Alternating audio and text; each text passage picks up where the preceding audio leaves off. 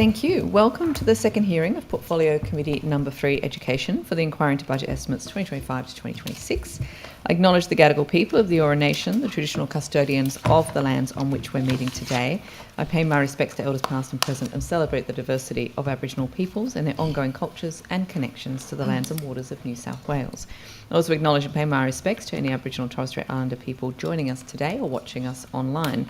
My name is Abigail Boyd and I am chair of this committee. I welcome Minister Whan and accompanying officials to this hearing. Today the committee will examine the proposed expenditure for the portfolios of skills, TAFE and tertiary education. I ask everyone in the room to please turn their mobile phones to silent. Parliamentary privilege applies to witnesses in relation to the evidence they give today. However, it does not apply to what witnesses say outside of the hearing. I urge witnesses to be careful about making comments to the media or to others after completing their evidence. In addition, the Legislative Council has adopted rules to provide procedural fairness for inquiry participants, and I encourage committee members and witnesses to be mindful of those procedures. So welcome to our witnesses and thank you very much for making the time to give evidence. All witnesses will be sworn prior to giving evidence, but Minister, I remind you that you have already sworn an oath to your office as a Member of Parliament, so you don't need to be sworn again. And Mr Dizdar and Mr Kurutz, you don't need to be sworn as you've already been sworn before this committee during the inquiry. For all other witnesses, could you please state your name, position, title and swear either an oath or an affirmation, and I will commence on my left. Thank you. Amanda Lawrence, Executive Director, Training Services, New South Wales Department of Education. I solemnly, sincerely and truly declare and affirm that the evidence now about to be given by me shall be the truth, the whole truth and nothing but the truth. Thank you. Chloe Reid, Managing Director, TAFE, New South Wales. I solemnly, sincerely and truly declare and affirm that the evidence now about to be given by me shall be the truth, the whole truth and nothing but the truth. Thank you. Julie Tickle, Chief People Officer, TAFE, New South Wales. I solemnly, sincerely and truly declare and affirm that the evidence now about to be given by me shall be the truth, the whole truth and nothing but the truth. Great, thank you. I note there are witnesses in the overflow seating area, and just before I ask you to swear the oath or affirmation, could I just remind all of our witnesses that if you are at that overflow sitting area and you want to come forward to answer a question, please bring your nameplate with you so that Hansard is recording the correct witness. Go ahead, Ms McPhee. Thank you. Rebecca McPhee, Deputy Secretary, Investment, New South Wales. I solemnly, sincerely and truly declare and affirm that the evidence now about to be given by me shall be the truth, the whole truth and nothing but the truth. Thank you.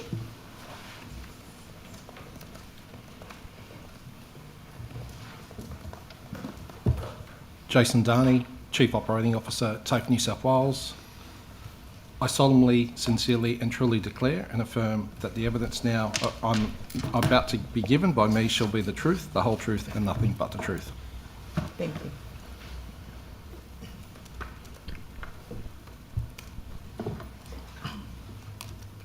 Fiona Rankin, Chief Information Officer at TAFE, New South Wales. I solemnly, sincerely and truly declare and affirm that the evidence now about to be given by me shall be the truth, the whole truth and nothing but the truth.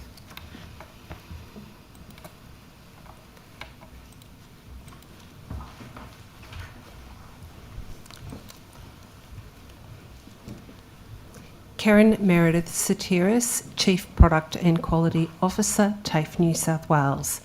I solemnly, sincerely and truly declare and affirm that the evidence now about to be given by me shall be the truth, the whole truth and nothing but the truth. Thank you.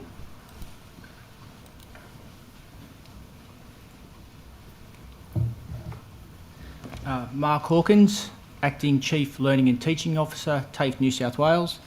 I solemnly, sincerely and truly declare and affirm that the evidence now about to be given by me shall be the truth, the whole truth and nothing but the truth. Thank you very much. I think that's all of you. Yes, great. Today's hearing will be conducted from 9:15 to 5:30. We're joined by the Minister for the morning session only from 9:15 a.m. to 1 p.m. with a 15-minute break at 11 a.m. In the afternoon, we'll hear from departmental witnesses from 2 o'clock to 5:30 p.m. with a 15-minute break at 3:30.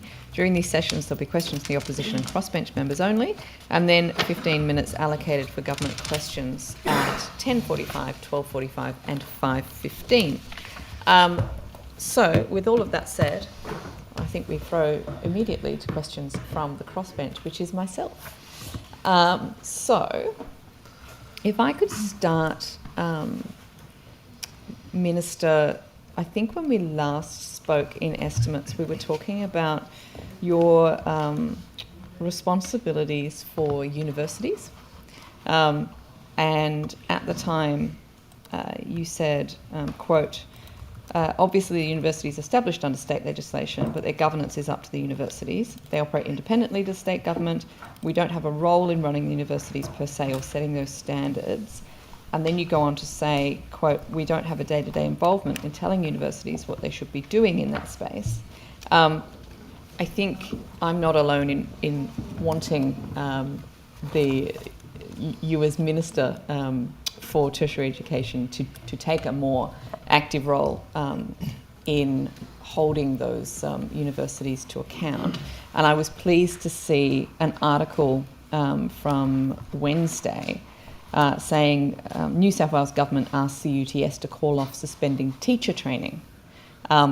Does this sort of herald a new age of you as Minister getting a bit more involved in what the universities are doing? I think it's... do I have to press the button on this? Or is it No, automatic? it's Right, sorry, I thought I'd check. I should already know. Haven't been here a while. That doesn't change the position that I don't have the capacity to direct universities about what they can do. But I have, as I've said in previous appearances here, certainly have a regular dialogue with university vice-chancellors about the things that are going on in the universities, and as part of that I'm certainly able to ask questions about some aspects of it. That aspect of the courses relating to education was obviously of particular concern to the Department of Education as well, and to the Secretary, who I might ask to add to this in a moment. And so we were more specific in that case, asking because we were concerned about the flow of teachers through into a high demand profession in New South Wales. So I have had correspondence with the Vice-Chancellor about that, and at some functions I've also very briefly spoken to him about that aspect particularly. It remains the case that while the legislation comes under the state government, it doesn't give us the power to intervene, to direct. We are seeing at the moment an expert panel on governance at federal level, which I'm expecting to have actually had a briefing from the expert panel in the last couple of weeks about their work. I'm expecting to see their recommendations in October, I think. Sorry, in October, and I would expect that after that will give us a bit of an idea of where at a national level the expert panel sees there being room for improvements in governance, and whether or not there is a role for state governments in that process. So just in terms of that role though, accepting that the legislation currently doesn't give you the authority to direct and perhaps, I guess, give orders. There is a lot you can do at a state level, though, isn't there, in terms of, and I think the two biggest bits of leverage that you have is your ability to suggest changes to those acts that govern the universities, particularly around the objects and how they should be run. But also you have direct power of appointment over, a number of people in the governance structure. So given that, do you accept that even if you don't currently have direct powers, you have significant leverage over these universities in trying to encourage them to do the right thing? The federal government, through its powers, took over the primary responsibility for universities some time ago, and through its funding obviously has the biggest levers in this space. So I'm aware that Dr Kane has initiated, with other members, has initiated an inquiry in the upper house around universities at the moment in New South Wales, and obviously while I don't have the power to direct, committee members this afternoon have the power to question and do so through your capacities as well. So it is, I do absolutely have the power to appoint 2 people to each of the boards. That's the current status. And in doing that, the government, since Labor came to government, has made it clear that we expect those appointees to have significant relevant experience in education and in equity issues. That's a change over previous situations, and the reason we did that is because we were concerned that boards needed to have more people on them who had direct educational experience. So that indicates, I think, the government's position on that. I've talked about that in previous hearings. As with any board, though, the appointees from government aren't directed by government. They operate, once they're on the board, in the interests of the institution and the organisation on their councils. You do still have the leverage of being able to change the terms of, and you have already in your term of government changed some of the legislation applicable to universities. You could, theoretically, could you not make a change to, for example, the overall sort of objectives for how these universities are governing themselves, all sorts of things that you could do, and that must give you some leverage over these universities when it comes to your influence. There's a question here about how much government direction that we should be seeing in universities. I don't think that in the long term that would be a particularly good precedent to establish, but I am going to be very interested to see what comes out of the recommendations for the expert panel on governance and whether or not that does have implications for the New South Wales legislation. And I'd suggest that it's probably worth waiting until that expert panel has actually delivered its findings. So when it comes to these, I think what most people would think of as vital public institutions, despite the increasing corporatisation, it was comforting to see a clear statement made by yourself in relation to the cutting of teaching courses. Clearly, it's also in the public interest to preserve the quality of the teaching staff at these universities as well.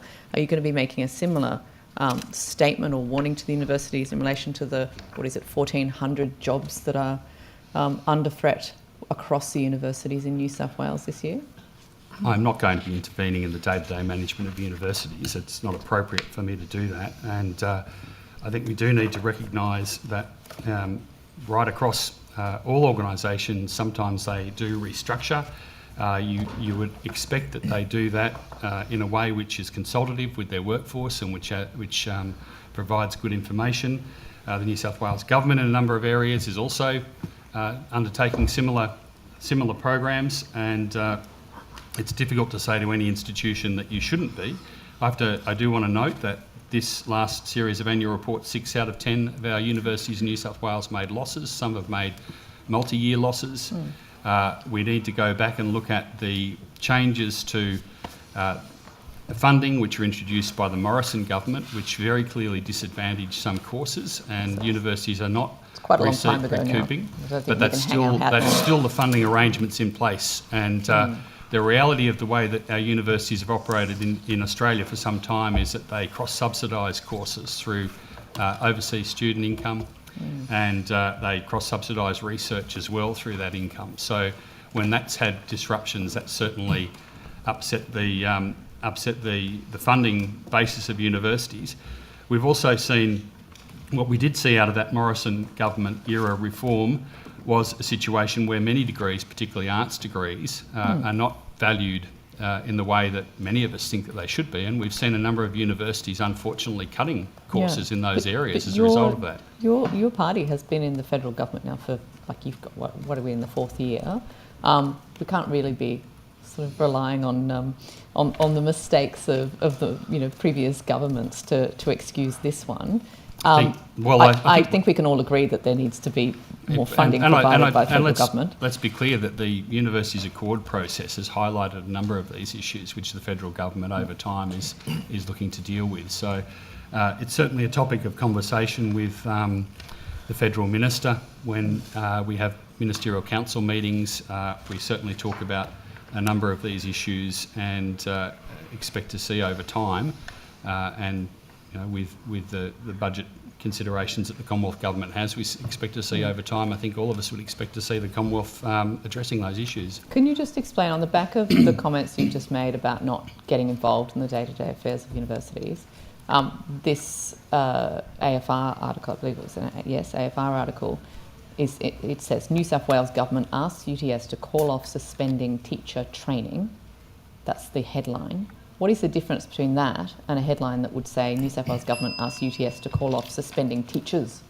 Why is it that you can call off, you can ask them to call off suspending teacher training, but not ask them to not actually sack all of the teachers? The issue there is that we were concerned about the pipeline of teachers coming into the New South Wales system, essentially. So it was directly relevant. I'll ask the Secretary to elaborate on why he also has had conversations with the University Vice-Chancellor. Yeah, I want to thank the Vice-Chancellor. I met with the Vice-Chancellor when I became aware of the temporary suspension of teacher education courses. We've worked really hard with every university in New South Wales to establish strong working structures and relationships. In fact, through the department, we've employed a relationship manager, and we've been deploying them at every university. When I came through Sydney University, I only met the department in my interview in my final year, so I want that to be a closer relationship. And I did express my concern to the Vice-Chancellor in the meeting around the temporary suspension and whether that would become an end state position. We have a very strong track record with UTS graduates. The faculty is an exemplary faculty and produces outstanding graduates, not only in my sector but in the Catholic and independent just sector. to interrupt you, because I think that there's limited time. I agree with all of that, but we're not really getting to the point of the academic teaching cuts. If I could maybe go to some more specific questions for the Minister. Since the 4th of April 2023, how many meetings have you or your office held with each of the Vice-Chancellors at the public universities in New South Wales? I'll take on notice the specific number, but I have met with all of them since I became Minister, and I meet regularly with them on regular occasions. I meet with the Vice-Chancellors as a collective group, and I also meet with the Vice-Chancellors individually when I visit their universities.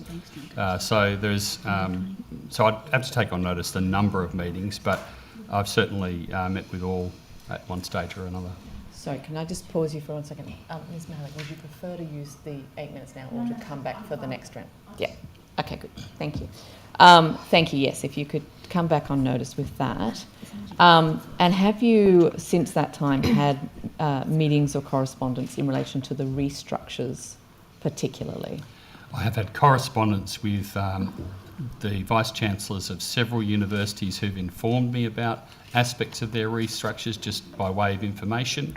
I've responded to that in fairly general terms to those correspondence. I've had meetings with Charles Sturt University face-to-face who were briefing me on what they were doing. Mm-hmm. But as I say, it's not within the government's capacity to direct universities, and nor should we. The university council is responsible for the management of its university.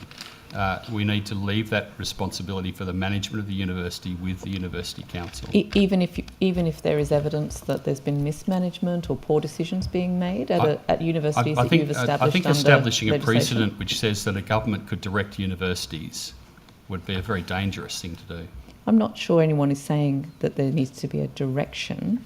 What we're asking for is for a bit more of a, let's say, a hands-on approach to making sure that these institutions are acting in accordance with their objectives, in accordance with the expectations of the people of New South Wales. I really don't know what the difference between a hands-on approach and directing is. I mean, a hands-on approach... let's be really clear. Governments should not be involved in the day-to-day running of universities any more than they're involved in the day-to-day running of business enterprises. Universities' councils have to make decisions in the best interests of their institutions, and they should be doing that.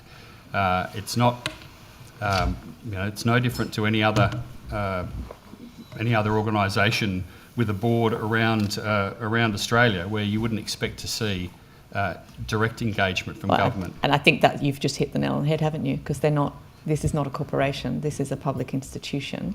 That This is a public as a parliament- institution with a governing Just a moment, I council. haven't finished my comment and question. We are talking about institutions where if we, as a government, if you are looking at those institutions and deciding that actually they're not being run appropriately, you have the levers to change a whole bunch of rules in relation to governance under these acts. Are you saying that it's just completely hands-off, there'll be no reform, doesn't matter what they do, they can use as many consultants as they like, fire as many people as they like, it is just not your responsibility? As I've said, there is a number of federal bodies which are looking into, including the Australian Tertiary Education Commission, which will be an independent steward for a number of areas of the system. The federal government will be looking at some of those aspects. We've got the Expert Council on Governance, which is coming back. But should we be involved in directing universities about how they manage their institutions? Yeah, No, we should not. You keep saying that as though that was the maybe, question, which it clearly was maybe not. Donald Trump might agree with your Here we go. interventionist Okay, approach, but I do not. I love that. Someone's handed you that on a piece of paper, I'm sure. I have never at any point talked about you directing these universities. So if you could instead answer my direct question. Your direct question is about whether or not you think that we should be directly engaging with universities to tell them what to do in this sort of space, and no, we shouldn't. And again, you've reframed my question in a way that suits you, so you can answer it in a way that avoids responsibility for and as governance. I've said to you, we have an expert panel on the governance of universities, which is due to report soon. It would be sensible to wait for that to see what they recommend. That is, with respect, a far more sensible answer. Which is actually what I said quite some time ago. Well, no, because you keep answering a question that I didn't ask you. So when you get recommendations being handed down that says, can you now go and reform these bits of legislation so that we have better governance in these universities, if that, in fact, that is what happens, then presumably you will then move to amend these bits of legislation to ensure that the governance structures are more appropriate. Is that what will happen? If the expert panel makes recommendations which involve the state legislation governing universities, then I'll obviously be taking those into account. Because you do have that power to change that legislation to actually require a better governance structure for these universities. But to be clear, that doesn't mean that we could say to them, you should manage your university in this way. No, and again, no one has asked you that question. If we could come back to specifics, do you know how many jobs are at risk across the 10 public universities in New South Wales?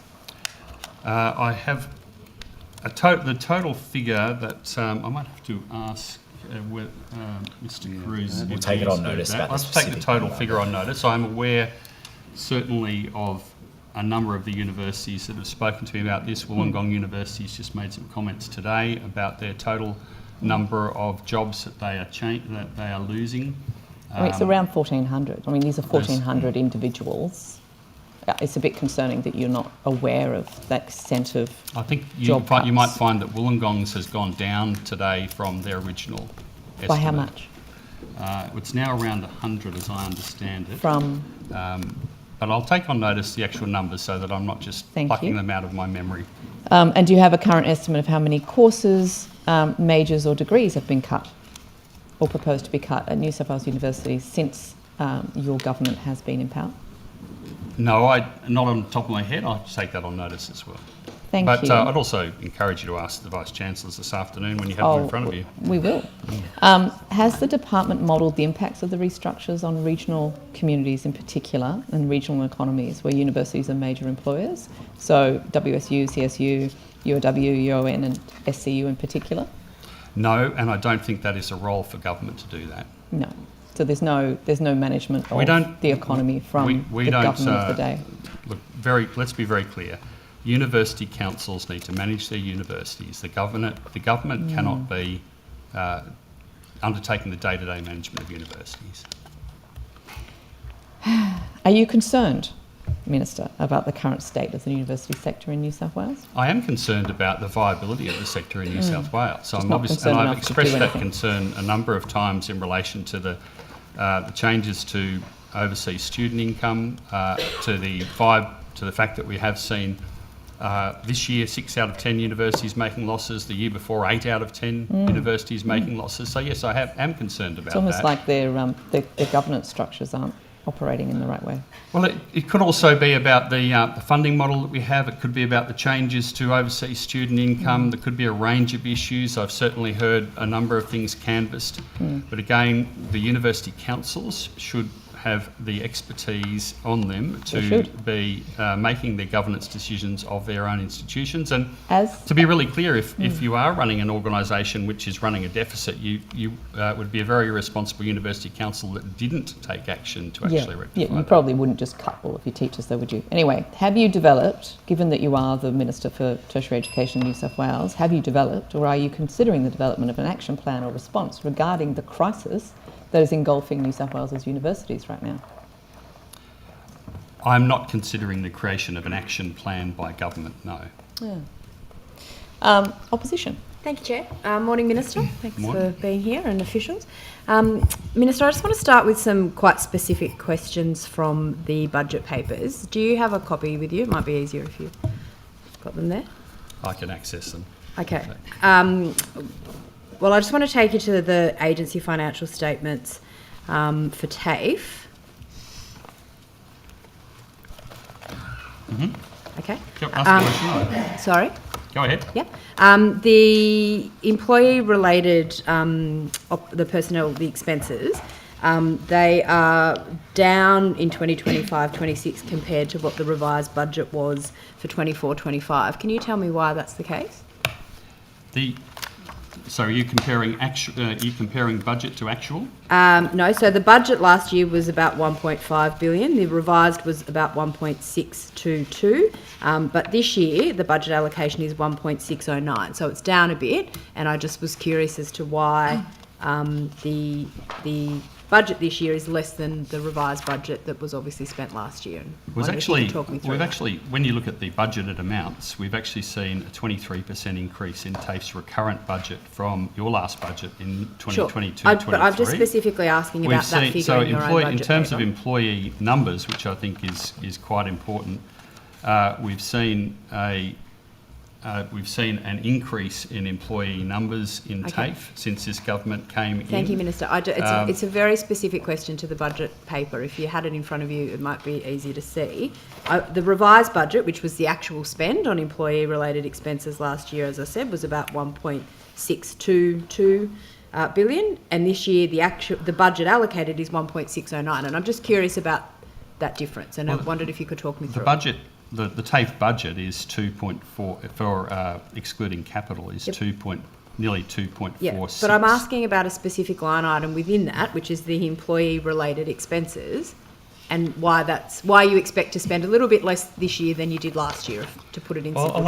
I'll ask Ms. Reid to that might be smart. address that. Yeah, thanks. So obviously, as you can see, when you look at the 24-25 results, there's often quite a movement in the employee expenses for TAFE, and that's because largely, obviously, we have our permanent workforce, and that profile has changed quite dramatically over the last year or so as we've moved through that process of casual teachers into permanent roles.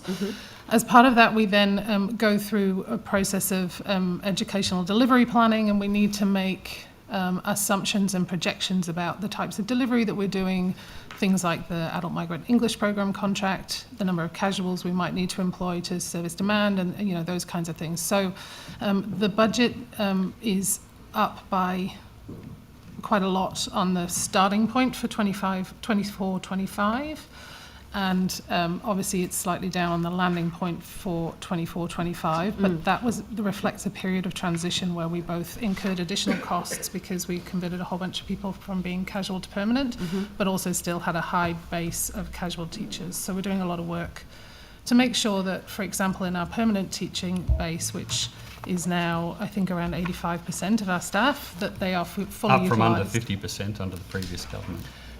That they are fully utilised before we then hire casuals. So it's just a bit about that workforce balance. And then, of course, we've made some operating model changes, and some of those do result in changes in the profile of funding, although they're not massively driven by Is that the 100 job cuts, Minister? Is that one of the changes that gets picked up in those operating expenses? The operating, the current stage 2 of the operating model is where we have around about 100 job cuts overall net, and that's something which I have flagged previously through restructuring in TAFE. We've actually had a net increase in TAFE employees since we came to government, quite significant net increase, and of course 3,500 converted from casual to permanent, Sure.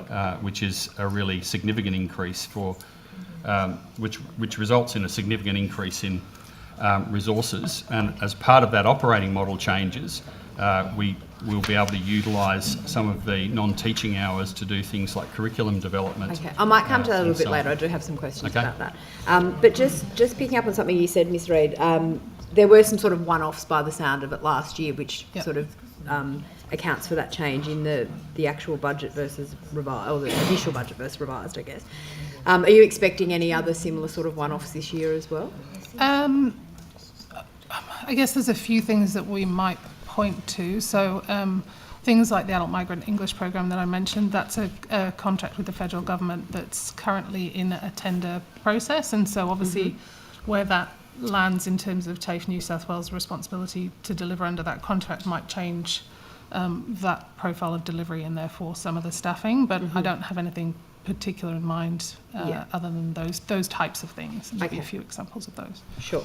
And then I'm just curious, the grants and contributions, which is in the revenue part of that same table on that page, there's just about $150 million increase in that compared to last year. I'm just curious as to what the basis of that is. Where does that come from? Yes. I do have notes on this somewhere. Give me...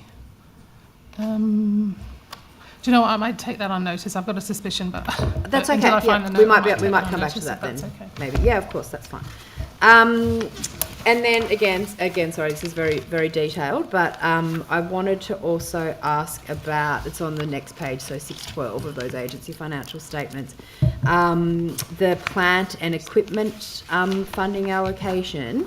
I think it was originally, this is from the previous year's budget, I think the budget allocation was 231.7 million, but then the revised budget ended up being 129.5. So I just wondered why, I guess, the underspend in that particular part of the budget papers. Yes, I think some of that relates to rephasing of the manufacturing centres of excellence. Okay. But I can you come explain back. what that means in layperson's terms? It means Sorry. that we worked with the Commonwealth on joint funding for the manufacturing centres of excellence. Yeah. And for one of them, it just took us a bit longer, I think, on getting that agreement in place. And so the construction moved slightly in terms of which financial year it would fall into. I don't think that explains the whole, but I could take on notice the full extent of that difference. That would be great, thank you. And then I also just wanted to ask about the capital expenditure. Again, the budgeted expenditure for 24-25 was 300.6 million, but then again that was revised down to 217 million, and I'm just wondering why. Sorry, tell me which... So last year's budget papers, the budgeted capital expenditure, that's from the infrastructure statement budget papers, sorry, I should have mentioned that, the table 6.1. No, it's fine, I've got it here. Sorry, what page are you on? 6? Hang on, let me find it, 6.1. I've got a photocopy here and I haven't got my normal one, just give me 1 second.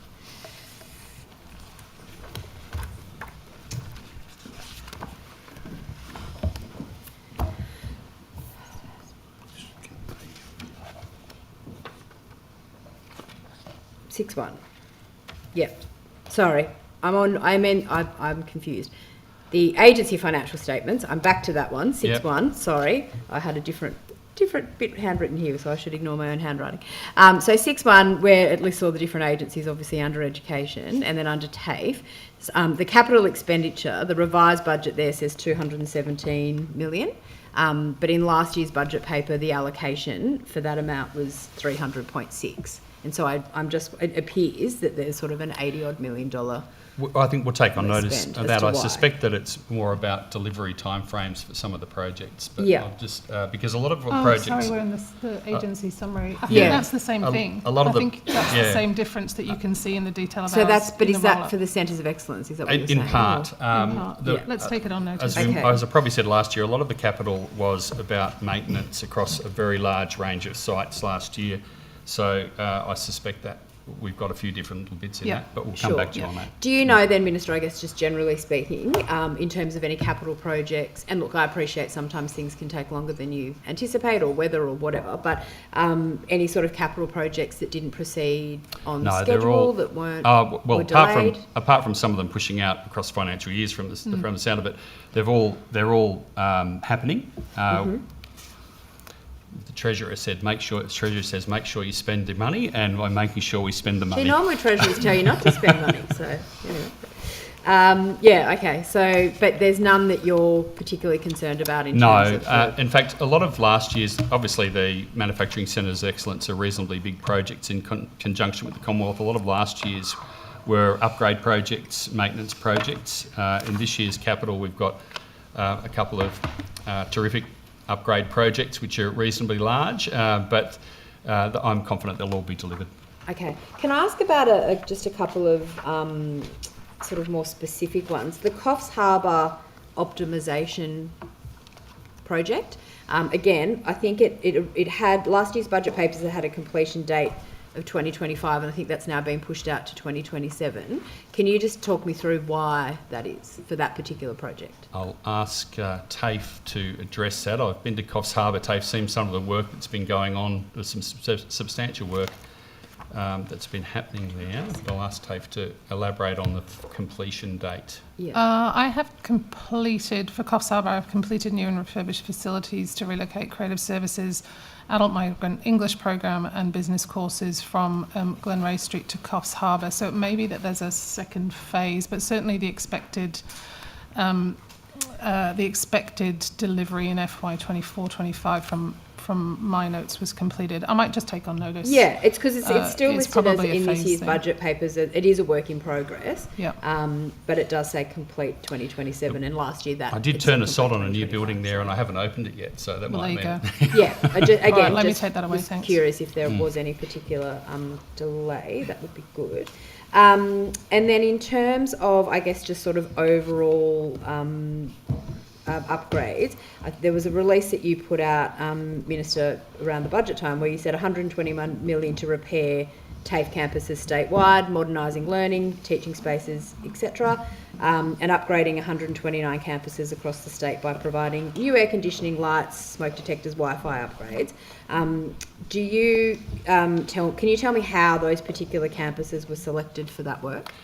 Obviously, TAFE has 1,700 buildings, so there's a very big task in maintenance and upgrades. And what we did find when we came into government was that maintenance had not been kept up in many of those campuses. We had roofs which were in poor condition in many. We had Wi-Fi that didn't work and wasn't up to standard in many. So it's been a big job which we've been undertaking over the 3 budgets since we've been in government. We obviously prioritised those campuses. TAFE came to me with a recommendation for the priorities for that expenditure, which we've adopted. There's a huge range of projects involving information technology upgrades. There's, for instance, the Hornsby campus, which I just visited the other day, is getting a full new roof and refurbishment of its carpentry and section, and that's a big job, obviously. So there was many cases where roofs needed to be repaired and those sort of things. So, but it's all been done. The recommendations, the program has all been based on TAFE's recommendations to me about priority. Okay. Yeah, Would can you? I- Chloe, Sorry, you I go. was just sorry, going to as add. Reid might add. Sure. Yeah, so there's a couple of things in that. One is that most of the priority kind of goes through a triage process that you would expect. So health and safety, making sure we've got the right facilities in terms of compliance with the training packages, those kinds of things. And so critical need where you might go replace a roof, you want to make sure that roof needs to be replaced, for want of a better term. And then there's also, in the IT space, the continuation of the Digital Access Foundation project. So we did, I think, 40 TAFE campuses in 24-25, and then there's another set coming in 25-26 to make sure that the Wi-Fi across all our campuses is both up to date but also has better coverage than it has before. So some of them are like rolling programs where we're working our way around, you know, almost every campus, and some of them are sort of based on that triage of where we both best need those facilities. Yeah, and I'm assuming with that triage process there would be some that just need routine upgrades after so many years in terms of particular. Yeah, sure. Yeah, we have as you're probably aware, a portfolio of buildings, many of which, well, almost all of which are, many of which are over 50 years old, and some over 100 years old. So they certainly bring with them a fairly strong maintenance cost. I appreciate that.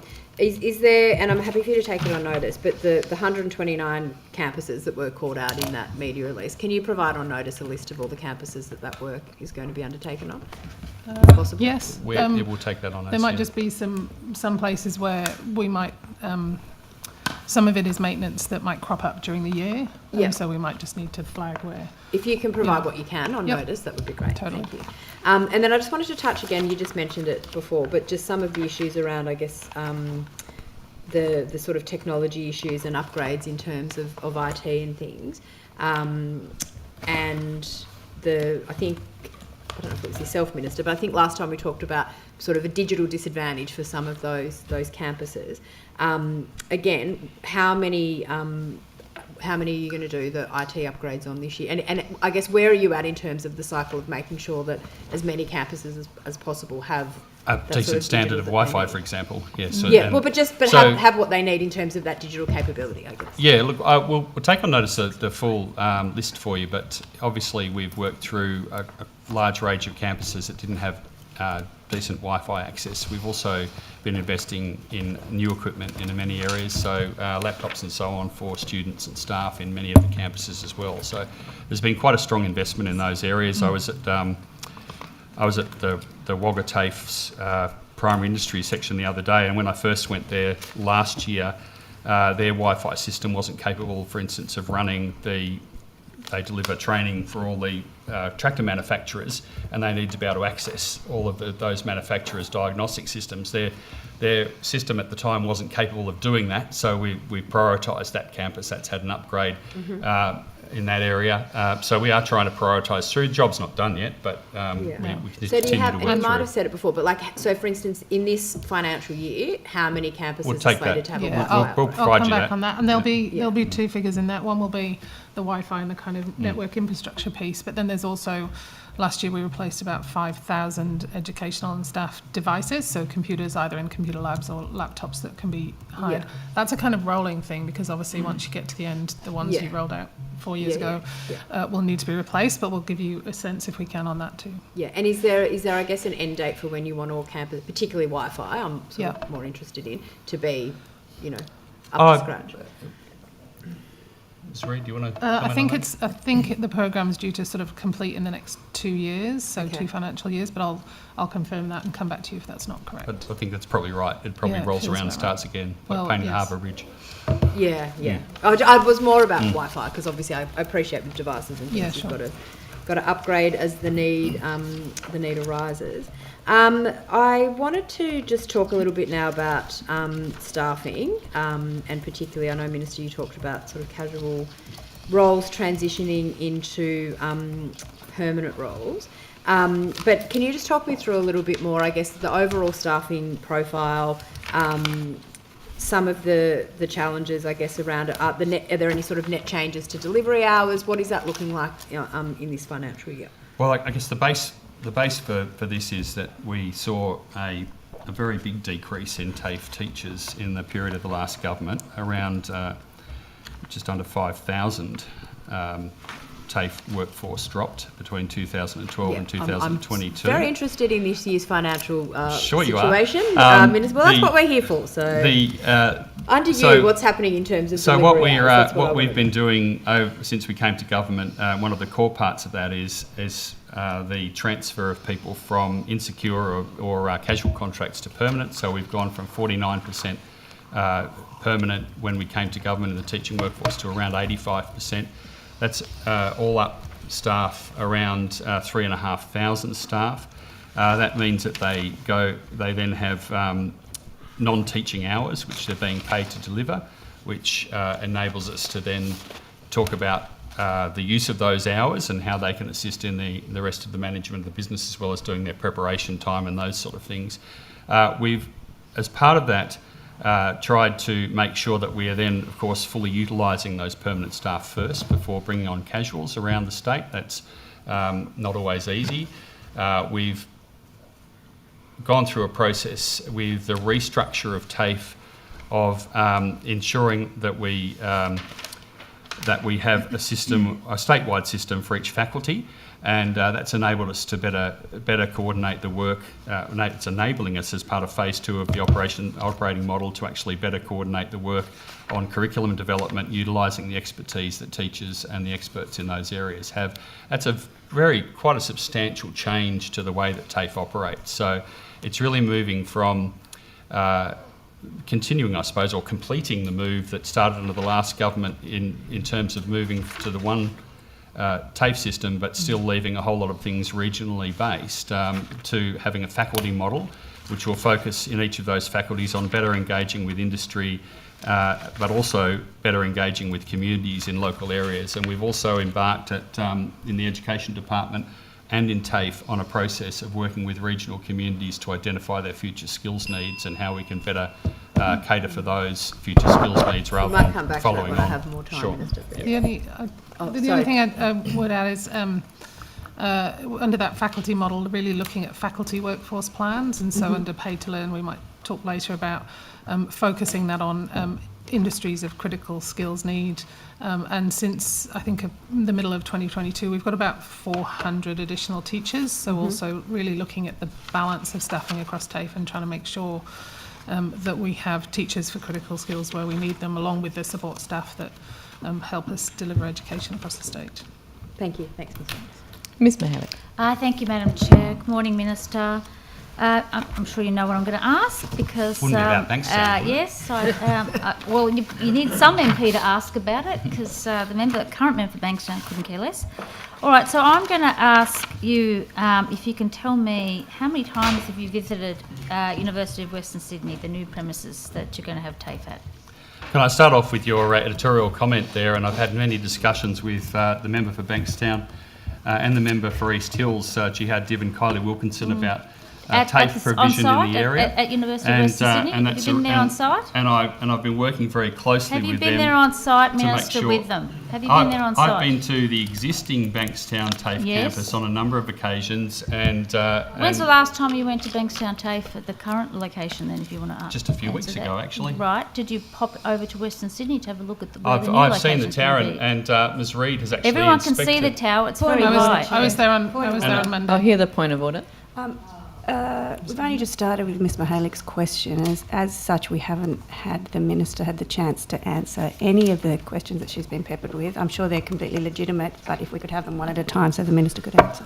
Yeah, I do uphold the point of order. If we can have All a right, question. Well, the question is, have you visited the tower, the Western Sydney Tower, inside the building to have a look at where the new TAFE will Ms be? Reid was there on Monday looking at the work But that's did you being have a done look, to upgrade Minister? it. Have you had a we've good just look? we've actually just So the answer's no. We've started the process of upgrading the tower. All right. Now It's the great thing for it's a Bankstown in this, and refurbished can I new go back building to already, Minister. let's go back to square one on My question to you this. was a yes or no Okay, answer. order, You've order. answered it. The answer is no. You don't want to say no, I but think you you've been haven't in visited the politics tower. long enough Point to of know order, that, Chair. Order. Point of order, Chair. Okay. And look, if anybody no, order. who's Sorry, Minister, I need to hear the point of order. okay. Point of order is that Ms Mihalik seems to be flouting your ruling about allowing the Minister to answer questions without peppering him with the next one. Madam Chair, the question was a very specific yes or no answer it required, and in fact, I think the Minister is taking the opportunity just to... Look, I do agree that the Minister had not yet answered the question, but he had not been able to give more than half a sentence. I would remind the Minister to please be directly relevant to the question, but also if the member could allow him to speak a couple of sentences before trying to interject. Right. Have you visited the tower? I'd certainly. I want to first of all make the point that what we're going to have at Bankstown is a really exciting development in that tower, It'll be fitted out. It's actually going to include new courses for Bankstown in health, which is a really exciting element of the delivery of a health campus in the area. The government is committed over $2 billion to a new hospital. Minister. I've read all that. And, I've read what you've. I've read all that. Thank you, Minister. I think it's important to understand. You're not the answering my context of question. this. I think I have my answered. specific Order. question is whether you visited the tower, where you are now going to put $100 million to Western Sydney. You're giving them $100 million No, that's not. to refurbish. Well, that's not a correct figure. A new built building. This is a building that was just opened by Western Sydney. It's a $340 million building that they received as a result of a dollar lease arrangement with the council, and it was paid for, the development was paid for by developers, and that's fine. They've got a great arrangement there, but it's a new building. So can I just ask you, of the $100 million, how much is being provided over the next 4 financial years? How are you divvying up that $100 million? Okay, now one of your comments at the start there wasn't correct. There is not $100 million going to University of Western Sydney. What the people of Bankstown will have there is a terrific opportunity you can tell for me a what it campus is. for How much University of is Western the Sydney. TAFE And I'll come getting? to that if you let me. So this project includes a number of aspects to it. There is the Western Sydney University Tower costs. There is relocation of a number of courses to Padstow and refurbishment of the site. And Kylie Wilkinson, the local member, has been speaking to me about her desire to see a lot more delivered at the Padstow campus. I'm very excited that's happening. So around about $30 million of the $100 million will be spent on the relocation of teaching to Padstow. So 30 million, sorry, say that again, 30 million to Padstow? Yes, that's correct. Because in the budget, it does say 100 million in capital works in the budget line. Correct. Right, so That's for the why project. and that's it for the says project. Bankstown specifically That's there. for the project as a whole. Right. So the relocation of TAFE. So around $40 million will be spent on the relocation of WSU Tower and the fit out. Now, obviously, you can't just, yes, it's a new building, but if you're going to deliver a nursing course in there, you've obviously got to have specific facilities for it. If you're going to deliver But hairdressing don't in you there, think you've you got to should have visit it, specific Minister? Why don't you facilities have a for good it. look at it yourself? Wouldn't you like to visit it yourself? And I will visit it. and then you'll see how new it is yourself, and I- perhaps you might save I'm really a not buck sure for what the your point here. taxpayer. Are you You saying might that- save some money for the taxpayer? Are you 40 million. saying that because a building is new, it doesn't need to have the specific training facilities incorporated? And I think that's Minister, a fairly ridiculous what I'm point. saying is I want to make sure you're spending the taxpayer Yes, wisely and not just and I can handing over a assure blank you- cheque to University of Western Sydney, well- which is what it seems like you're doing at the moment. Well, I think that's completely incorrect. Yeah. I will hand over to Ms Reid in a moment, and Well, I think I'm that, not asking no, Ms Reid I a do think question. that it's Can you important go back that to the? Let's go in back your to the- editorial commentary on this, that there Yep. is some degree of truth and accuracy. Yep. We've gone through Well, I've tender been asking you processes on questions this. for a very long time on this We've issue. gone You through weren't very tender truthful at the last processes on budget this, estimates, and Minister. we've gone Okay, through order. costings of the fit out. If Yep. you're going to deliver nursing in a facility, having a new building doesn't mean you've I got beds accept that and you need facilities. to do some fit out. So yes, you we're do trying need to get do down to fit how out. much you're going to do, and And, who is going to I do would the have thought fit All out? right, Order, Chair. Order. Order. Sorry, before I hear that point of order, can I just say it's really hard for Hansard to be working out who is speaking when everyone's speaking at the same time.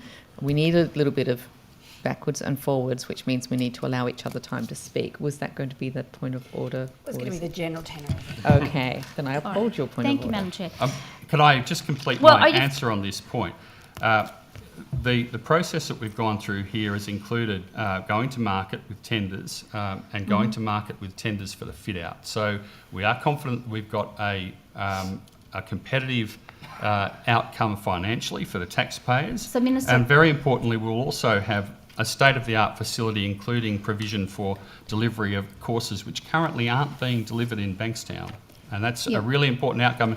And I know that Jib, as a local member, is very excited about having a new hospital and new TAFE facilities. And Kylie Wilkinson, the local member, Well, he should move East into Hills, the is very area. How excited about that? it as well. Can I just ask you, Minister, back on to Kylie Wilkinson on her Facebook on the 15th of July said Padstow was getting 20 million. So she's wrong. It's getting 30 million.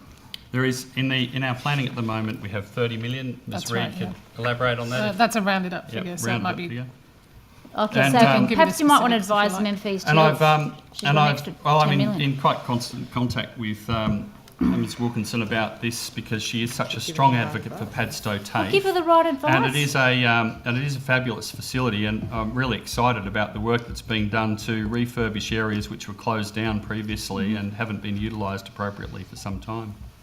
All right, so can you now make public who is doing the fit out for Bankstown TAFE? Is that now I'll ask publicly Ms. available? Reid to Yes, it's answer on that. the e-tender website, but Yep. the Can you give me the name of the company? contractor is, I'm just looking at it so I get it right, Schiavello Construction. Sorry, Skills? Schiavello, S-C-H-I-A-V. S-C-H? I-A-V. Yep. E-L-L-O. Okay, and they're getting the whole 40 million to do it, to the fit out, As far as you know. Oh, sorry. We can take that's that on I'm looking at notice. the wrong thing. No. The wrong thing, okay. No, it's the tender itself.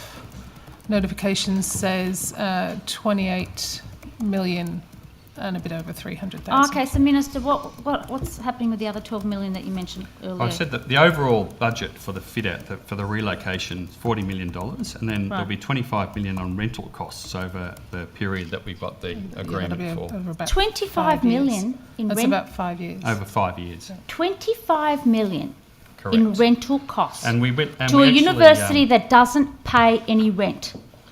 we actually went to. They got this for free. We market tested this. From the ratepayers of Bankstown. Yeah, it's had an independent valuation. It's had an independent as well. valuation. Wow. Independent valuation You supported had a this. site that was for free at the current Bankstown site that cost you nothing. You didn't pay rent. You've now decided to go to a site that you're going to pay $25 million. I think the for people of 5 years Bankstown rent. will be very excited about the fact that they're getting I don't think the an people over of Bankstown $2 billion want their hospital, a taxpayer state-of-the-art money wasted hospital like this either. located in You're the town handing this centre. over to a University of Western Sydney, right? You're not. That is unbelievable. $25 million. Look, you can editorialise all you want Yeah, on that. well, it's the first I've my heard of it. interest, No one knows you're paying my that interest kind of in level this of is rent when you had a providing site that was for free before. fabulous You vocational owned the training site for the people of previously. the Right, Bankstown order. region. Wow. All right, Minister, I asked you some questions on notice previously. I'll turn to them now. One of them was that I asked you about whether Section 32C3 of the Western Sydney University Act states that the board must comply with any request by the Minister to provide the Minister with a copy of the register or any extract from the register. At that time, you've said you haven't sought that. Have you ever sought that or asked for that since? In respect to their commercial Yes. investments, no, I Because haven't. you've got an opportunity to ask that question. So you're not interested in obtaining that? If there's something which is specifically raised with me, a specific commercial project, then I wouldn't rule out This asking is a questions major about it. commercial but project that I'm you're not just gonna go overseeing on a right now. commercial- Why wouldn't you want to get some more details? About the Bankstown Tower? Yes, Well, and you'd want to know their other commercial activities because you're actually you're going to be a significant player in Well, the we're commercial going to arm be of the a- University of Western Sydney. we're going to given be a you're tenant. going to take We're going to be a- $25 million lease arrangement over 8 floors. We're going to for be a 5 years. tenant. I don't see what that has to do with me asking them further questions Well, on that. What And about we did, Section as I said 32D before- of the Western Sydney Act? I As- also asked you As about... I said before, we did have the amount you- that we're paying as rent independently tested. The Auditor when we do ask the Well, the Auditor General universities didn't test it, questions- so who was the one that independently tested it? No, sorry, I was on we had a market test done of the value of that rent, and that has that is consistent with market value in the area. Is that what you pay? Oh, I don't know anyone that pays that kind of rent in Bankstown. Give me a break. Listen, tell me. Well, I don't know. How where many- did you how get many the- who did the organisations you market talk to that valuation? actually, Who did the market valuation? Who did the market valuation? I don't know how many organisations you Can talk you to put that on are notice actually of the renting answer? this I'm amount of asking you, who space. did the Order. market That's what valuation? Who did the market valuation for you or your office, Minister? It would have been for TAFE, and I've just got that it was an independent valuation. I can certainly Take find on out. notice If you who- can take it on notice, who I'd one like that to took know. it. Yes. Yeah. And hopefully they visited the site. Minister, can I now ask you a couple of questions then, given I doubt you would have also exercised your right under Section 32D of the Western Sydney University Act to request a report from the board as to the university commercial activities. So if you didn't ask for a register, have you since requested a report? No. Well, you can answer that. Have you requested a report from the University of Western Sydney About their regarding commercial activities broadly? All their commercial activities? No, I have not. Any of theirs? No, not at this stage. No problem. but we get their Full annual hunky-dory, reports. just hand them we over get their $25 annual million. reports, which the Auditor General Yep. considers, and that is the normal process. Okay. And of course, the members can ask the Vice Chancellors direct questions this I afternoon. will absolutely be doing that. Thank you, Minister. Certainly. And can I note that he's the person that was first honest in advising this committee that indeed they did tender on the last occasion when I asked you, you weren't prepared to give me any information or to this committee. But interestingly enough, he did advise us that University of Western Sydney was had expressed an ROI interest. All right, so can I ask... In providing the accommodation for TAFE. Yes, but I asked you at the time, you might recall, but you said it was all commercial in confidence, but he provided that answer. All right, are you aware of the sale price of the land previously owned by the University at Milperra? Do you know what that sale price is, Minister? I'll ask Mr. Carews to add to that. The land itself, it's my understanding that was... the role that we have in land is where there has been land provided to a university at a lower than market rate, so in other words $1 land, in which case the Minister then has to approve the sale of that land. That Milperra site all occurred before I was Minister, is my memory, but I'll ask Mr. Carews if he could elaborate on that. I'll take that on notice in relation to the specific example you've raised, Ms. Mahalik. Okay, so you don't know if at any point the university offered to the New South Wales government to gift Milperra land, that it was actually gifted, because it was actually gifted in 1997 by the New South Wales government then. So I'm just wondering, did they give it back to the taxpayer? I don't have that specific information in front of me in relation to that particular piece of land, so we'll take that on notice. Okay, you'll take it on notice. All right. Can I just ask...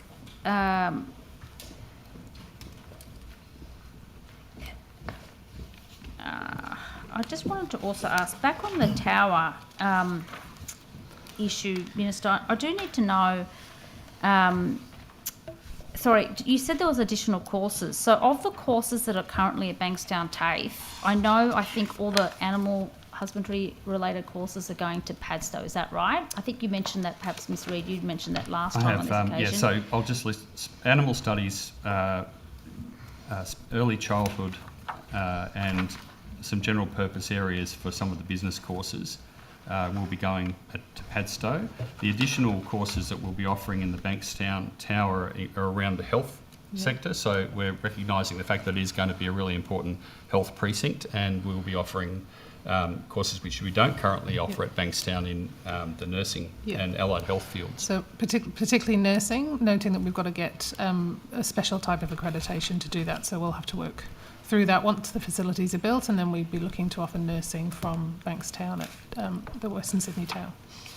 Okay, so, but how many, sorry, I'm just trying to understand. So if $30 million is going to Padstow TAFE, what are you exactly doing there to fit out an existing TAFE? I'll get Ms Reid to answer specifically, but there's some buildings there which required substantial refurbishment to use. Which I accept. I accept that. And, it's an ageing building. And so that's the $30 million is the allocation.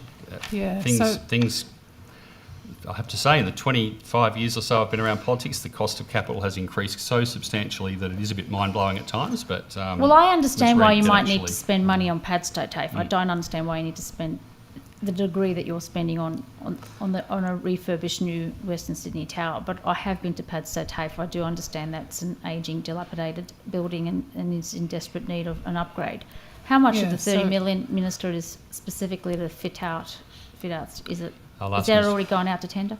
It has, but we're just finalising that part. So if you've been to Padstow, you might recall there's an area that was used for landscaping. So there's a big kind of, basically a big open shed with a kind of sandpit area and what used to be many years ago an automotive area.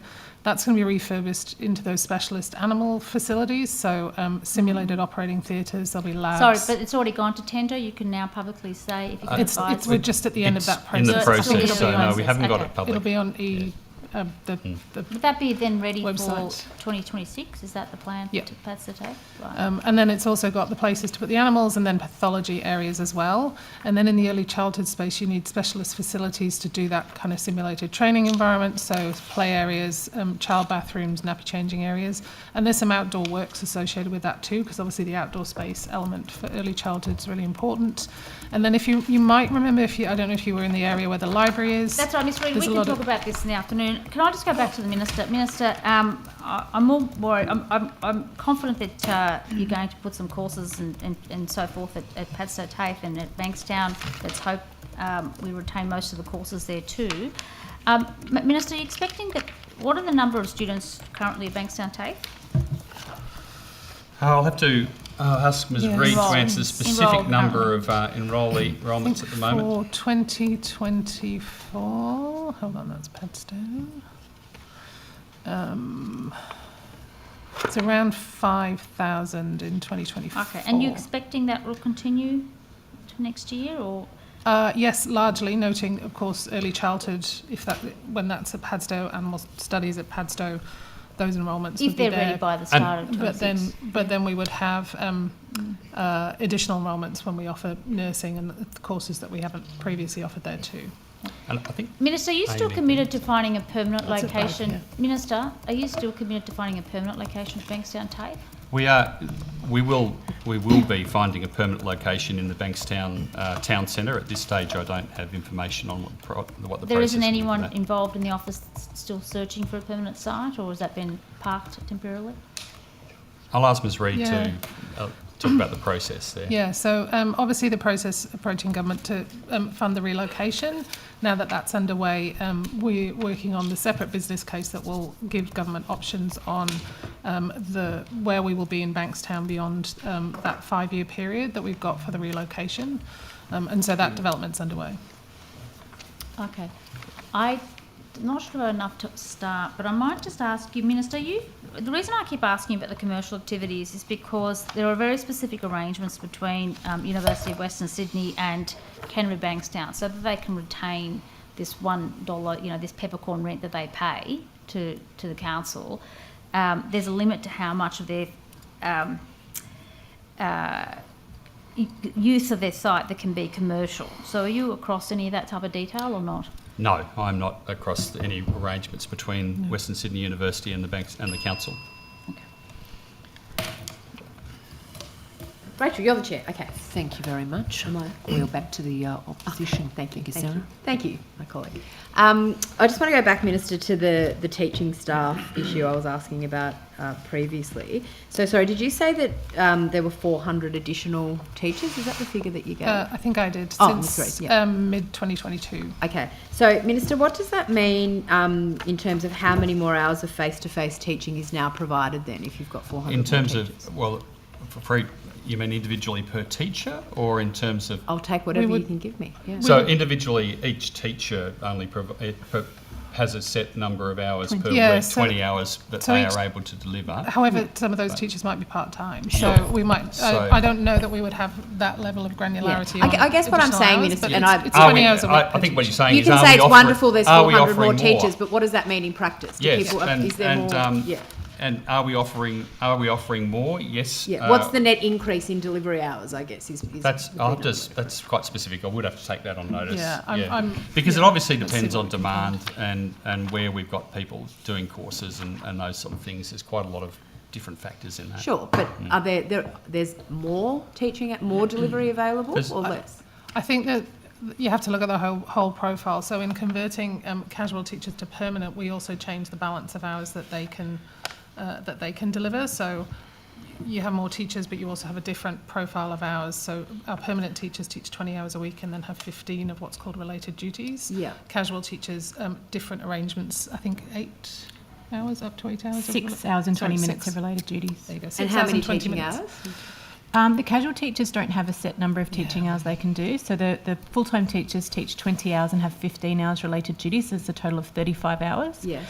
The casual teachers aren't capped in the same way. Okay. And so what would be the minimum hours that a casual teacher would do? 3. Say in a week. And then a maximum? It depends on the on the requirements. So I think the average is about 12 to 15, but I'm doing that off the top of my head. That's fine. And then they get how many hours of the sort of... 6 hours and 20 minutes. That's as per the enterprise agreement, 6 hours and 20 minutes. Yeah. Okay. So you can understand casual teachers often retain a role in industry and teach for us like a day a week or something. So it's really hard to say. And there is still a important, even though there is people who going to permanent doesn't suit. So we'll still have a casual element of the workforce. Yeah, but I guess, to the average person walking down the street, they might hear you as Minister go, oh, there's 400 more TAFE teachers. Mm-hmm. But if that doesn't actually equate to more offerings and more courses and more face-to-face time for students, doesn't really mean much, does it? Sure. I note, of course, we're a demand-driven organisation, so to a large extent we do see shifts each year. We're seeing continuations increasing in some areas. We see some courses depending on funding arrangements and fee-free arrangements. So we see demand change over the years, but we're still training over 400,000 at the moment. Thereabouts. And I think the piece that I mentioned on the paid to learn and on the faculty workforce planning is really important to think about here, because pay to learn very specifically training teachers for those critical skills areas, and so we've had 300, I think, over 300. Yeah, that's right, and that might be handy actually, Ms Mitchell. So just over 300 paid to learn teachers across the years of 2023, 2024 and so far in 2025 have added just over 225,000 teaching hours. So that kind of gives you an idea of the impact of the extra teachers. Okay, and then what's been the overall change in headcount from say 2022 each? I might take that on notice for the 2022 piece. You're talking headcount across everyone? Yeah. I think I might just take that on notice because that's fine. Yeah. Okay, and then does anyone move to like a contract-based employment? Does that? Oh, sorry, Minister. Sorry, I was going to say we do have a figure of 1,426 increase in full-time equivalent staff between 2022 and 2024. Okay, thank you. But if you could provide the breakdown of that on notice, that would be great. So do you have contract-based employment? I believe we do in limited circuit. You mean like a fixed term? Yeah. In like a 2-year, Ms. Tickle? We don't have it in the same way that the department has it, but what we have, we do have temporary teachers. So we have full-time permanent teachers. We have temporary teachers who work a full-time or a part-time load. We have permanent part-time teachers, and then we have our casual teachers, which we call part-time casual teachers, just to confuse you, but they are casual teachers. Sounds like we've got it. Yeah. I say that with respect. And then in terms of, you said at the beginning, Minister, about people wanting, the opportunity to convert from casual to permanent. Do you have any data on how many teachers have chosen not to do that? As you said, some people probably prefer the casual. I'll pass over to Ms Tickle to answer that. But yes, there is teachers who going to the permanent doesn't suit, and particularly when they are still working in industry. I mean, one of the things we've been trying to do in some regional areas, in mining areas particularly, is work with industry about getting people who continue to work in that sector to actually become part-time TAFE teachers, because we continue to lose teachers into higher paying jobs in those industries. So that's one of the things we've been trying to do. But perhaps Ms Tickle could elaborate on that. Yes, so we have, we've had, as the Minister said, just under 3,500 employees convert. 94% of those have been in our teaching ranks. The conversion rate, I don't have it in front of me, but it's I think it's around 75 to 80% of the teachers opted to convert. They didn't all convert a full-time load though, so some of them have converted and they're now part-time, so they may do sort of 10 hours a week and stay in industry for a period of time as well in their week. But we did have some teachers who didn't choose to convert as well. So I think that's their choice. They're not being forced to. That's right. Yeah. No, it's they've got the No, it's not. Nothing's being forced. Yeah, and I guess particularly in some industries, you would want them to still have that ongoing, and we expect all of our teachers. We do expect all of our teachers to retain industry currency. So that's a really critical part of why TAFE is able to offer the quality of its education. Thank you. I just back quickly to the paid to learn, which I think you just mentioned as well, Mr. Good. I think when we were here in March, we were talking about another tranche of those positions in Broken Hill. I think Wagga was another area. Yep. Do you have a sort of breakdown of, and you gave me the overall figures, but where those positions are? Yeah, I actually met with Cohort 7, who've just started Paid to Learn in the last couple of weeks. And so they're spread all across the state. So we've got Albury, Ballina, Bankstown, Broken Hill, Cessnock, Curry. And in fact, I think we talked last time about Curry and the mobile heavy vehicle. Yes. Yep. Two people. They were. I was sitting at a table with them. I was like, oh, there you go. I've spoken about How lucky they were a part of. I'm That's surprised right. they weren't watching when we did. Leeson, Lidcombe, Meadowbank, Mossvale, Newcastle, North Wollongong, Northern Beaches, Orange, Wagga, Shell Harbour, Sutherland, Tarry, Ultimo, Wetherell Park. And there's a mix there across things like fitting and machining, the heavy vehicle stuff, electrical, community services, maritime, ageing and disability. Shearing. There's a shearing, yes. That's very important. Conservation and land management. So yeah, a good mix there across really critical skill areas. And it was just fantastic actually to talk to those people who want to be teachers and how excited they are, and some of them were nervous about whether they'd be able to do it, and like all of that kind of promise of becoming a teacher at TAFE. It was really great to meet with them. Yeah, great. So is there a way, and I'm happy on notice, but maybe a breakdown of the locations and what for the total numbers? Yeah, and just sort of where they all are. That'd just be interesting to have that. We actually had 2 cohorts this year, so cohort 6 was earlier in the year, so we could definitely give you both on notice. Again, it's a broad range across the state and a whole range of different things, a bit more plumbing in the last one, motorbikes, that sort of thing. Did you want to add something, Ms. Tickle, or not? No, that's okay. very comprehensive. And then we had some reports just in relation to some, I guess, job cuts or changes in a couple of TAFE campuses in the regions, Dubbo, Orange and Port Macquarie. Are you aware, Minister, of the impacts on those campuses in terms of what we've seen is, we mentioned before the 100 jobs as part of the moving to the operational model, the part 2 of the move to the operational model.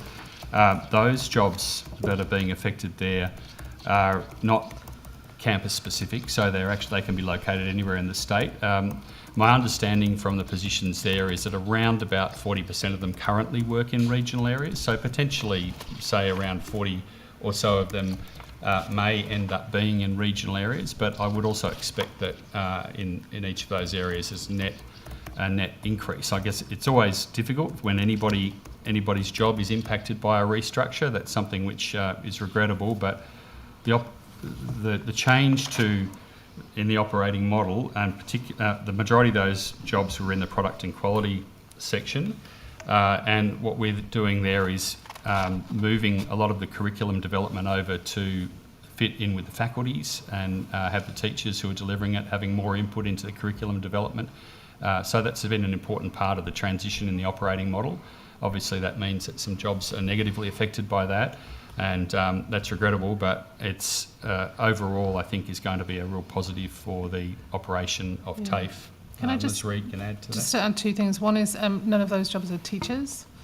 And the second would be that we've only just finished consultation, and so we're now working through all that feedback, and so that number will change because we hear from our staff about places where we maybe haven't understood the flow and impact of a particular change or the volume or whatever, that we design it with people, and so we would expect that number to change based on feedback. And increase or decrease? I would be surprised if it increased. The last count I got was under 100, so I'm still saying 100 just to be safe.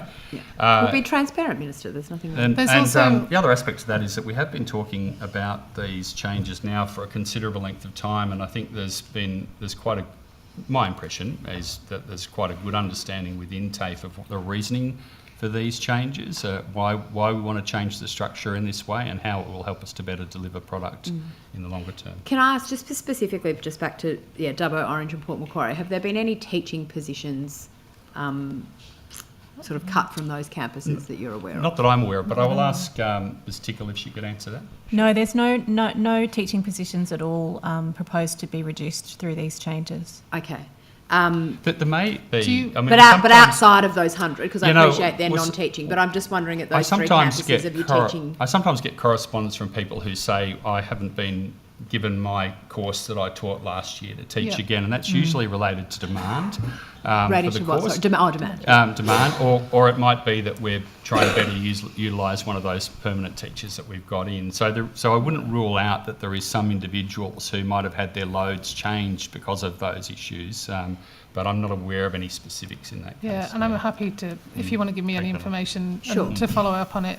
As the Minister said, because of that change to move so much of our staff base to be permanent staff, that's changed the balance. And so you might have some casual teachers, as you reference, who are no longer going to be teaching something with us. That's obviously it's the trade-off of being casual, is that kind of the nature, the less sort of permanent nature of that employment. And then just in terms of, I guess, the overall changes, because I'm assuming those 100 job cuts are part of phase 1 of your changes in the operating model. It's phase 2, actually. This is phase 2. So we Okay. expect to complete this by the end of the year. Okay. Yeah. And that's the consultation that's just started for... It's just finished. Yeah, just finished. Yeah. Okay. Yeah. And is that sort of it? Or is there a phase 3 in terms of changes to the there is operating some model, or are you further, hoping that that'll be? Actually, I won't say that definitively. I'll ask Ms Reid and Ms Tickle to comment on that. No, not at the moment. So sorry, there's no There's more no plans phase for 3. other... No, Okay. this is the bulk of the operating model changes. And you'd recall that originally some of the changes we're doing now were going to be in phase 1, and we deferred those based on I think you spoke consultation. about So that this is before. kind of finalising that. And you would expect that to sort of play its way out throughout the course of this year? Is that what you're hoping to do? Yes, absolutely. Yeah, okay. I'll just hand over to Rachel. Thank you so much. Thank you, Minister, and everyone else. If I could just look at course delivery and look at sort of the high school level face-to-face courses offered by TAFE. In terms of the student cohort of sort of the face-to-face high school level courses, who usually attends those courses, and in terms of sort of vulnerabilities or awareness of students that are seeking that level of course delivery? So you mean in terms of the high school equivalent qualifications that TAFE actually offers on TAFE campuses? Yes. Yep. Okay. So it is. I will ask Ms Reid for a more detailed answer on this, but it is essentially, well, from the people I know, I visit a number of those courses and speak to students, and it is essentially students who don't feel that they can continue at high school and feel that a different learning environment is going to suit them. So it is certainly a group who might otherwise disengage from the education system. I'll ask Ms Reid to address that I might further. expand on that. So as the Minister said, there are a number of students who come to us, and you did ask for school age as opposed to sort of school level of education. High school level sort of High school teaching, level. like So the there's- HSC so equivalent. There's two things there. That there's HSC equivalents, and that often can be older students, so they're not school age, but they come to us, for example, to do the HSC because they may not have completed it when they were at school. Then we have school age students who might come to us to do that while they're still of school age, including some students who might be year 10. Then we have students who aren't looking for that kind of high school credential. They're looking for vocational education like apprenticeships or other things that would come to us. And then we have some that are shared enrolments with Mr Disdar and his colleagues in the other sectors who come to TAFE for some of their education but also retain some of their education at schools. Thank you. And Minister, it's been drawn to my attention in July 2025 that TAFE New South Wales cancelled the high school level face-to-face courses at Mossvale TAFE, and the circumstances were, 3 days notice was provided to the students. Some of these students did meet that cohort of being vulnerable in their learning needs, and they were advised that they had to travel to campuses in Campbelldown, Wollongong, Goulburn, and others were told to defer their studies. Could you just elucidate how are we managing this when we're cancelling courses? Right. The fundamental issue here was that we only had 6 enrolments. I know there was some media reporting of there being 24 enrolments, but there was only 6 enrolments, and that makes it difficult to conduct a face-to-face course. So TAFE did work with its internally and with the students to provide a mixed delivery course so they can all continue to have that course delivered, those 6 students. We have worked very hard in this circumstance to make sure that no one's missing out, that they do actually continue to get the opportunity to come to this course. But it is difficult to deliver a course for only 6 people. That's always going to be the case. It's we do our best, and one of the reasons why we're taking TAFE out of the contestable market is so that we can try and be more predictable in the offerings that we have, particularly in regional areas. But it's always going to be difficult to deliver a full face-to-face course for that number of students. So I'd ask Ms Reid to talk about we have put in place some really specific arrangements to try to make sure that these people don't miss out. So Ms Reid can thanks, elaborate Minister. on that. So as you did mention, we first gave the students options. So online delivery via TAFE Digital, but supported at the Moss Vale campus, versus going to a different campus, as you mentioned. I understand that the majority of students preferred to stay at the campus, but with support for them. So they're engaging in our digital delivery, but with support on campus. And then what our people there have done is met with the students and their parents to make sure that they understand what's available to them, including that support, and then individual student meetings on their education. So making sure we understand where they're up to in terms of their study, any potential credit transfers, and then developing an individual learning plan for each of those students to make sure that we support them to get that certificate for and tertiary prep by the end of 2025. Thank you. And Ms Reid, if I could just redirect that it was the cancellation of the course at the Moss Vale TAFE. Correct. And in terms of other locations, advised that the students were advised to travel. So Moss Vale TAFE campus, they were advised to travel to Campbelltown, Wollongong or Goulburn. Now, these are vulnerable students, that's all, just in terms of how this is being managed. I understand. I think we offered them the options to remain at Moss Vale, and so essentially the course is running from Moss Vale but being delivered by TAFE Digital, or to travel to those campuses. And so they, as I said, most of those students have opted to remain at the Moss Vale campus, and there is on-campus support as well as that digital delivery for them. Thank you. And Ms Reid, how does this situation reconcile with the TAFE New South Wales Disability Inclusion Action Plan in a situation like this, where we've got vulnerable students, courses are cancelled?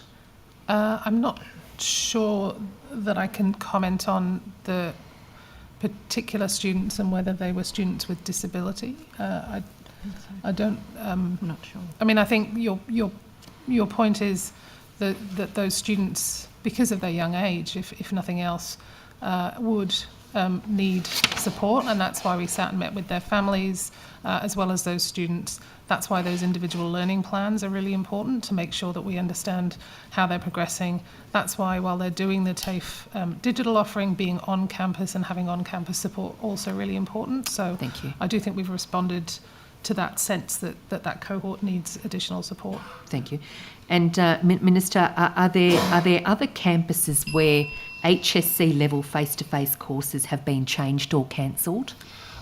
When you look at the whole of TAFE delivery, and when you look at the way that TAFE was set up under the Smart and Skilled system by the last government, every course at the moment has cut-off points where if there is not enough enrolments, then the course can be cancelled at very short notice. We're actually changing the system, taking TAFE out of the contestable market.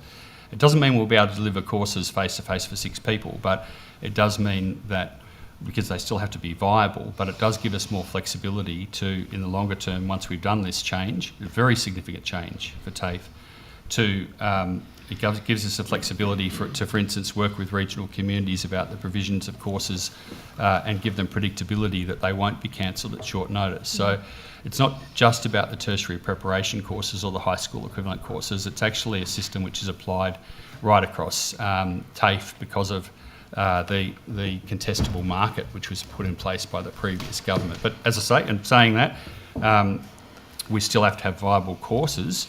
We'll just do our absolute best to work with anybody who is negatively affected to make sure that they have options. Thank you. Hello. What are we up to? It's back to us. In the back to crossbench for 2 minutes. We've got 2 minutes. Thank you. Okay. sorry, I was over at the other budget estimates, but I'm back. Last year we noted the University of Wollongong's interim Vice-Chancellor had sat on Corda Mentha's board while the university engaged the firm. And separately, Western Sydney University Chancellor Jennifer Westacott began her tenure while still Chief Executive of the Business Council of Australia and now serves as a Special Advisor to KPMG. Are you concerned by the level of influence that corporate consultants have on university councils, Minister? I would be concerned if there was a direct conflicts of interest, but I would also expect the councils to have processes in place to ensure that there was not conflicts of interest, and that if there were perceived conflicts, they were being dealt with appropriately. I don't think that I would say to universities you can't use external consultants, and I don't have the capacity to do that, but I would certainly be, I think it's not unreasonable for people to question the use of consultants, the extent to which they're being used. As you know, government itself has made a very strong policy position of trying to reduce the use of external consultants. So in the interestingly, Chair, just let me note that the universities have been very quick to come to government and say, we really like the fact that you're using less consultants and use us instead. So just on that though, perhaps because do that. I chaired the inquiry into the government's overuse of consultants earlier in this parliamentary term, and I'm glad that some of those recommendations have been taken up by the government. But one of the things we discovered or made as a finding in relation to conflicts of interest was that there may not be a direct conflict of interest, but when you end up with a number of consultants and big business types on a board, there is a normative influence that it's then, it makes more sense to then outsource everything and to use consultants for everything. So the question is still, does it concern you that there is quite a lot of consultants and big business types sitting on university I don't want to boards? reflect on individuals that are on boards at the moment, but I would say to you that I made it clear on a number of occasions that in our priorities for appointing people to the councils of universities, we've said very clearly that we believe people should have direct educational experience. And in that process, I've also asked universities when they come to me with nominees for those positions, not only to tell me about that person's experience, but to show me a matrix of the rest of the board as well to see what the balance is like. Thank you. Opposition for one quick one? I mean, yes, yep. Just in terms of the change to the course delivery of the HSC face-to-face, and I appreciate that a lot of those, the availability can be reliant on the enrolment numbers, but would there be any maybe on notice if we might be able to get a list of where that the HSC face-to-face is currently available at what TAFE campuses in New South Wales? The HSC or the high school tertiary equivalent or tertiary. There's a few different courses in that. So, but why don't we'll take on notice. I understand what you're looking for. Why don't we take that on high notice school and get level you the kind of face-to-face, high yes. school Happy level to elaborate, tertiary yeah. preparation type Yes, courses. that would be okay. good, yeah. Where they are currently available at campuses in New South Wales. Yep. Yep. Reflecting there have been changes. I think we'll wait till We're done? It's Excellent. not for 8 seconds. Government questions? Yes, we have. Thank you. Minister, could you please update the committee on what the 25-26 New South Wales budget means for TAFE New South Wales? Yeah, thanks. It is a very exciting year, and as I did say earlier, we've seen a 23% increase in the TAFE budget over the time that we've been in government. So we're seeing record investment in delivering skills for New South Wales, and we need to do that because we know that we have some serious skill shortages in New South Wales and around the economy. We hear it talked about all the time. We're seeing an additional $121 million in 25-26 to get to see access to the facilities and industry equipment following the years of rundown that we saw in TAFE over the decade or so of coalition government. And we've certainly seen some really exciting work, as I've mentioned before, in ensuring that we have more permanent teachers in our workforce. And all that is contributing, I think, and I'm seeing it from when I go around and talk to TAFE, to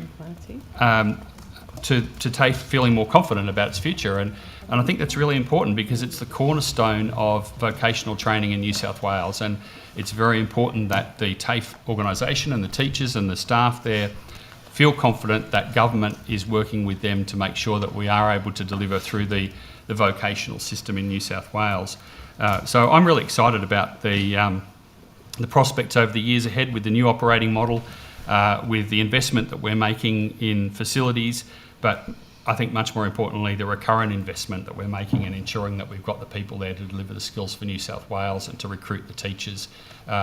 For way too long, we really saw TAFE being treated as if it was just the same as non-government providers. It was part of the smart and skilled contestable system, and we, in conjunction with our particularly the Teachers Federation and others, have moved to take TAFE out of the contestable market and recognise it as a core of vocational training in New South Wales, and that fits with our skills plan, with our TAFE charter, and I think it's something that we can all be very proud of.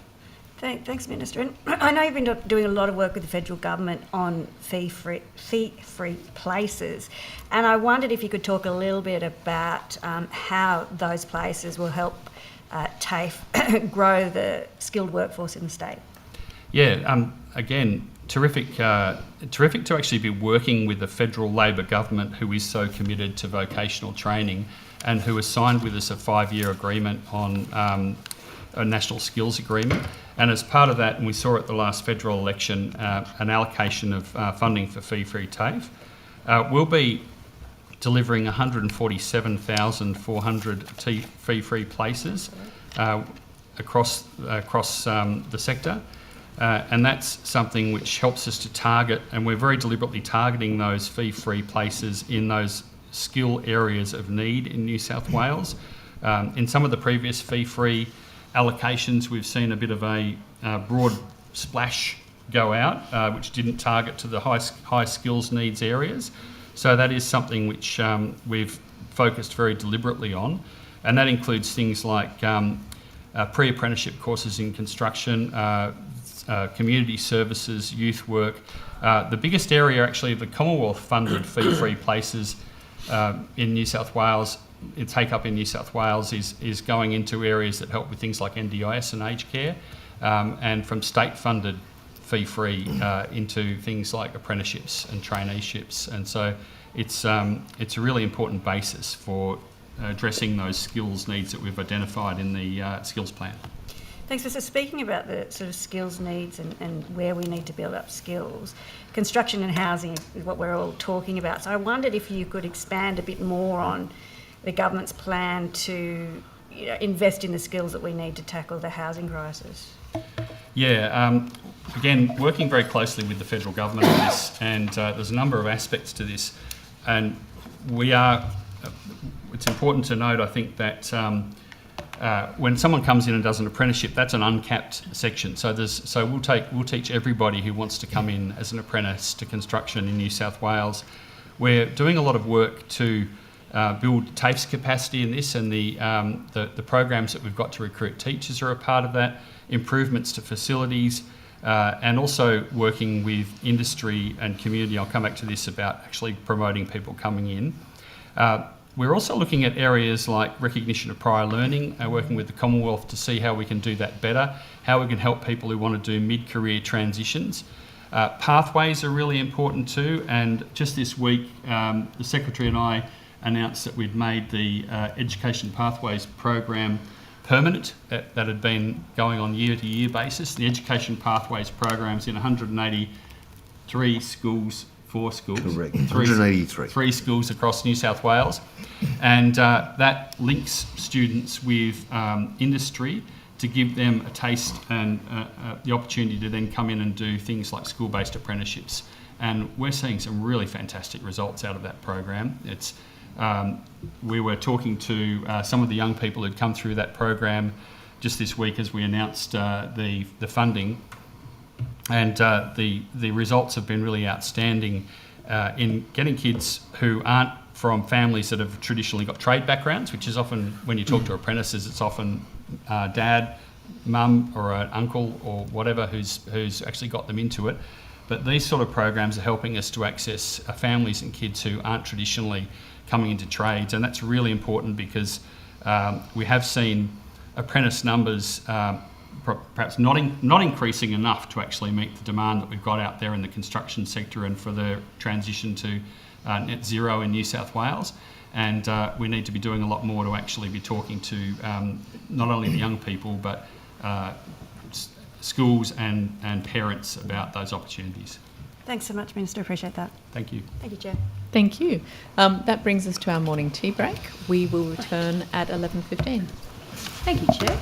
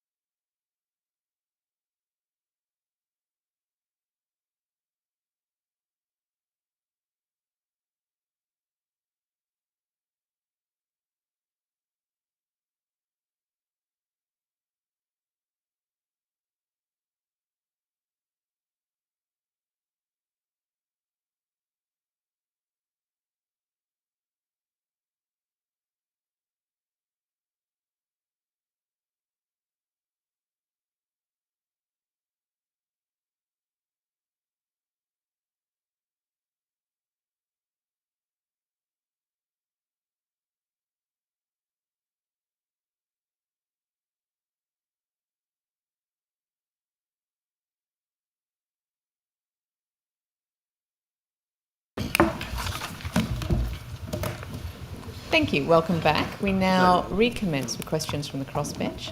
Ms Mahalik. Okay, thank you very much, Madam Chair. Minister, earlier you mentioned to me that you're going to include some health courses. Is that to complement the health courses from the University of Western Sydney at Bankstown campus? Well, what we do see is opportunities there in that co-location for what health courses is pathways. Bankstown University campus going to provide? The main reason for having health courses in Bankstown is because we're going to have a fantastic new hospital there, and we want to be a part of.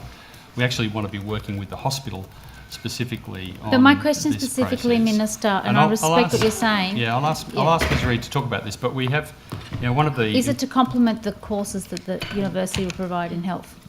What you do see as a pathway in health often is people going from a vocational course at TAFE and then on to a university course. Yes, I accept that. I we think will, you're right. we would certainly that. Certainly overall be expecting that that we'd be working with Are you University suggesting of that will Western happen? Sydney, with us, with other areas. I'll ask Ms Reid to talk about specific relationships with University of Western Sydney. So at the moment they're planning for additional delivery at Bankstown, particularly focused on nursing, is really related to our faculty planning across the area to understand where we have particular courses in the health space to make sure. But I'm asking about whether it's there to complement their courses. So I'm answering to say most of the decision making most of the planning that we've done is about the way that TAFE thinks about the delivery across the state, the proximity to hospitals and where other offerings are in the health sector for TAFE. We will certainly be working with Western Sydney on what is it that they offer that might offer our students then a pathway beyond study with us. Thank you, Minister. Study with them. When I asked the question to the professor and he responded to my supplementary questions, he advised that there are no health-related subjects at all at the Bankstown CBD campus of the University of Western Sydney. There are no health courses. I think, as I've just said to you, we're setting up our health. It's not to working with the fact that we've got an amazing So you'll new be talking to the hospital being university built that there. perhaps they could undertake some health courses as well? What's more so that you we can have offer that more. jump from a TAFE to university suggested earlier. Can I get Ms Reid to actually answer that again? But as I've already said to you, our focus in setting up health in the area is because we want to work closely with the hospital that's being built in the area, a $2 billion hospital for Bankstown, state of the art. We want to be working with that. What we do know from there is, regardless of where they're offered, is that many of our courses, people who undertake our nursing courses, for example, then go on, work and study and get further qualifications. Ms Reid could elaborate on Ms Reid, Western Sydney. You've given me the answer. I don't need Ms Reid can come back after lunch. I've got very limited time with you, Minister. So can I just thank you, Ms Reid, but I just wanted to quickly ask you as well, how many car parking spaces are you going to provide at the temporary location, Minister? I'll ask TAFE to be specific about this. There'll be parking spaces in the building for a number of people, for people with disabilities and special needs. We do expect, one of the reasons why it's so important to have the TAFE in Bankstown near to the new metro line, near to public transport, is because the vast majority of the students who come, particularly those who come from non-English speaking backgrounds, recent immigrants, are coming by public transport. So that's one of the critical reasons. Is that how you think they currently come to Bankstown? One of the critical reasons why we need to have it close to a public transport. Sorry, Minister, is there data to confirm what you just said, Minister, that Bankstown TAFE students predominantly use public transport now? I'll ask Ms Reid to elaborate on this, but we are for some time retaining Building D on the hospital site, and we do have some parking associated with that, but I'll ask Ms Reid to elaborate. Sorry, could you just elaborate what you just said to me, Minister? You will retain some parking currently on the current site? In the short term. I'll ask Ms Reid just in the short term, because as part of transition arrangements, we can maintain a presence on the site for a period of time. The other thing that might be of interest, I think, is that we have a number of campuses in the area, so we've been doing it. We're doing assessment of parking. They're not answering my question. I just wanted to know what how many parking spots will be available for students in the new arrangement? So there will be the must have that 560 available. free parks at Lidcombe. How much? At Lidcombe, there's 560. No, I'm asking about Bankstown, the new site. Point of I order, understand, Chair. but what I'm trying to Order. I'll explain- hear the point of order. The point of order is that a procedural fairness resolution suggests that we treat our witnesses with courtesy, and I suggest that Ms Mihalik I'm not may being be I verging. object to your order. suggestion. Put to the point of order. I object that I'm being discourteous, but I'm trying I to hadn't ask finished my point of specifically order, about Chair. Okay, Bankstown. order. I will hear the point of order and then I will hear Here's the your response. delay tactics in the afternoon with the professors. Order. Thank you. Thank you, Chair. I'll continue by saying that Ms Reid was attempting to answer, and again, Ms Mihalik was not allowing a peppering with questions, and I suggest that that is not in accordance with the procedural fairness resolution. Did you want I'm to going to put a finish response? this particular line of questioning in any event. Okay, if I could just rule on the point of order, I think we do need to maintain courtesy to the extent possible, but I don't want to delay you any further. Thank you, thank you, Madam Chair. Minister, can I just return you back to the questions that I asked previously about the lease arrangements between the university and Canterbury Bankstown Council? Are you familiar with any of the terms of the lease arrangement? No, it's essentially we are going into Can an you just arrangement- answer that as a yes or no? We're going to Minister? an arrangement with Western Sydney University. Their relationship with the council is not something Okay. that I have knowledge of. Well, I might just brief you a little bit because there's one of the answers that the professor provided in the And you supplementary will have the opportunity to questions. ask If him. you had an opportunity, you could have read them, but you didn't read those answers. That's fine. He said in there that 25% Can I of just, the building. for a moment, Chair, can I just be clear about this? My responsibility as the Minister responsible for TAFE is TAFE's contract and relationship with the Western Sydney University. It's not Western Sydney University's relationship with the council. And so let's not mix those things Okay. up. Well, I'm putting to you that 25% of the building. So under the terms of the lease, the university pays the council peppercorn rent unless more than 25% of the building is not occupied by the university or used for university purposes. So when I look at the arrangement that you're going to lease 10,500 square metres, of the 482 square metres, that comes out as a percentage of 31.36%. So it now is above the 25% arrangement. Were you flagged this as a minister? You're still a Crown Minister. You should still be concerned generally that that an organisation that you've decided to work with is no longer compliant with a particular lease arrangement. That's a matter entirely between Western Sydney University and the council. We've got an agreement with Western Sydney University, which is based, as I said, on an assessment of market value.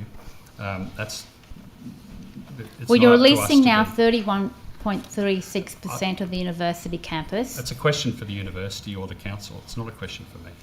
Okay, so you play no role in that. You're not concerned, even though it's under got under the University Let's- Western Sydney Act, under Section 32D and 32C, you have the power to be informed about commercial activities. Our relationship, as it applies to TAFE and renting space in the Western Sydney University building, is a relationship of a tenant to a landlord. What relationship that landlord then has with other bodies of government, including local councils, has got nothing to do with the amount of money that we pay or the services that we're going to deliver in the area.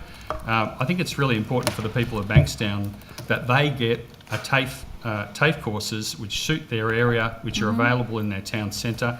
That's what we're delivering.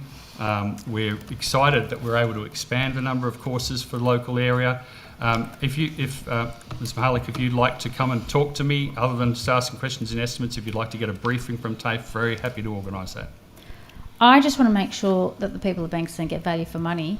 Yeah. And part of that is that this is their land, the ratepayers' land, the University of Western Sydney, that has been given over as peppercorn rent to University of Western Sydney. And now we hear that the New South Wales taxpayer is going to pay, $25 million across 5 years to an organisation that currently pays no rent whatsoever.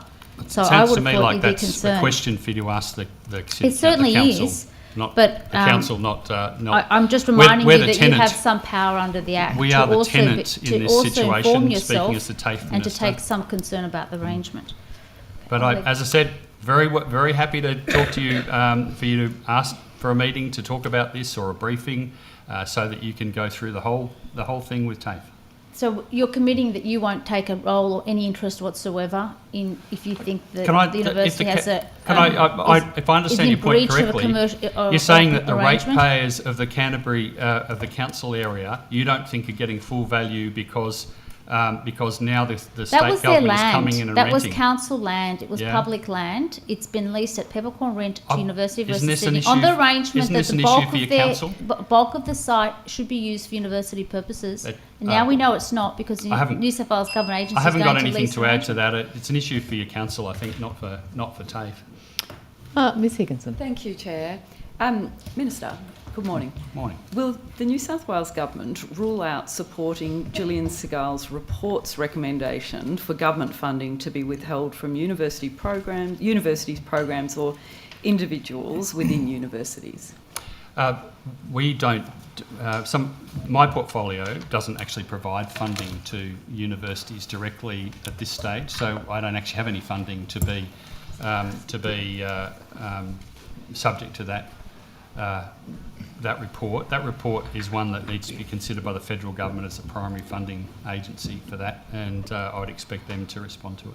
And will you advocate against any withholding of any funding from New South Wales universities for if those recommendations are supported or made? I mean, there is on occasions, I know that the state government has previously provided things like capital funding for various projects with universities, and it's certainly, but currently from my portfolio there isn't any. It's something which I think the federal government would need to respond to. I've certainly read aspects of the report. Maybe ask. Do you agree Mr. with any Cruz, of those? I can come back to Mr. Cruz in the break. But do you agree with those findings and recommendations? I'm not going to give a personal view on those. It's not something that we've considered at a policy level at this stage.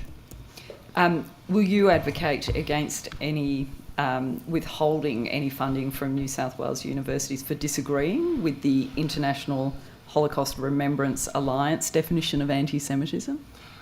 The universities across Australia have developed a definition of anti-Semitism, which I think is a balanced definition of anti-Semitism. I'd be expecting them to be in their activities complying with that. It makes a number of things very clear, I think very reasonably, that we don't tolerate anti-Semitism, but it also makes it clear that criticism of the Israeli government is not anti-Semitic in itself, and I'd agree with the definition that the universities have put in place.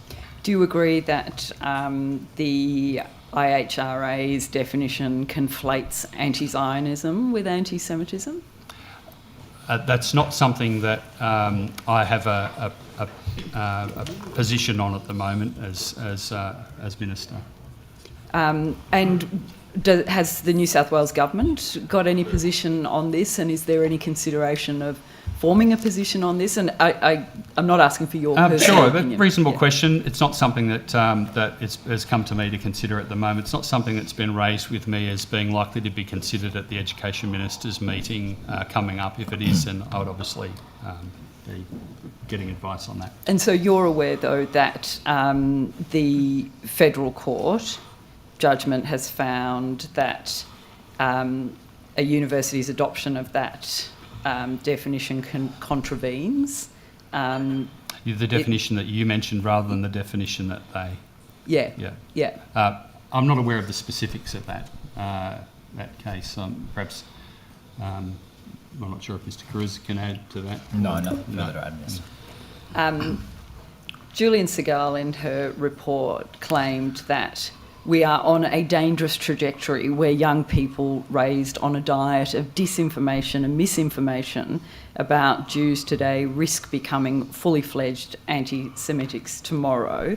Can you point to any examples of this sort of disinformation that she's talking about in relation to the universities that you're responsible for? No, I couldn't I mean, obviously we'd all be concerned about the role that social media has in misinformation and disinformation, but I'm not aware of what that report is referring to specifically, no.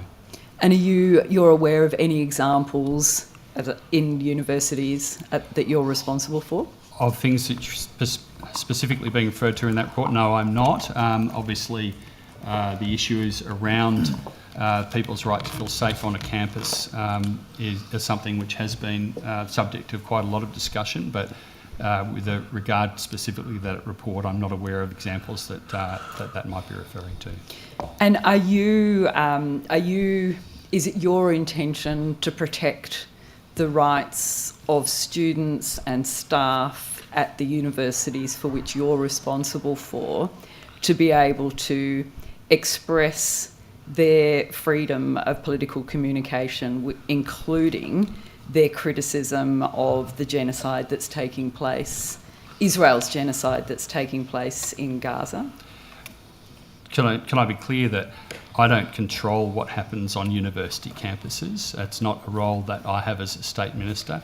To the extent that public land in New South Wales, the government has taken a very strong position on action to try and stop hate speech and to ensure that people who engage in hate speech have consequences for that, and that applies to university lands as well. The university lands aren't enclosed lands like a school playground, so it's a different status.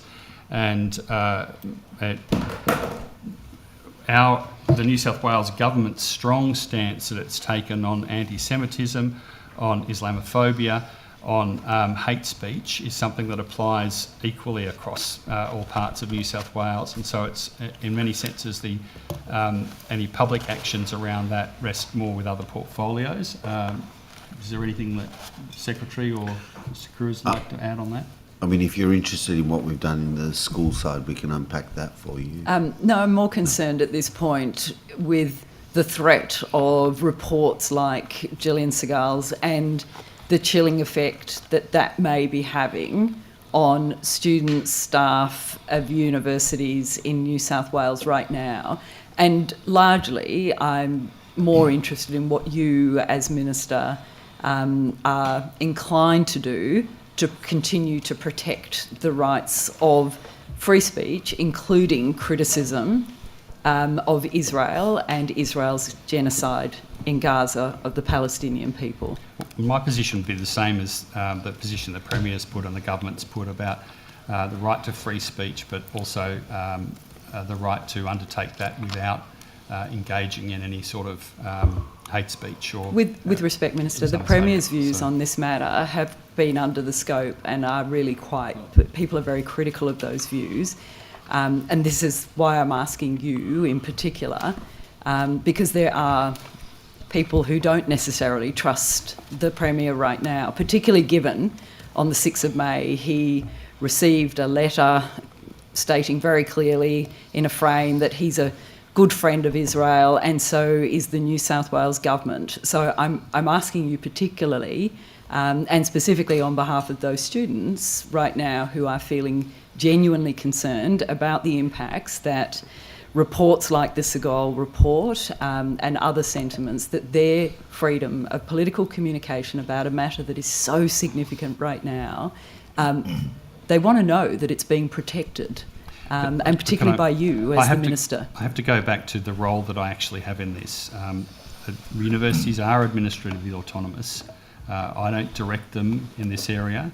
Obviously, we support national efforts to tackle racism, including antisemitism, so that staff and students are safe on university campuses. And it's absolutely essential that we are doing whatever we can to ensure that people do have the right to express themselves freely, but do so without it being either anti-Semitic or Islamophobic or engaging in hate speech. And I'll come back again that this hate speech, unlawful speech, destructive violent behaviour is something that we deal with in New South Wales through the New South Wales Police, the same as we do, so when it's on campus or off campus, in any part of New South Wales. But do you recognise, sorry to interrupt, do you recognise that at the moment some of the laws that this Parliament has provided the police are currently challenged in the courts for their constitutionality, that we aren't necessarily on solid ground, and that there is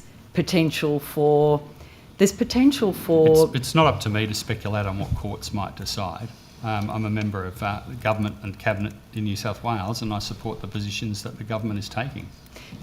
Would you consider at all issuing some kind of ministerial directive to ensure that I have no power that allows me to issue a directive. There is no power that I have as minister in this situation that gives me the power to you are direct free to write to institutions. all universities expressing a view that the freedom of political communication is live, well and protected by you as the minister and the New South Wales Men's Labor government. I'm free to write to institutions. I'm not able to give directives. And write to them. What I've and I've said to, as I've said to you, we have a strong position in New South Wales around hate speech, regardless of on campus or off campus, the property that it's on, and that needs to be dealt with through the appropriate channels. Thank you, Minister. Thank you, Chair. Thank you. Opposition. Thank you. Thank you, Minister.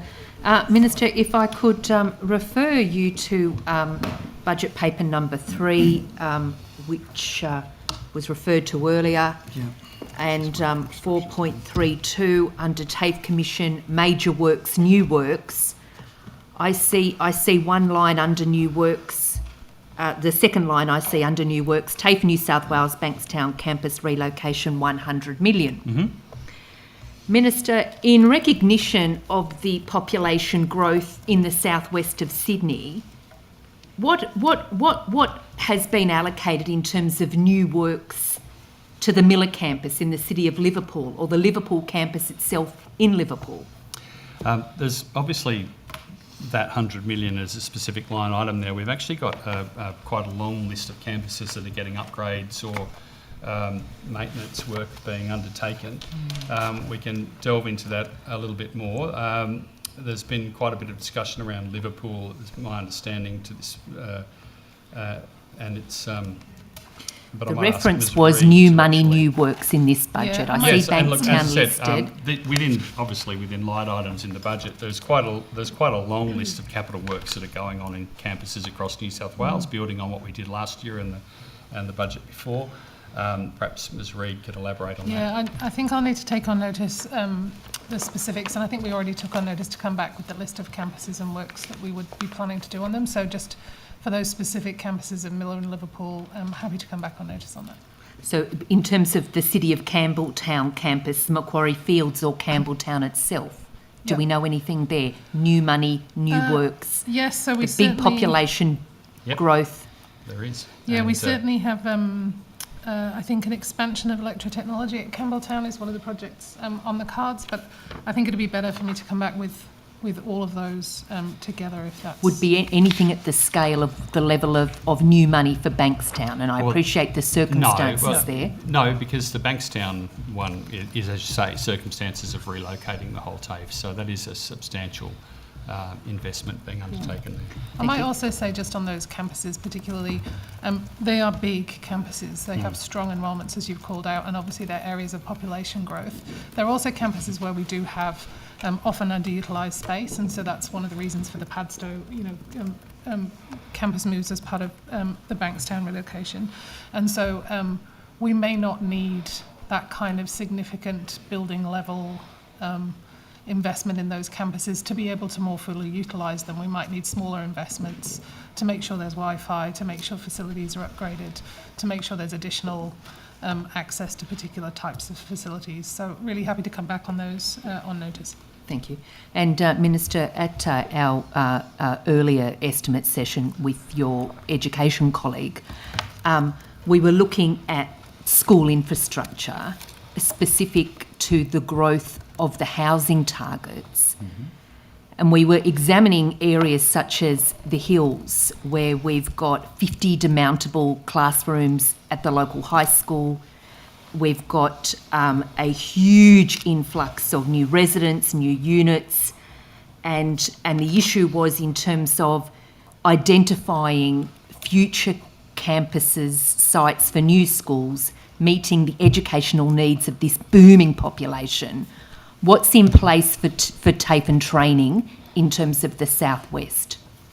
So can I just, on the schools, yes, we recognise that there's a huge backlog of areas, and I think on the site you mentioned 42 demountables there left there by the previous government, and there's a range of building projects underway in the education sector, including, I'm really excited to say, 3 kicking off next week in Monero, another high growth area. Quite a few funded in Monero too. It's a very exciting time in that space. We've got 154 TAFE campuses, so at this stage we believe that we're able to cope with the growth in demand and growth in population in the regions by better utilising our existing campuses.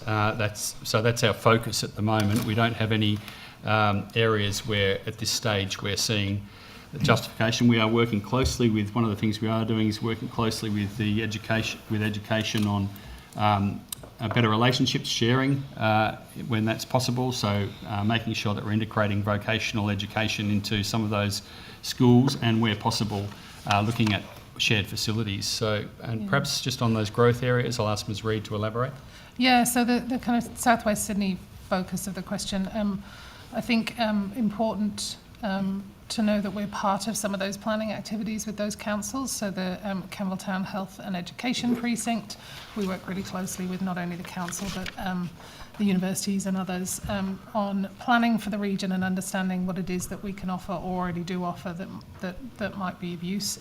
And then obviously we've also got, in terms of the centres of excellence, we've got the Wetherill Park Manufacturing Centres of Excellence, and we've also got the IAT at Kingswood, which is focused on construction. So some significant kind of pieces of work in those critical skills areas that are specific to that region. I think that's probably... I think this afternoon we'd be happy to cover a bit more in detail on that. But just to say that in terms of meeting the training needs of the Southwest and the booming population, we know in the schools in booming areas there's modelling, there's projections, people are looking for the next plan. In terms of training and TAFE, no new campuses identified. We think the existing infrastructure will meet this need. Well, the existing campuses, we certainly continue to enhance infrastructure when it's needed. We're working very closely across the Western Sydney to enhance the demand. We actually want to drive the demand into our courses, and that's probably one of our key challenges. So some of the work that we're doing in Western Sydney, for example, is working closely with Western Sydney Airport and the future users of the airport there. We're linking high school students into careers there. We're working with TAFE. We're delivering TAFE in schools, including through a range of the facilities across Western Sydney there. So there's a lot of work going on which is about probably driving the demand. We would love to be seeing our TAFEs bursting at the seams with students, and we will cater for them if they come. I think just two other things, if I can. One is... I'm just conscious of time, Minister. I'll be super brief. That's fine, sorry. Specifically on campuses, we have this process of campus master planning that lets us look across the region and make sure we've got the right offerings. And then that faculty planning process the Minister mentioned earlier to really think about particular industries on a statewide scale. So really important. Thank you. And Minister, in terms of the new works, new money allocation of the 100 million for the TAFE New South Wales Bankstown campus relocation, why has it taken 2 years for the opposition to prosecute this case? That Bankstown TAFE, where's the money to relocate the temporary facility and the reinstatement to keep Bankstown TAFE viable and available for students? It's taken 2 years of us sitting here. I've had countless speeches in the House on this. Up until now, it's no money required. Health are looking after this.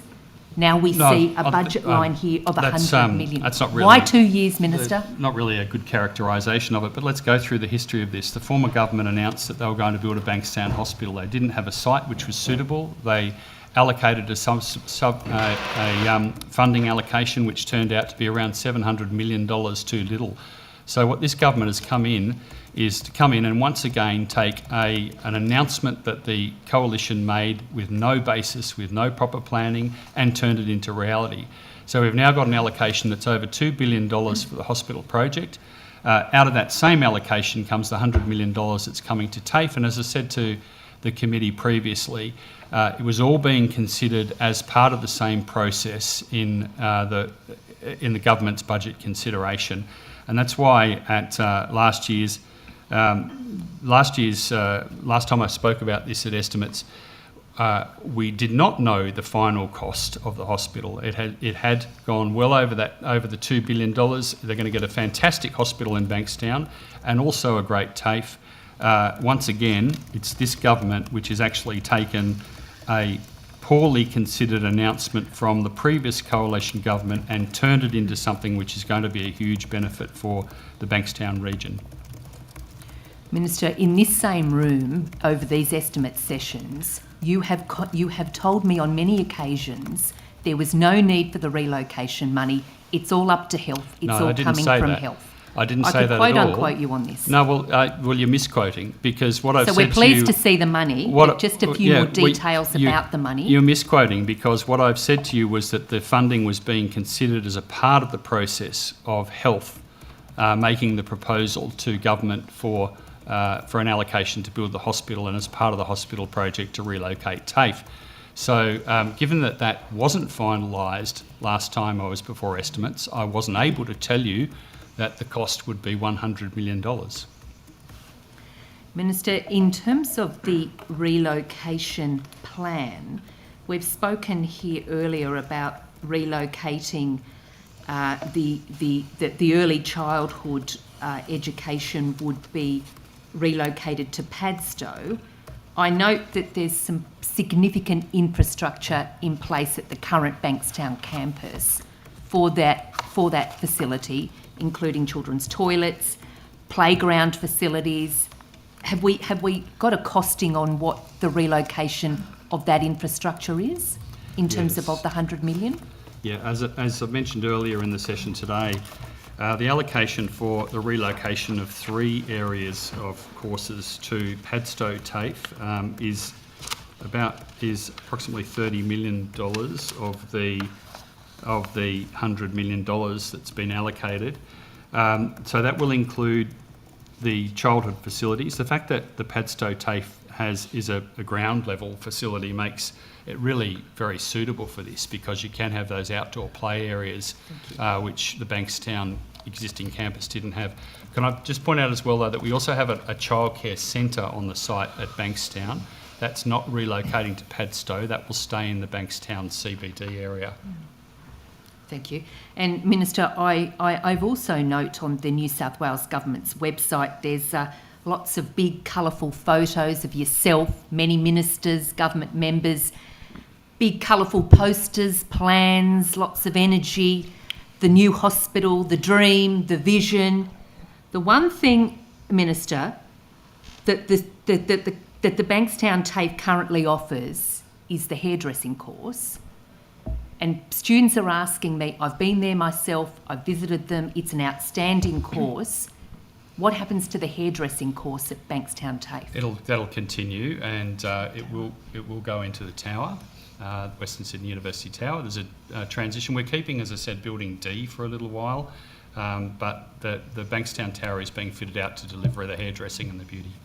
I just note that students are starting to question what's going to be relocated. What does this mean for my study? There's no mention of the hairdressing services. That's interesting, because I'll ask Ms Reid to elaborate on this, because we've gone through a very extensive process of information and consultation with staff and students. We've had staff able to see the new facilities. We've been talking to students about where their courses will be delivered. So Ms Reid might the absence of the listing of that course, that Ms Reid, if you want to look into that, you can. Yeah, very happy to. It's caused, it's asked the questions. Yeah. The other thing is we haven't, not just for this campus, but because it's our natural cycle, we haven't yet put out course offerings for next year. That happens relatively soon, in fact. So that'll make things clearer for students as well. But we're certainly communicating directly with students who we know are continuing into 2026 with us, to make sure they understand the move, where we'll be going, if they need any assistance, where can they go to. And then, as the Minister said, staff in a town hall, subsequent emails to give them updates. There's a website with some FAQs on, I think. They also were able to go to tour the new space at the Western Sydney Uni in the middle of June, and there'll be another all staff in September. And I think actually we sent some update comms out today by coincidence that refers to that session in September, so that people are really well, hopefully really well informed. And Minister, is it still a plan to reinstate the Bankstown TAFE to the new combined hospital and TAFE site in Bankstown? The final decision on the there was a lot of talk early on about this and what this would acknowledge mean. Acknowledge that. Is that still the plan? The final decision on the long-term location has not been made at this stage. So at this point, the combined hospital and TAFE site in Bankstown no longer exists. At this point, there hasn't been a final decision made on the ultimate permanent location of TAFE in Bankstown, but there will be a TAFE in the Bankstown CBD. Minister, is it fair to the community, to the TAFE, to the students, to the health precinct, that this was part of the plan? The combined TAFE hospital site. The key thing here is that TAFE, give your site to the hospital, but we're going to reinstate the key thing here is that that we continue to guarantee the Bankstown community that there will be TAFE, a TAFE in Bankstown CBD. So we'll be continuing to offer that continuity of courses regardless of its ultimate final location. But Minister, what changed in terms of the plan? The combined TAFE hospital no longer stands. At the time we were originally talking about this, the costing for the hospital was substantially less than it's ended up needing to be, and that's obviously influenced the final makeup of the plans. And as I said, we'll establish the TAFE in the tower. We'll have terrific state-of-the-art facilities there. We'll be offering more courses with the introduction of health courses, and that's the important thing for the people of Bankstown and the region, is the fact that they are going to be able to access the vocational training in their town centre.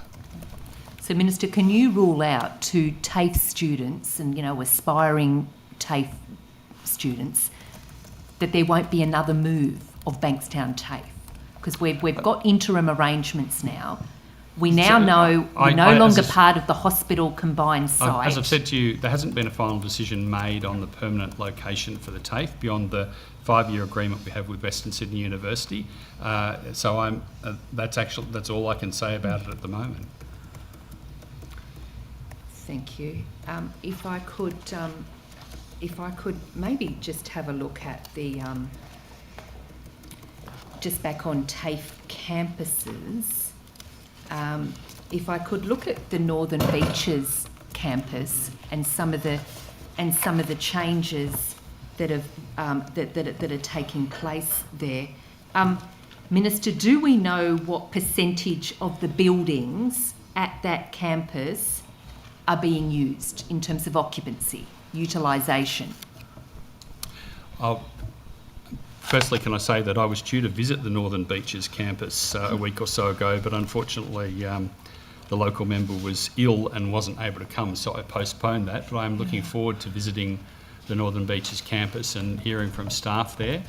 I'll have to ask about percentage. So I haven't been to the campus yet, so I haven't seen what the utilisation myself is, but I'll ask Ms Reid to talk about the utilisation of current campus buildings. So I don't have that information with me today, so I'll take on notice specifically for that campus.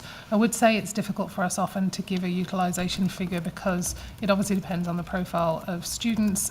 Many of our courses you can do online or in person, and so those utilisation figures aren't something that we have broadly across, but we might have specific information. I'm really happy to take it on notice and come back to you if we do. And Ms Reid, I think in response to your point there about online course deliveries changing, that a lot of students and their families, when they are on campus, they're seeing vacant campuses, unoccupied.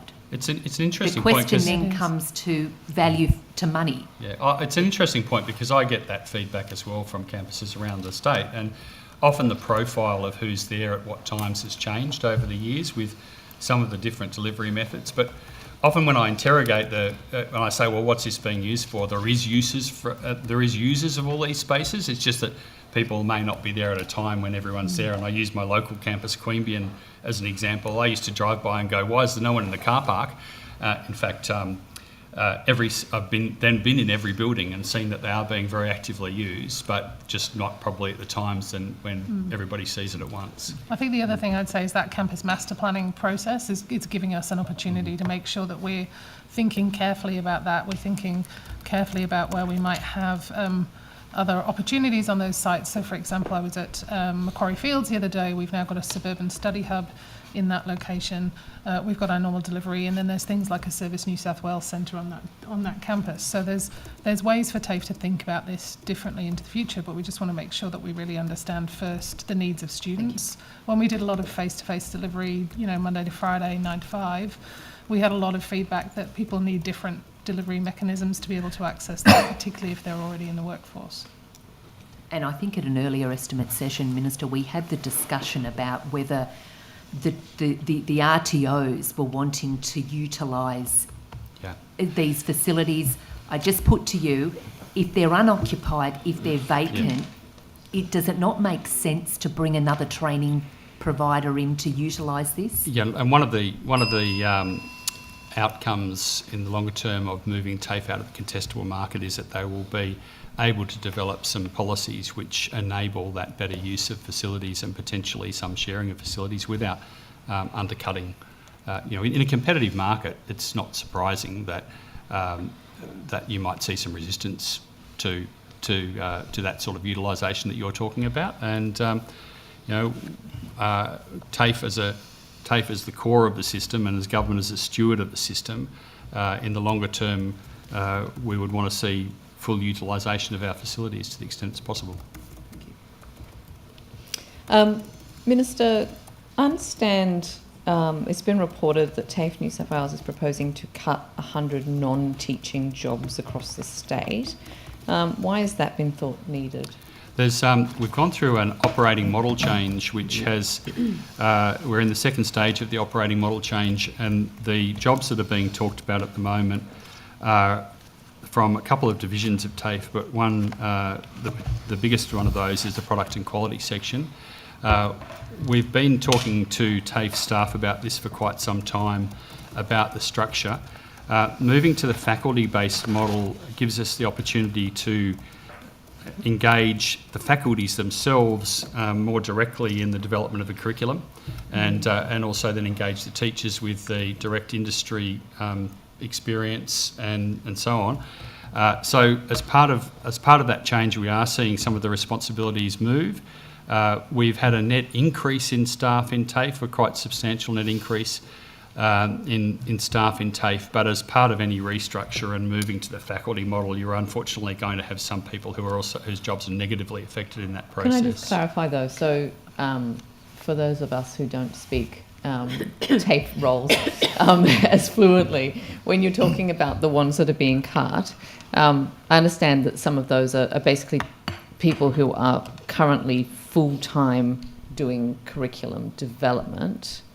If that function is being brought under a faculty model, will you still have these full-time curriculum developers sitting within faculties? I'll ask Ms. Reid or Ms. Tickle to elaborate on this, but yes, we're moving to the new curriculum model because we do need, there's a really strong recognition nationally, really, that we need to be able to develop curriculum more quickly, with less complexity, and be able to respond more quickly to industry, to changing needs in industry. So the model that we're developing will certainly bring that expertise to bear on that. I'll ask about the specifics. I'll ask Ms. Reid or Ms. Tickle to thanks. elaborate. And I might ask Ms. Tickle to elaborate further if she feels I missed anything. But the idea is that we're going back a few years now, but we did have a period where we outsourced a fair bit of that curriculum development externally. And what we're looking to do is move to a model where there are curriculum expertise sitting next to the faculties, and what you do is you kind of you draw people in to help develop that training package and curriculum and assessment materials as you need to, and so you work with teachers across the state in that model to do it as you need to do it, noting that all the training packages are on a different cycle of renewal and at different times you need different things. Similarly, the TAFE digital area, that's the other area mostly involved in this change, has run largely quite separately from the faculties, and so making sure that the digital delivery is aligned with the faculty model rather than sitting separately is something that's really important to us. So just to clarify, though, does that mean that teachers are taking on additional burden of curriculum development in addition to what they're currently doing, or no? I think what we're going to look to do is work with teachers who are already experts in this to leverage the work that they do already and to have them work with us on the development of some of the materials. We've had feedback from teachers that some of the materials that we've given to them haven't been exactly right for our students, so assessment would be a really good one where I've had feedback directly that our assessments are quite complicated, and so working with teachers on that. What we can't do is just say, hey, could you do this as extra burden in your workload? And so we'd be looking to work through a program of how we reduce administrative burden for teachers, so we're not doing that development twice. Okay, because that would be quite reassuring. From what I've heard, people are a bit concerned that they're going to end up with curriculum development in addition to their current jobs, but from what you're saying is that's not the case. And I'd say that there are processes and pieces of our systems and pieces of our architecture that mean we have teachers who now spend a fair bit of time doing things that are not really in the teaching world, and that the teachers I talk to very much see program design, curriculum design, assessment, and the way that they tailor that to the set of students in front of them is like their core. It's like the ethos of teaching for them. And so, but as you say, we can't expect teachers to be doing that on top of administrative work that isn't valuable. So to be crystal clear, if a teacher is asked to do some sort of curriculum development, they will be released from some other duty to allow them to free them up for that. We won't be overburdening teachers, no. And it's important to note one of the fundamental benefits of moving out of the contestable market is also the removal of a lot of administrative load on teachers. So we're actively working to reduce the administrative workload. The change to bringing so many more teachers on as permanent also means that they have the 15 hours of non-teaching time, which they previously didn't have. So so we're doing quite a lot of work to ensure that the administrative load is not overburdening, in fact, that we're reducing. Okay, I'm sorry, I will in just one moment, but I just want to again be quite clear, because from a teacher's perspective, if they're sitting in there and they go, well, you know, we're under this huge administrative burden, we have these non-teaching roles within the system to relieve us of that burden. If you're cutting non-teaching roles, how does that not then impact on the administrative load that a teacher has? Right, well, there will be obviously Ms Tickle can elaborate on this, but there'll be a change in the way that some of their time is used, but not just adding to it. The key thing about it is, and I've heard the same thing quite consistently around the burden of the assessment and a range of other areas which really just need to come closer to those who are actually delivering the courses, so that we can actually be more relevant in that area. So our teachers under the Enterprise Agreement always have had a role to play in the development and validation of assessments and learning materials, so that's always been there. As Ms Reid and the Minister have said, the additional hours that are available will support them to do that. So how that will work is a combination of things. So it depends on the complexity of the development required. So if it's a really complex unit of competency, for example, that needs quite a lot of development, it's likely that the teacher would be released. So our teachers do 720 hours of teaching per year. So what that might mean is they may get released for, say, sort of 50 hours across a semester to contribute to that. But other times when the development is not as complex, or it's more around sort of quality assurance, or if they're an SME, for example, in a niche industry area, that will be under related duties. So it's a combination of the two, depending on the complexity of the delivery.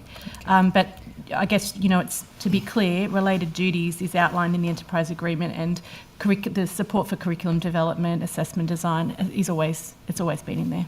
All right, we might come back to that this afternoon. Minister, are you able to tell me how much your government has increased your current funding to electrical training specifically, not just TAFE generally? I'd have to take that on notice because it's demand. Because obviously most of the people who come into electrical training are doing apprenticeships, and it's an uncapped amount. So we essentially fund everybody who comes in as an apprentice to electrical training.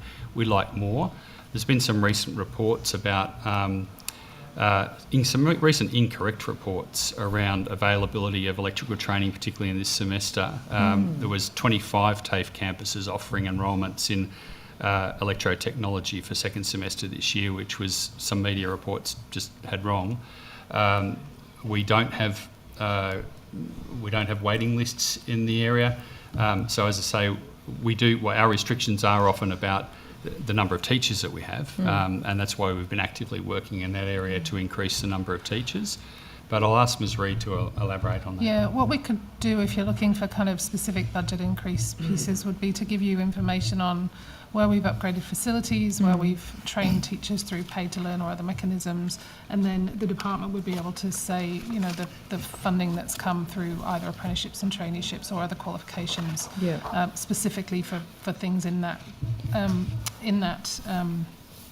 industry area. So we'd have to kind of piece it together a bit for you. Yeah, okay. I'll just say, just a little bit more information on this. As at 4 August, we had 74 offerings available in 25 campuses. And on 25 campuses, and there was only one that was actually full. So there is capacity there. We would love to see more.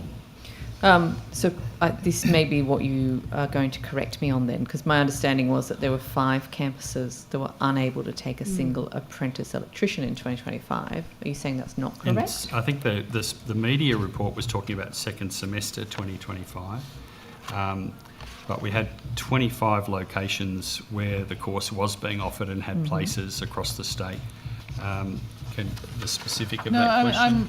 I'm only aware that one of those offerings at Whan was full at the time, but we can certainly take away, if you've got a list of locations, we could get more information or something like that. The other thing I'd say is that when someone comes to us to do an apprenticeship, if there isn't an option available at their nearby TAFE, for example, it might not be offered there, but it is at one down the road, or whatever it is, that we work specifically with them to find them that offering as soon as we can. So we actively manage that to make sure that wherever possible, we don't want to be turning away any apprentice.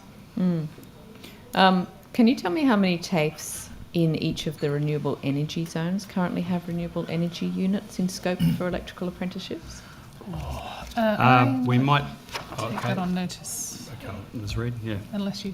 No, take it on notice. I can tell you some of the TAFEs that actually have electrotechnology itself.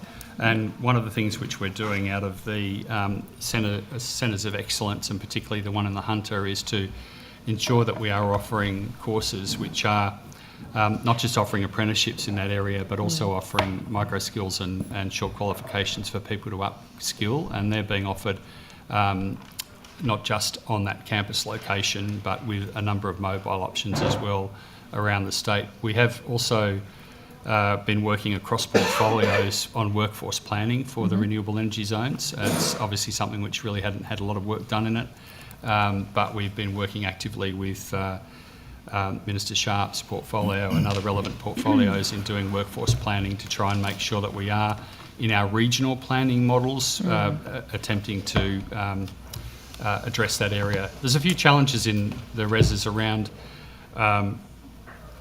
which I think are acknowledged across quite a few of the workforce studies, and there's one came out yesterday from the Jobs and Skills Council talking about the challenge of finding the employees in the area, and it had some numbers which are fairly daunting, of course, in terms of the numbers of apprentices that we need to see coming through. But it also talked about some of those challenges with, for instance, projects which don't run for the full period of an apprenticeship, for example, and how you overcome those. And I've talked a fair bit in the past about whether there's a bigger role for group training organisations in that space. The Jobs and Skills Council also echoed that. But there is certainly challenges in the space, and really strong challenges in trying to encourage a process where we get apprentices who live in those communities, will stay in those communities so that the communities see the benefit. And that's, I think, one of the things about trying to make sure that communities and country areas see the benefit of the reses is getting those long-term jobs. So can I ask you then, so two specific questions off of the back of that. The first one is, how many TAFE campuses currently offer a Cert 4 in electrical renewable energy? My understanding is there aren't. Okay, my figures that I've got here are for Cert 3 in electrotechnology. I'll have to pass over to TAFE and perhaps take that on notice. Yeah. Are there any Cert 4s? I'm going to need to take it on notice. Looking at the website, it looked like there weren't any. So yeah, if you could come back on that, even this afternoon would be good. And the other one is, I understand that some of the Cert 3s in electrotechnology enrolments have been suspended at some of the campuses. Are there any campuses that have suspended that? Do you mean in terms of availability of enrolments? Yeah, that they're just not offering it. As I said, 25 locations where the course is being offered. There was only one which was full. The only areas where they wouldn't be running, where they may have had courses previously where they wouldn't be, is if demand was too low. And I am aware that some areas I have had reports that there's some areas where there wasn't demand for the course, so it didn't happen. But again, what we would do in that case is if we have a couple of people coming who really want to do it, we would be looking to find them an alternate enrolment, either at a nearby campus or through some other mechanism of delivery. We can do things, for example, in some of the trades where you do the kind of theory part at your local campus, then you do block release where you come and do the more practical things in a campus that's maybe further away to make that practical for you to do that on a kind of weekly basis. But I'm really, as I said, if you want to give me the locations, I'm very happy to go and investigate that further. I can just briefly mention that one of the, again, coming back to taking TAFE out of the contestable market, one of the reasons that we want to do that is so that we could work with communities around regional New South Wales and say, well, you may not have enough to run a course every year, but if we guarantee that a course will run every second year or every third year, we work with industry to get them taking on, working with us to actually supply the numbers that we need to run it in that area. So we're just looking for that bit more flexibility to work with local communities about planning for future needs and not have these hard and fast rules that unless you've got 16 or 12 or whatever, you can't go ahead. Ms Reid, I understand what was being reported was that the Cert 3 in electrotechnology was unavailable or full at Meadowbank, Miller, the Northern Beaches, Ultimo and Cogra. I can tell you that it was not. It was available and taking applications at Miller and. Are they full though? Were they unable to accept more? No, they were all able. Sorry, I've got Ultimo, Meadowbank, Miller. What was the other ones you mentioned? Northern Beaches and Cogra. Northern Beaches and Cogra and St George were all taking enrolments in second semester. Okay. So were they then able to commence immediately with their training? So I understand. Yeah, they came in at second semester and started in second semester. It depends where they're at in there. Obviously, I've certainly heard from the ETU who've talked to me about being concerned about delays, but as from TAFE's point of view, you've obviously got to start either first or second semester. You can't sort of start in the middle, but the availability has been there. Do you keep a record of that though, in terms of apprentices who are sort of on the job but haven't done any training? That would probably be a question for Mr. Caruz to answer, because the department handles, because TAFE is obviously not the only deliverer of the apprenticeships in New South Wales either.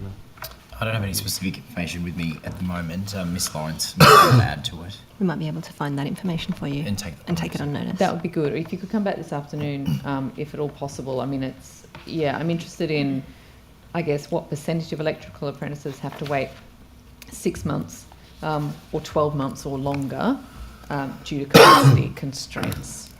That's what I'm trying to get a handle on, because obviously you mentioned the ETU minister. Their survey found that 13% of all apprentices have received an electrical shock during their apprenticeship, doubling to 25% if they're behind on their training. And they do have real concerns that there's a number of these apprentices on the job that haven't begun their training? I'd be concerned as well, but that's not the information I have. Is that we've had the starting times available, and that we don't have waiting lists in electrotechnology at the moment. Okay. All right. That maybe bring back some more information. Yeah, we'll so go and that have a we look at those it. campuses and take it on notice. Okay. How many qualified electrical trade teachers does TAFE currently employ?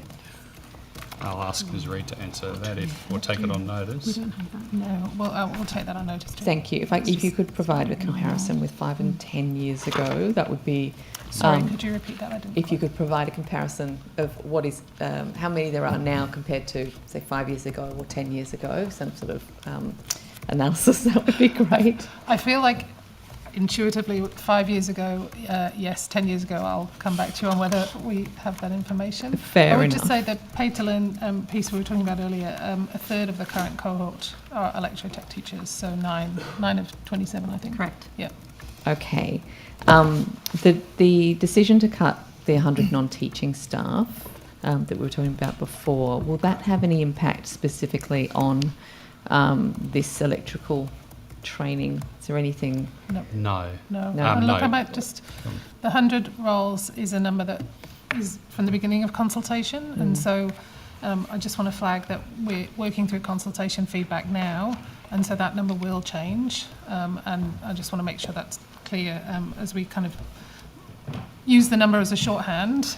That is the number pre-consultation, and we obviously need to respond to feedback from staff on how the functions fit together and how things work. Just in the time I've got left, according to answers given in supplementary questions in March 2025, as at the end of last year, TAFE had 22 open ongoing investigations into allegations of serious wrongdoing or serious misconduct. Can you let me know sort of how many are still open or are currently open, but also what the threshold is for serious wrongdoing or serious misconduct? I will ask Yes. Ms Reid I or will Ms ask Ms Tickle Tickle. to answer that one. We have, in the financial year just gone, we had 100 new matters involving serious wrongdoing or misconduct, with 21 of those still ongoing. But I would need to take on notice the specific question you asked, which I think is the comparison for the age ones. 22 versus now. And sorry, the other bit of my question The was, threshold. what is the threshold for serious, like what is defined as serious wrongdoing or serious misconduct? Yes, I'll take that on notice just for accuracy. It's really, obviously, as you would know, a really complex space, so there's a lot of factors that go into each of the matters, so I'll take on notice and provide a definition. Thank you. Back to the opposition for 20 minutes. Thank you. Thanks, Chair. I just want to go back to the Moss Vale TAFE high school equivalents that my colleague was asking about earlier, Ms Merton. Just in relation to whether or not teaching hours at Goulburn TAFE were modified or changed in any way to allow for the delivery of that blended model that you spoke about? I will take that on notice because, as I said earlier, the students opted for online delivery via TAFE Digital and then support on campus, but I need to work out whether that has a specifics on Goulburn. Okay, and then Minister, do you know, was there what was the consultation with the students, the families, and the teaching staff prior to that decision? There has been quite a lot. I think Ms Reid outlined earlier some of the work that we were doing with individuals. There was certainly a little bit of misinformation around when I first heard about this, and there was figures quoted of 24 students being affected when the information I had was that only 6 were actually enrolled, and we've worked with those 6 and their families. I'll ask Ms Reid to elaborate on that. She went into some detail before about the work we'd done with them. Yeah, so as I understand it, we notified them that we wouldn't be able to deliver that qualification face-to-face at Moss Vale, and then we gave them 2 options. So one was face-to-face delivery elsewhere, the other was online delivery via TAFE Digital. And then TAFE staff met with the students and their parents to discuss those solutions. Majority of students, as I said, preferred that TAFE digital with on-campus support rather than travelling to somewhere else. And so there was then a subsequent meeting that's individual with each student to think about, where are they at in terms of progress or any potential credit transfers, and to develop an individual learning plan for each of them, which is designed to support them towards completing the Certificate 4 in tertiary prep by the end of 2025 at Mossvale, delivered online, but with that extra support on campus. Okay, thank you for that. You mentioned Queanbeyan before, Minister, in terms of the classes or courses that are being offered, and said sometimes it looks quite, paraphrase, but empty, but you're assuring the committee that that the campus is being utilised. Yes. Have there been any changes? As I said, my understanding is that there are, I think, 7 courses on offer on campus. Are you able to tell me if that's correct? I'll get a clarification of that, but I haven't seen any changes. I'm aware that they do a range of beauty, bricklaying, number of English programs. So do some of the high school treatment while you were equivalents. there, or not that? No. Maybe I next haven't. They've offered me all sorts of things when I. I'm sure they do. As you'd probably be aware, a lot of the people who do trades training in our Canberra region go across to the CIT in Canberra to do that, and the New South Wales government helpfully helps the ACT pay for that. So my son-in-law, for example, did his trades training across the border in the ACT. So the CIT probably performs a lot of that role for Queanbeyan. But I'll come back to you with whether the number has changed at all. Okay, that would be great. Thank you. And then just in the Kurri Kurri TAFE campus, I understand you were up there earlier this year. Yeah. But in terms of the content for apprentices in heavy vehicle mechanics having to go to Tamworth, is that still occurring? It's been very challenging at Kurri Kurri, and I think two of our our new teachers are going to Kurri Kurri. What we have had a real challenge with at Kurri Kurri is that, and I think I might have mentioned it in a previous hearing, is that we've recruited teachers there and then they've tended to be attracted out to the mining industry, so we've had some difficulties in actually retaining them. I've sat down with Clayton Barr, local member, and other local members in the area around this with industry, and we have been, TAFE and the industry have been working very closely together to try and come up with some solutions in this, some of which is recruiting additional teachers, some of which is talking about to industry about whether they'd like to actually have some of their employees become TAFE teachers.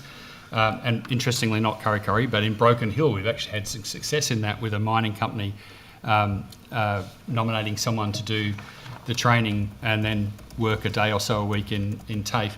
But yes, Kurri Kurri for a while, to overcome the backlog, they were asking people to travel some distance. We are working very hard to try and overcome that, and that is a course which for a little while had a waiting list as well, as my understanding, and again working very hard to try and overcome that because we recognise that is a problem. Perhaps Ms Reid, could I elaborate on that? Only to reinforce what you said, as I said, I met with cohort 7 of Paid to Learn, and the two teachers that are going to be doing mobile plant and heavy vehicle at Kurri were actually on my table, so it was really exciting to talk to them. One of them, from memory, had done his apprenticeship at TAFE, and so was really excited to be coming back to be a TAFE teacher and to give back and to train his profession into the future. And as you said, the Broken Hill example, he was actually on the same table, so yeah, it was really good to It see is both our challenge is then obviously to retain them. Yep. And I appreciate that. And that's why TAFE teachers have had the biggest pay increase in 20 years. That's why we're trying to work with them on conditions and all those sort of things. I just could move on. I just don't have much Sure. time. But thanks for that, Minister. Picking up from some of the questions from the Chair before, just in terms of some of the courses that are being offered. Now, you'd be aware, Minister, there was a Daily Telegraph story not that long ago, and it was reported that TAFE has frozen its second semester intake for a raft of critical trades. and saying that they won't be available until at least 2026. Are you saying that that's inaccurate? That was not. It was inaccurate. Yes. Okay. Also then, in that article, there were, and this is coming from local feedback as well, and I've spoken to you about it before, the offerings, particularly in regional communities and supporting local industry. There were concerns about what was being offered, particularly in the New England and Northwest. Students in Armidale turned away from a Certificate 2 engineering course, is that correct? Can I ask TAFE to specifically talk about Armidale? My understanding is there was some of the areas there which had low enrolments, Right. but I'll just... I can come back to that this afternoon if you want to. I just want, while I've got you, Minister. So sorry, are you aware?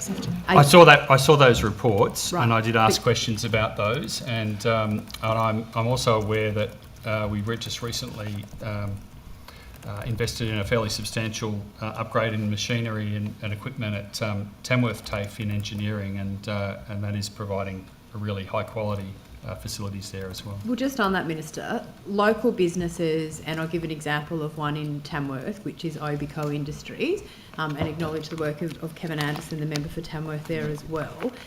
They are saying that there has been zero consultation with industry over which courses there are a demand for, and saying that all of these courses are being cancelled. So why is that happening in a place like Tamworth when industry demand is there?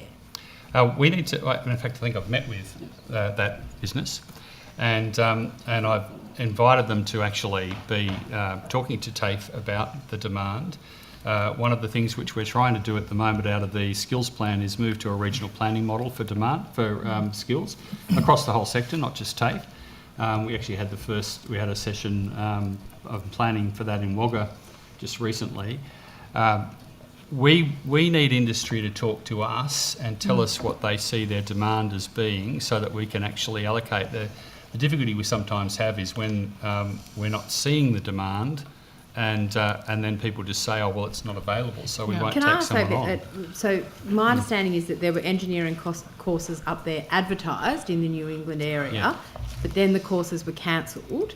But no one knew about it, and so some who had enrolled were unsure about what that meant. No, we certainly do our best to keep anyone enrolled informed. I'll ask Ms Reid or Ms Tickle to... Mr Hawkins. Sorry, Mr Hawkins to come and talk to that. Bring your nameplate. But we certainly try and communicate, and as I said to you earlier, one of the things about the way that the contestable market, the smart and skilled model has worked in the past is that there was a pretty hard cap on the numbers that you need to have in a course, and they could be cancelled the day before. And that's something we want to get away from, and I'll be absolutely clear about that. We want to get away from that sort of situation. We won't be able to run courses with 3 people or 6 people, but we want to get to a more predictable pathway on that, and part of that is to make sure that we are engaging regularly with industry and hearing from them about demand, and maybe saying to them, is there 2 or 3 businesses who know that they want to put on an apprentice in this area in the next couple of years? Could we all do it together so we get enough people? But perhaps Mr Hawkins could elaborate on that New England. Sure. Yes, thanks, Ms Mitchell. I can provide an update around that. So, as the Minister was correct, we did have a meeting with those constituents and the local member.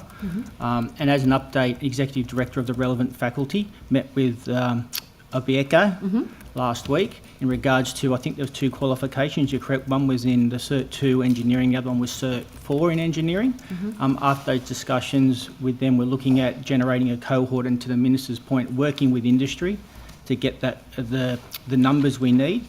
And that was a really positive outcome. So our plan is to look at how we deliver what I call the virtual delivery. I always get a bit nervous when people say online, because virtual delivery actually means it's teacher-led with a virtual cohort, but also combine that with a mixed delivery mode as well. So those conversations have been had as of last week. In regards to Cert 2 in engineering, we're also working with Careers Connect and Obico up there about what it might look like to have a cohort start up there in regards to that course. So that's and is there a time frame on when you would hope to be able to see those sort of courses available? I would expect that as soon as we see the numbers get generated and working with Obico, I'd imagine that we would look for a semester 126 without being held to count. That's Yeah. what we were working towards. But it was a really great discussion last week with Rebecca. Okay. So we followed up pretty much after that meeting we had at the Minister's office. Okay. I think that speaks really strongly to how that regional planning and engagement with industry Yeah, it's needs just to look critical. and is Yeah. going to develop into the future. There's often just this kind of disconnect between places saying, you know, that there aren't enough places or there are no places, and we're like, well, we don't have any enrolments to run a course. And actually working together, you find that there are people who are interested in working with schools. You find that there are students who might want to transition after school into doing that. So that's the sort of work that we're doing together, and it's a good example of it. Thank you. Minister, I just want to turn to the university sector, and I know that other colleagues on the committee have asked questions about that today. I guess you've sort of said that you don't want to intervene in the day-to-day operations of the universities. I'm paraphrasing a little bit. I don't have you power don't have the to do that. No, I appreciate that. But I guess in terms of If I wanted to. your role, I mean, so the job cuts that we're seeing in the university sector, what do you see your role as Minister responsible for that portfolio area in New South Wales? Do you liaise with your federal counterparts around what you can do to support particularly those people who are going to be unemployed? How do you see your role? What's your... Well, I do. I want to be clear that there is a national issue here, and it's not just New South Wales universities are facing this, and I live in Queanbeyan, so I'm seeing the ANU getting a lot of flack over its decisions as well. So there is some national issues here which need to be considered, and we are seeing the federal government establishing oversight bodies for universities which can have a role in some of these issues, in some of the governance issues particularly. We've got the expert panel that I mentioned before. So my power is quite limited, and as I said before, I can ask for information from the universities. The Auditor General can look into things, but I can't direct. What I do is have conversations with the Vice Chancellors. They inform me sometimes of what they're doing. I've written back and asked further questions, or emphasised the importance of good consultation processes. But again, I can't tell them that, I can't direct them in any way. So it is a very limited role in a lot of senses, and I will be awaiting the outcome of the expert panel's views on this.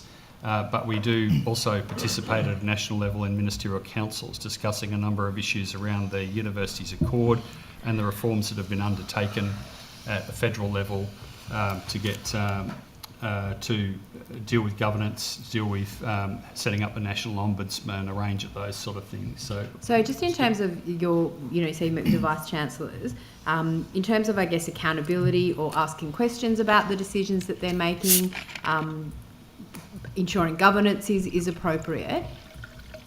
A lot of that power is with the Commonwealth to do that. Okay. So the Commonwealth has the levers that allow them to do that, and the regulatory power that allows that, because they took over the responsibility for universities.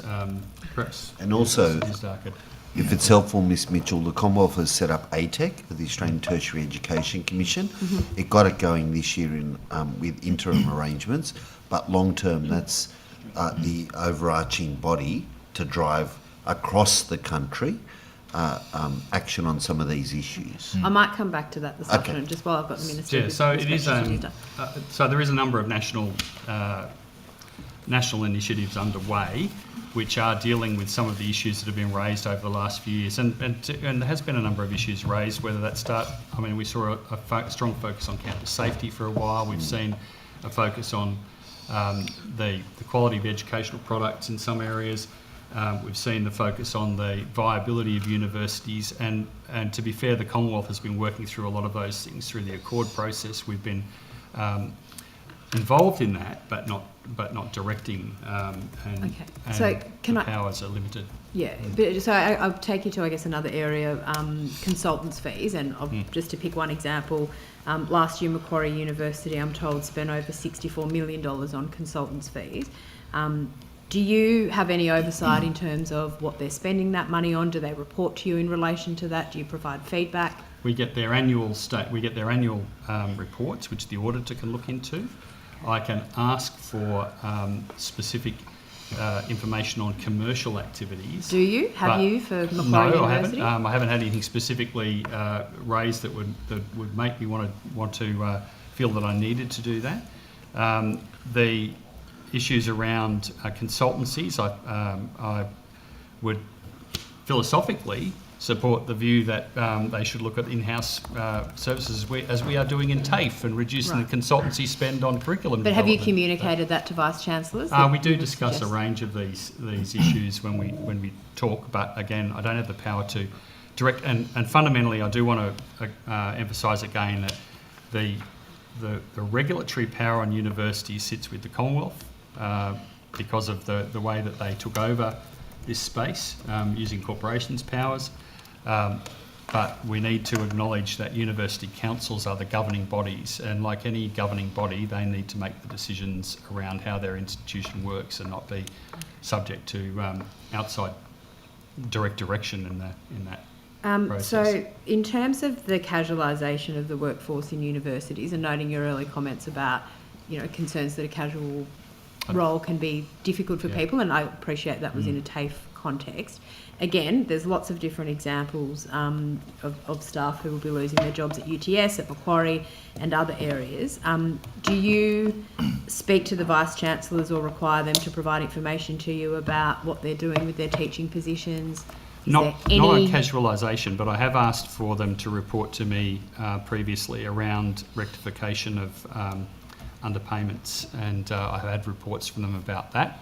That's something which I did feel it was important for me to follow up on. Okay. And in terms of the job cuts or the staff cuts more generally, have you had any discussions with the Vice-Chancellors in New South Wales about whether there can be a change in pace in terms of, rolling it out over a period of time to really lessen the impact on the professional staff at these universities? Has that been part of your discussion? I think we need to recognise that the councils need to manage their universities. I've certainly had discussion or briefing or letters from most of the Vice-Chancellors who are affected by these budgetary challenges about what they were doing to address it, but I haven't been seeking to direct them in any way about how they should deal with this. It's for their governing bodies to do that. I will wait, as I said, for the outcome of the expert panel consideration on governance to see whether or not that has implications for the legislation at state level. Okay. And then in terms of your conversations with your federal counterpart around the course offerings, the job cuts, the funding, it's a very challenging time for a lot of people working in the university sector. How often do you speak to your federal counterpart? What are those discussions like? And I guess what are you putting on the table for New South Wales universities? Obviously there is ministerial council meetings that talk about a number of these things, but I've also recently had a briefing from the expert panel around where they were heading with their review. We have input into things like the makeup of some of the federal bodies, and I did note that Jason Clare recently referred the ANU off to the federal, to TEXA, to have a look at complaints that have been made there, and so that was referred to the federally established. If you had complaints body about a specific university in New South Wales referred to you, is that something that you could also request Minister Clare to do? I could forward them on to. Yes, I could do that. Yes. Okay. I have 2 seconds, so thanks. Thanks, Minister.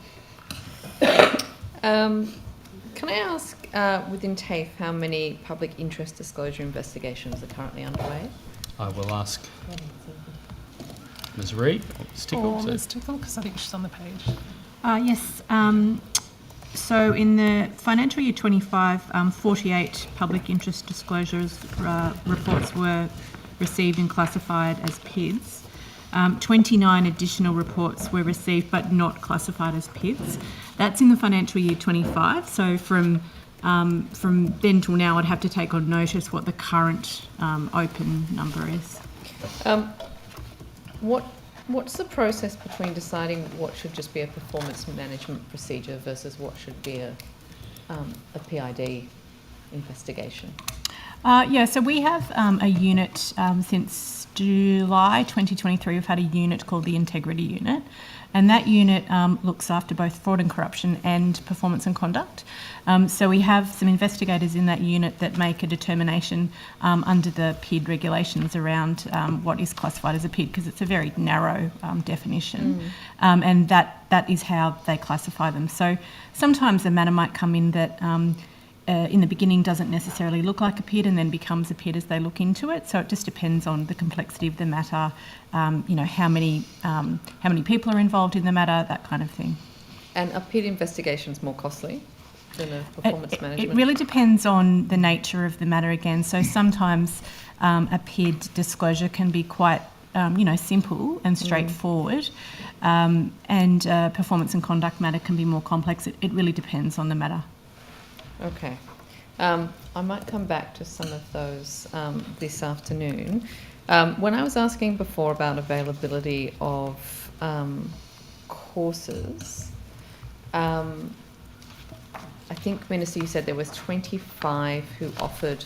25 campuses. 25 campuses offered that course. Yep. But that's out of, what, 130? So 154 campuses across the state, some of which are not connected learning centres. So, and has that number of courses of campuses that it's available at increased or decreased over time? well, it's obviously there's some specific technology that's needed in those campuses. I'll get Ms. Reid. If we can't answer it, we'll take it on notice. Yeah, I would say we've got good growth in the number of enrolments in electrotech type areas, but I need to take on notice the specifics of change over time, and in particular, did we offer it in one place that we need? Thank you. And whether they're in person or online as well, if there's a there's a practical component of electrotechnology that has to be in person at some campus, but yes, there is some blended delivery, as I understand it. There might be some virtual delivery to block maybe release. reduce the number of times a person has to travel. Yeah. Okay. All right. That would be useful. From the sort of research I've been able to do, TAFE looks like it's got partnerships, collaborations or program interactions at least, with a number of weapons manufacturing companies, including Lockheed Martin, BAE Systems, Boeing and some others. Do you have a full list of the sort of weapons, TALs, that's the other one. Are there any weapons companies that TAFE works with? I'll have to ask Ms. Reid to take that on notice. I think in the aviation sector we obviously have collaborations because that is a focus for some of our TAFE campuses in terms of aviation and also advanced manufacturing for the manufacturing centres of excellence, but take the specifics on notice. Thank you, that would be useful. I'm just trying to get an understanding of just how integrated the weapons companies are with the universities and with TAFE as well. But yeah, thank you. Back to the opposition. Thank you very much. Minister, if I could just pick up the Bankstown TAFE issue, if I could just confirm that you said earlier that the combined Bankstown Hospital and TAFE site arrangement has been cancelled. No, I didn't say cancelled. I said that the final location for the permanent TAFE has not been determined. But Minister, we were led to believe for the last 2 years that Bankstown TAFE was to be reinstated to the new hospital site, and this was a big win. We now learn today that combined hospital TAFE site is no longer in place. I think the government's walked away from this. I think we learnt when we announced the site that the TAFE was going for 5 years to the Western Sydney University tower. Certainly from when I last came to estimates to now, I've had to join this together. I've had to join this together in the absence of no disclosure, no announcement, secret deals. It's all with health. The minister sits here today and says, well, didn't you pick it up? I told you for 5 years there'll be a temporary relocation. They were never going to be part of the plan. Well, hard for me We've to be been saying. misled. Been hard for me to be saying anything for 5 years since you were in government 5 years ago, and completely ballsed up the project from the start. We've fixed the project. We've got a magnificent hospital is going to be built. It is true that when I last appeared at this estimates, I was not aware of the full cost that was going to be for the hospital, and that's led to a situation where we haven't been able to make the final decision yet on the location for the TAFE. But the rest of your characterisation, as you are well aware, is just politics, and a pretty cheap politics of that. Minister, TAFE New South Wales Bankstown campus has been in operation for 50 years. That site, being the new Bankstown Hospital site, was put to the public, put to the election, put to the people, put to the students, actually, that TAFE New South Wales would be reinstated back at that new campus. I don't actually that think no longer that's- stands. I don't actually think that's the case. We can go back through the history of the announcements. I think Minister, I've got a printed out announcement here the off government, the TAFE New South Wales website, and it reads, TAFE New South Wales update. Construction on the new combined Bankstown Hospital and TAFE New South Wales site is expected to begin in 2026, and then it continues on with a completion 2032. That no longer stands. And what's the date of that? The date of that? This was a recent. This is information that was publicly made available. I might have pulled this off in the last 24 hours or the last week. I don't have a date on that. Interesting. But I'm telling you, so as for the you, public information and record. Where's the absence of the announcement today? As for your that TAFE no longer is part of the new hospital site. Well, if you'd seen the announcement of the actual hospital project, we made it clear at the time where TAFE was going. I was actually asked questions about it by the journalists, and they appeared on television news. But why the secrecy, Minister? There was no secrecy. That was the day that the project was announced. I've come to this conclusion today. Well, and maybe you've said, well, maybe you need to took pay you a bit more attention to the media reports that Where's were going your on. announcement? Point of order, Chair. We made I'll an hear the announcement. point of order. We've only got a few seconds, but it's kind of, we've listened to the sort of the exchange enough, and I think Ms Merton might let the Minister answer the question, which I think he was... I uphold the point of order. Thank you. Thank you. And can I make the point? You made a point before. You suggested that people had been misled for 5 years. The only thing that happened 5 years ago was that they were waiting on a coalition promise which didn't emerge. At the last election, the Labor Party promised to build a hospital. We finalised the site post-election, is my understanding. And once the clear cost of the hospital was found, we were then able to progress the planning for TAFE. The key thing for the people of Bankstown is that they will have that TAFE there in the Western Sydney University building for the next 5 years. It will offer more services into the community, and we will also have for that community an amazing hospital, a $2 billion hospital, which will be servicing the needs of the community for many years to come. So I think that there's a lot there for the Bankstown community to be very positive about. I recognise that we hadn't been able to clarify until we announced the hospital site earlier this year the location for TAFE, and that we still have some final decisions, but TAFE services and vocational training will be provided in the Bankstown CBD. Government question. Thank you. Thank you, Minister. Minister, in your last answer, you referenced the non-delivery of the previous government's election commitments. I wondered if you could contrast that with giving us a bit of an update of where the Labor government is on its election commitments. Yes, well, I am really pleased to be able to do that, and thank you, because we made a really strong commitment to rebuilding the vocational education training system in New South Wales. We conducted a review of the vocational education system. We promised 1,000 new apprentices and trainees across the New South Wales public sector, and by 30 June 2026. And as at 30 June this year, 653 of those had started. And I'm really pleased to say that the completion rate for those apprentices and trainees is outstanding, well above averages for other areas. In 2025-26, we promised that around 80% of the overall skills budget will be going to TAFE, and we made a commitment to establish 3 manufacturing centres of excellence. They're all up and running already. They're already delivering courses. I think that's really exciting. We're also investing $25 million to establish a hydrogen centre of excellence in Glenwood in partnership with the plumbing industry and PICAC, the Plumbing Industry Climate Action Centre, which is a really exciting part of the transition work that we're doing in New South Wales. And I'm pleased to see that after a longish planning process that they've they're almost ready to progress on that. There is some really strong work going on in the regions as well, and I mentioned skills planning in the regions.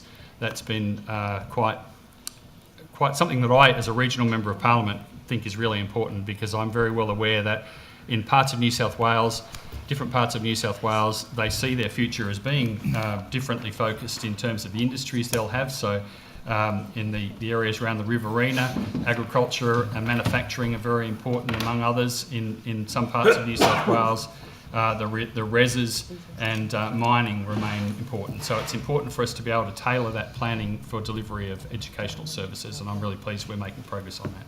Thanks, Minister. I was going to ask you for a bit more about the regions, but you've covered that. So I wondered if you could take us through the work that the government's doing to improve access and student support in TAFE, but across the skills sector more generally. Yeah, thanks. So one of the key things we did when we came into government was recognise that we needed to be able to provide more support for disadvantaged students.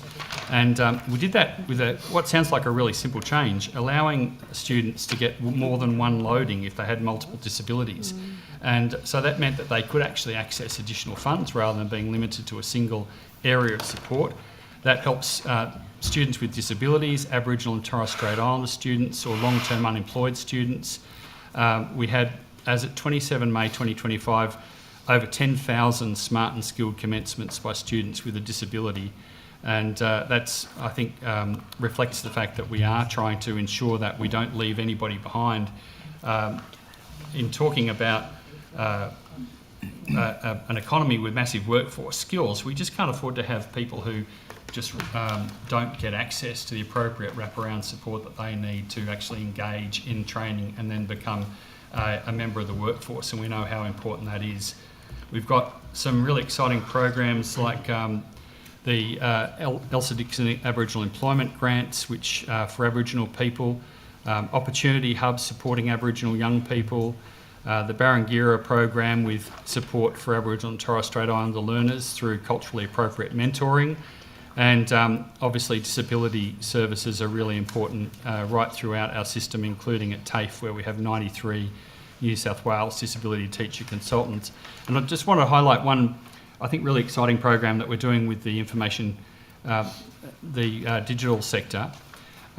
So the Digital Pathways pledge is a pledge which many of our biggest companies, led by companies like Microsoft and many of the big digital employers around the state and many public service departments have undertaken, to get 20% of their recruitments through alternative pathways. So traditionally that's a sector which has got most of its new hires out of the tertiary, out of degree courses, and they're now really actively working and sharing information about how they get vocational trained students, how they get students from remote and regional areas and from disadvantaged backgrounds, from Indigenous communities and so on. And I've been at a number of events with them and signing events where these big companies are signing on and are actually starting to see results already. So that's been quite an exciting way of seeing some of those disadvantages of access into those areas overcome.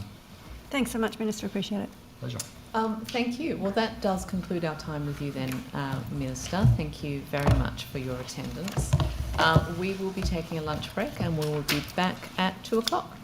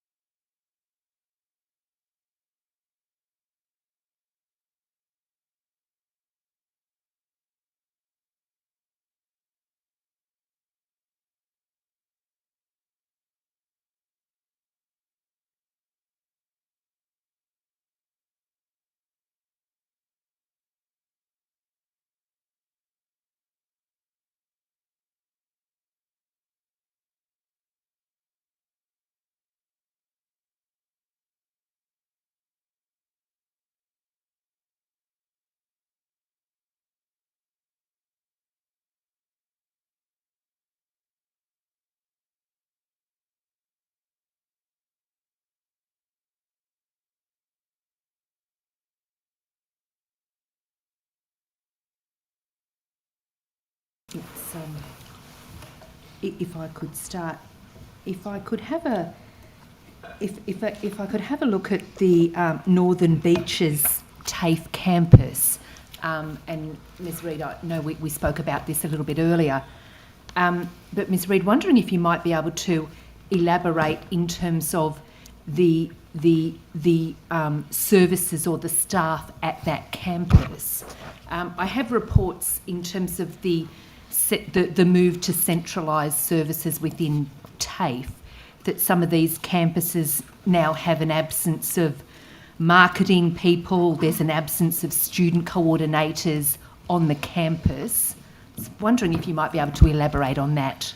Thanks for the question. I think I will take on notice the specifics relating to the Northern Beaches campus, but what I would say is something that Ms Tickle alluded to earlier in one of her answers, which is that really quite a lot of the roles that we have in TAFE New South Wales are location agnostic. So we have people working in various different teams all over the state because we have that big campus footprint. And so, as I said, I'll take the specifics on notice, but the bringing together of different functions that might have been regionally based into centralised functions doesn't necessarily imply that we would centralise the staff in terms of the location from which they had to work.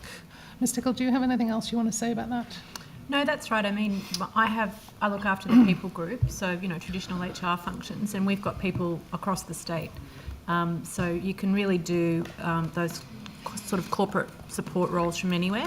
Obviously, on the campuses, we have student-facing support, so, student services representatives and obviously the teachers, of course, but a lot of the roles are location agnostic. Ms Tickle, just in reference to that I also have a report that the absence of a campus-based student coordinator at Northern Beaches. We'd have to take that on notice in terms of who actually works at the Northern Beaches. Okay. Quite often we have people who look after a couple of campuses, so that may be one of those cases, but we'll take it on notice and let you know. Okay, all right, thank you. And if we might be able to have a look at... You're good? Yep. Yeah. Okay. I just wanted to go back to the manufacturing centres of excellence again, and I know the Minister said before lunch, I think he said that they're all open and operating. Is that correct? Yeah, that's correct. Okay. And the hydrogen specific, it's the hydrogen one he's talked about as well. Didn't he mention that? The plumbing. Yeah. That's a question for the department. Yes, that's being delivered it's a hydrogen centre of excellence that's currently going through the planning approval process at the moment with, I think it's Blacktown City Council. Okay, and is there a time frame on delivery for that? Not a specific time frame at the moment, given that it's still going through the planning procedure at the moment, but if we have further information, happy to take that on notice and come back to you though. Okay, that would be great, thank you. And again, the Minister touched on some of these in his questions from the government before lunch, but the 1,000 apprenticeships commitment, the sort of just the numbers of how many have been recruited, how many applications? I can help there, Ms Mitchell. Thank you, Mr Dister. As at 10 June this year, we have 640 new apprentices and trainees that are commenced under the public sector commitment there to have 1,000 apprenticeships and traineeships. Mm-hmm. I can also say that we're monitoring really closely how we're tracking, and very pleasingly, we've so far got a 94% retention rate in that program, which is excellent. Is that the figures from round one? Because I think he gave that last time. So is that... we're up to, Mr Cruz and Ms Lawrence might dive in. I'm going to say round 3. That's right. We've just opened round 3. Okay. But to clarify, Ms Mitchell, the figures that we've just provided to you were round 1 and 2, so we would have provided roughly the same figures to you in estimates. Yeah, just that 94% was correct. Yeah. Okay. So the 640 that you just mentioned, Mr Disdar, is from round 1 and 2. Yes. Is that correct? Yes. And then round 3 is open for applications now. It hasn't closed yet, I don't It opened yesterday for applications. Okay. Yeah. Perfect timing. If anyone's watching, we'd encourage them to I'm sure the thousands who are tuning in this afternoon, you might have a flurry of activities this afternoon. It's a fantastic program. Fingers crossed. Yep. And is there a breakdown of those 640 in terms of who's studying through TAFE or RTOs? How does that Miss work? Lawrence, do we have any of I don't that? have that information here today, but we certainly do have it, and I can get that for you. That would be great, thank you. And I know we talked about this a little bit last time, but in terms of, I guess, future career pathways for those in those roles, now that you're a couple of rounds in, what sort of funding is there for that going forward? Where do you envisage that, those trainees and apprentices going on to work? How does that look in practice? Yeah, it's a $93.5 million program to deliver the 1,000. Miss Lawrence might expand on what exit outcomes we're trying to work on. A large number of the completions will go on to work in an ongoing capacity within government, which is fantastic. And once they are qualified, they can use that qualification broadly. Okay. Okay. And so, again, because I was never responsible for this particular portfolio, so they can get the qualification, and then if jobs are open within government agencies, they can apply and hopefully stay, or if they want to go out into the private sector, that's a matter for them. That's exactly right. Okay. And do you have a KPI, I guess, in terms of the percentage that you'd like to see retained in the public service, or is it open to the participant? The commitment was just to deliver the 1,000, but we're very keen because, you know, when I talk to my secretary colleagues, all agencies are investing. Yeah. And if you're investing in that, you're very keen to keep them with you, and the retention rate is showing that the program's successful. So we don't have a specific target on public sector employment, but we'd be very hopeful that we can, in those agencies, have good employment rates. Okay. And on track for the 1,000 to be done and recruited by 2026 as per the commitment? We certainly believe so, and we're working hard to do that. And you know, if the first 2 rounds are anything to go by, we're almost 2/3 of the way there. So we're aiming to be able to meet that target. Yep. And each round so far, the applications have been oversubscribed. Yeah. Okay. Yep. Do you have? And I'm happy for you to take it on notice, but even of how many applications versus commencements for the first 2 rounds? If you've got it, that's great. But I do. For round 1, we received 499 applications and 221 apprentices and trainees commenced. Yep. In round 2, we received 669 applications and 432 roles commenced. Okay. Well, they're encouraging figures. That sounds good. They're great. And then the local government apprenticeships, which is 1,300, which is separate to the 1,000. Again, how's that tracking in terms of applications process? What's that looking like now? Yeah, we're not responsible for that one, Ms Mitchell. Within the education portfolio, the Office of Local Government is responsible for working in partnership with local councils on this. We do provide local councils with some support on the ground around, you know, supervisory and monitoring requirements in relation to apprenticeships and traineeships, but Office of Local Government. They do all of that. Okay. Okay. But you don't have any sort of oversight other than you provide that advice if asked, but the numbers and reaching the... We don't have any oversight and we Okay. don't administer, but we do work closely with their team and we share lots of insights. Yeah, which I actually think we talked about last time. Now I've asked you about it. But anyway, the sort of broader issue around people, and there was a specific article in April that was in the Sydney Morning Herald around like effectively tradies buying fake qualifications, and there have been some with links to organised crime syndicates and people who are impersonating genuine training providers, and I think the Building Commission maybe has been able to cancel licences if they've come through in a fraudulent way. But I mean, in terms of that particular issue, and it's obviously a few months since that was reported on, how do you combat that? Are there any updates you could provide in relation to that? No, great question. My colleagues might add to this. I know you all know this, but ASQA, the Australian Schools Quality Authority, are the national regulator of RTOs, and so we work closely with them. They've been given enhanced Commonwealth funding to, be more diligent around their compliance actions. You'll know that this has all been reported in the press. In May 25, they did cancel the registrations of 3 RTOs. Yeah. Contract Me, Proprietary Limited, Qualify Now, Proprietary Limited, SPS Education Proprietary Limited. The good thing is that they work closely with us, like they do across the nation, to let us know that this is pending because of, these were in different employment fields, so we can work with those. There's some early childhood. One was at early childhood. That's well, right. I think, yeah. There was 4 other cancellations in October last year. I can tell you that of those 7 cancellations, none of them were being given state funding or part of our program funding, and what had a potential big impact by way of cancellations on employment didn't come to fruition. My colleagues might be able to give you some more detail That would be on good, that. yeah. So we work really closely with ASQA, as the Secretary outlined before, in terms of our day-to-day responsibilities in the government subsidised training market. So it was pleasing to see in those instances that the Secretary talked to not a high level of those instances of RTOs being funded by the New South Wales Government through our government subsidised training market. We are sharing information with ASQA on a regular basis in relation to compliance activities as part of our regular monitoring program under Smart and Skilled. We're obviously, undertaking similar checks in Smart and Skilled, looking at indicators in relation to things such as RPL, student completions, looking at provider behaviour to make sure that we've got the right checks in place to make sure that if you're receiving government subsidised training in New South Wales, that is of the quality that we expect under Smart and Skilled.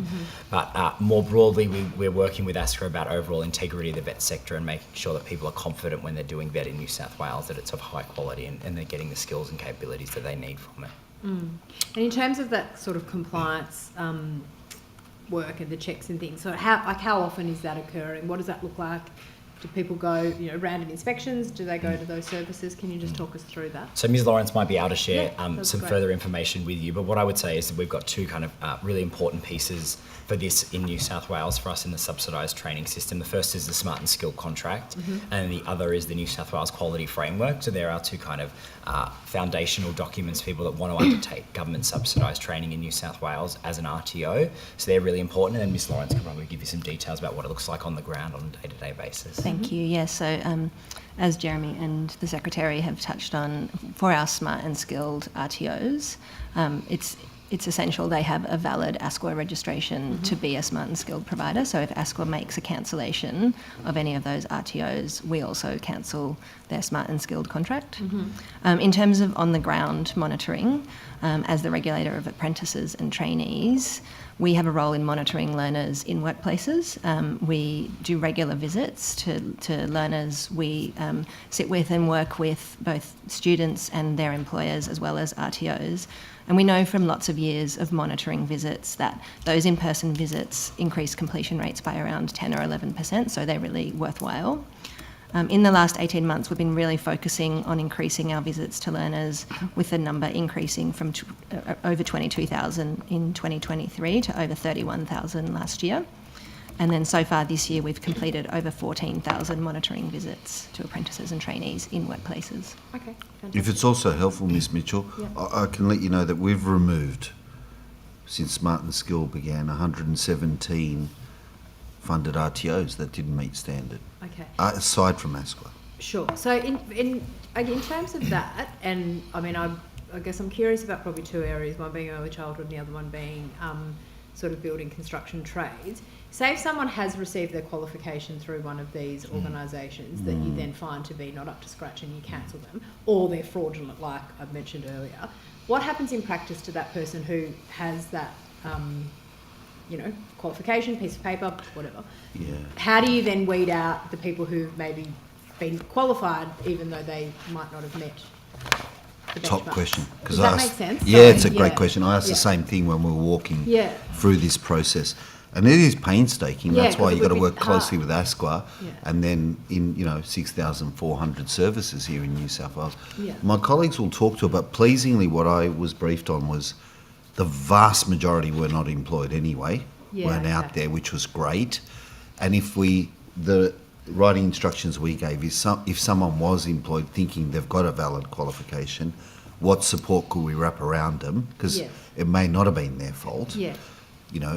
To help them meet the requirements. But my colleagues might have more detail. That would be great. Yeah, so there's probably two particular instances that we should just be kind of clear in this conversation about, because with some of the instances that were reported in the media, particularly in terms of RPL, the links with certain training providers with the migration system, they're what is ASQA refers to as integrity matters, because it goes to the fact that essentially a training provider hasn't delivered any training whatsoever. There's been fraudulent activity in relation to recognition of prior learning, and there's been no evidence whatsoever that that person actually engaged in any kind of training or teaching or learning with a private provider.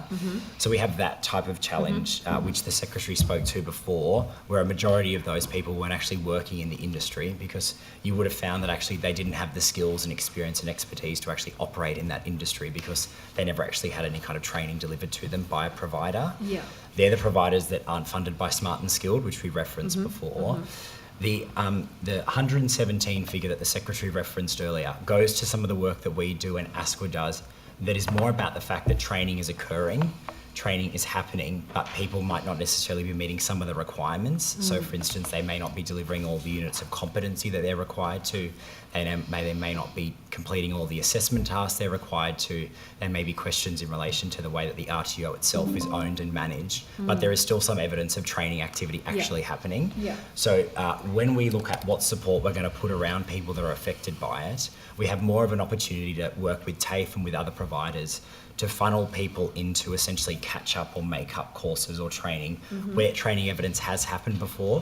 It is much more difficult for us to do that in the integrity matters where there's been no training that's happened whatsoever and it has been part of a migration challenge or some other fraudulent part of the training or other system as well. Yeah, no, that makes sense. Do you have any data on, and I appreciate what you're saying about the two sort of streams, but on how many individuals, maybe even with the catch-up sort of approach, you've had to do that, and in what areas? Just we'll see what we'll see what we've got. I'm not sure if we've got that data, but we'll go back and have a look. Yeah, just trying to, I guess, understand how frequently that occurs and the scale of the issue. And if there is a circumstance where we're engaging with a Smart and Skilled provider and we're giving them notice that we intend to suspend their contract or terminate them, we are certainly then looking at what the impact is on students. Yeah. You know, because depending on the particular circumstance that we are giving the provider notice for, we might work with them alongside them to teach out the students they've got with appropriate support in place. Yeah. Or depending on the nature of concerns we have, we might refer them to another training provider, such as TAFE or another independent provider that we fund in that area to make sure they can continue their training. So it really depends on the particular circumstance as well.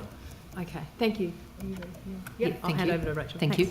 If I could touch on external vocational educational training, just checking who is eligible for tenders for funding for, is it EVET, for external vocational educational training? My colleagues might dive in here as well.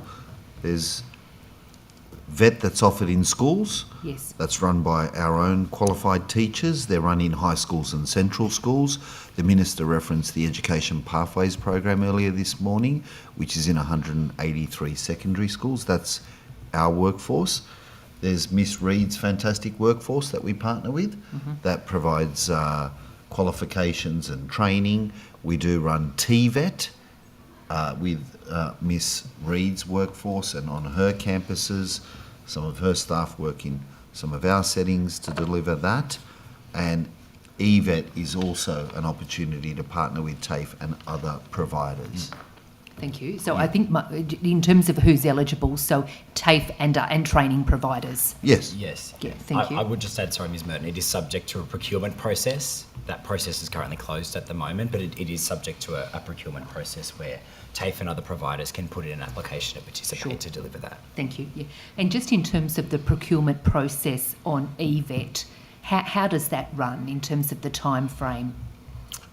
Just like our standard procurement processes and on the procurement website, following all government procurement guidelines. How long are the tenders in place for?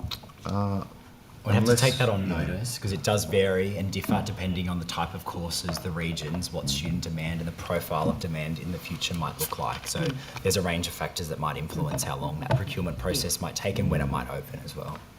So look, I ask because I've been notified by a provider which is a Christian-based training provider who was unsuccessful in an application. Right. And then they're telling me, oh, well, we've got to wait 3 to 4 years now.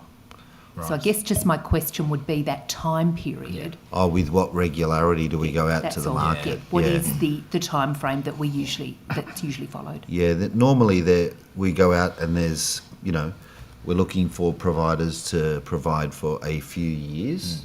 There's no set standard. I mean, it will depend on what we're chasing, what offerings we're looking at, where it might vary. Please let that provider know that they should just get directly in contact with us if they're Yeah, I And think they have been, and it's Have been they? confirmed, and hence the concerns, Yeah. wanting the committee to know. It's now a 3 to 4 wait for them before they could re-tender for this. And I think the other frustrating thing would be in terms of their training service. Yes. They meet some of the critical skill areas that we're looking at. So wondering if you want to take it on notice or something in terms of EVET, the availability of the funding, the time frame. Are people who are unsuccessful waiting 3 to 4 years before the opportunity to re-tender? Yeah, I appreciate what you're saying.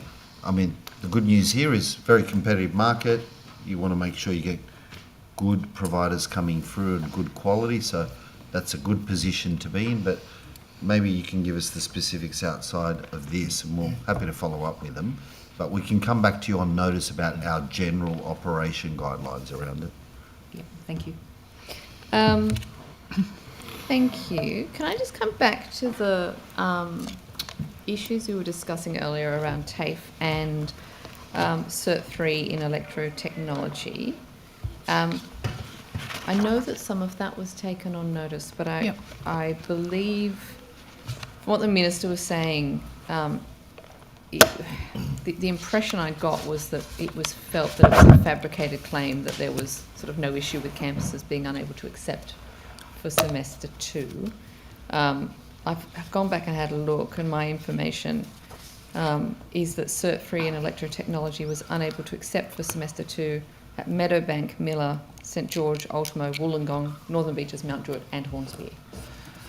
As I said before, I will take that on notice. The Minister, I'm not sure that he thought a fabrication, but perhaps a point in time and to do with some media reporting in particular, maybe. Certainly, the profile of enrolments will change as we approach semester 2 and then are into it. We're quite a way into semester 2 now. I don't know if Mr Hawkins has anything else that we managed to find. We did make some inquiries in the break about things. I think there was one, but I don't think it's any of the campuses that you mentioned. Did you want to tell, was it Orange? Yeah, I think, Ms Boyd, you asked about if there'd been any cancellations of Cert 3 Electrotech courses or offerings. Oh, I did, yep, at one of them. Yep, so just as way as an update, there was 2 part-time offerings that were cancelled at Orange as a result of no applications or enrolments. That did not impact school-based apprenticeship delivery of Cert 3 Electrotech at Orange. Okay.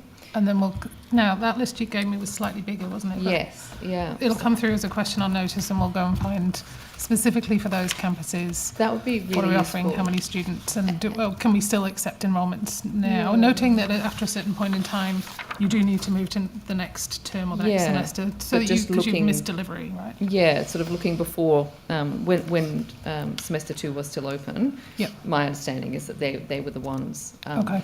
So yes, I think I read out 7 of them or 8. Yeah. So also just to clarify, in case there's a misunderstanding as well, is it possible that in the data you have that the campuses couldn't accept sort of conventional enrolments, but maybe they could still accept the online component, but then students are still having to travel somewhere else to get. If you could just have a look as to whether there's some nut out some of that something to explain yes, people's experiences. Yeah. Okay. Thanks. Thank you. Going back to the public interest disclosure investigations, how many of them are currently underway? 48, I think we said. We have 21 open ongoing investigations from the 100 new matters that I talked about for last financial year. Okay. No, I think were you asking about PIDs? Yes.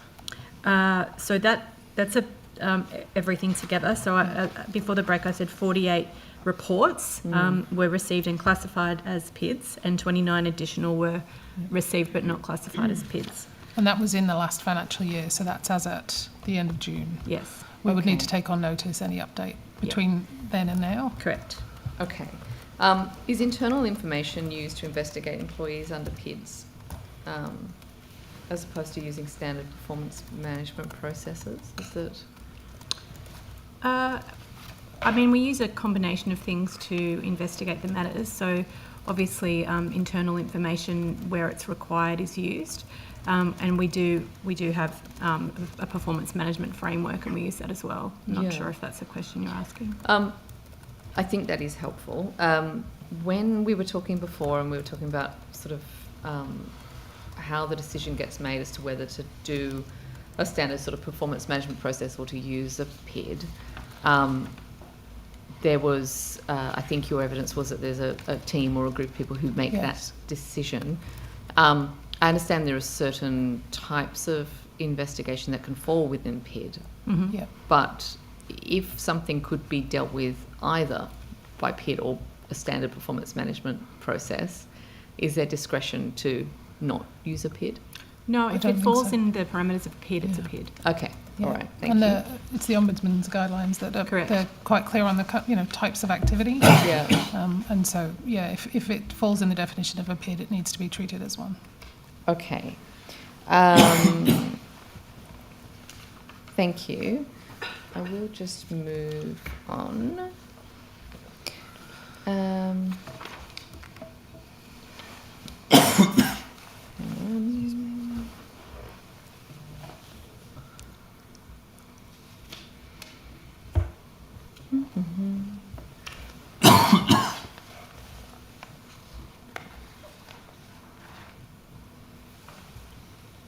Just wanted to look at the New South Wales Higher Education Strategy 2025 to 2029.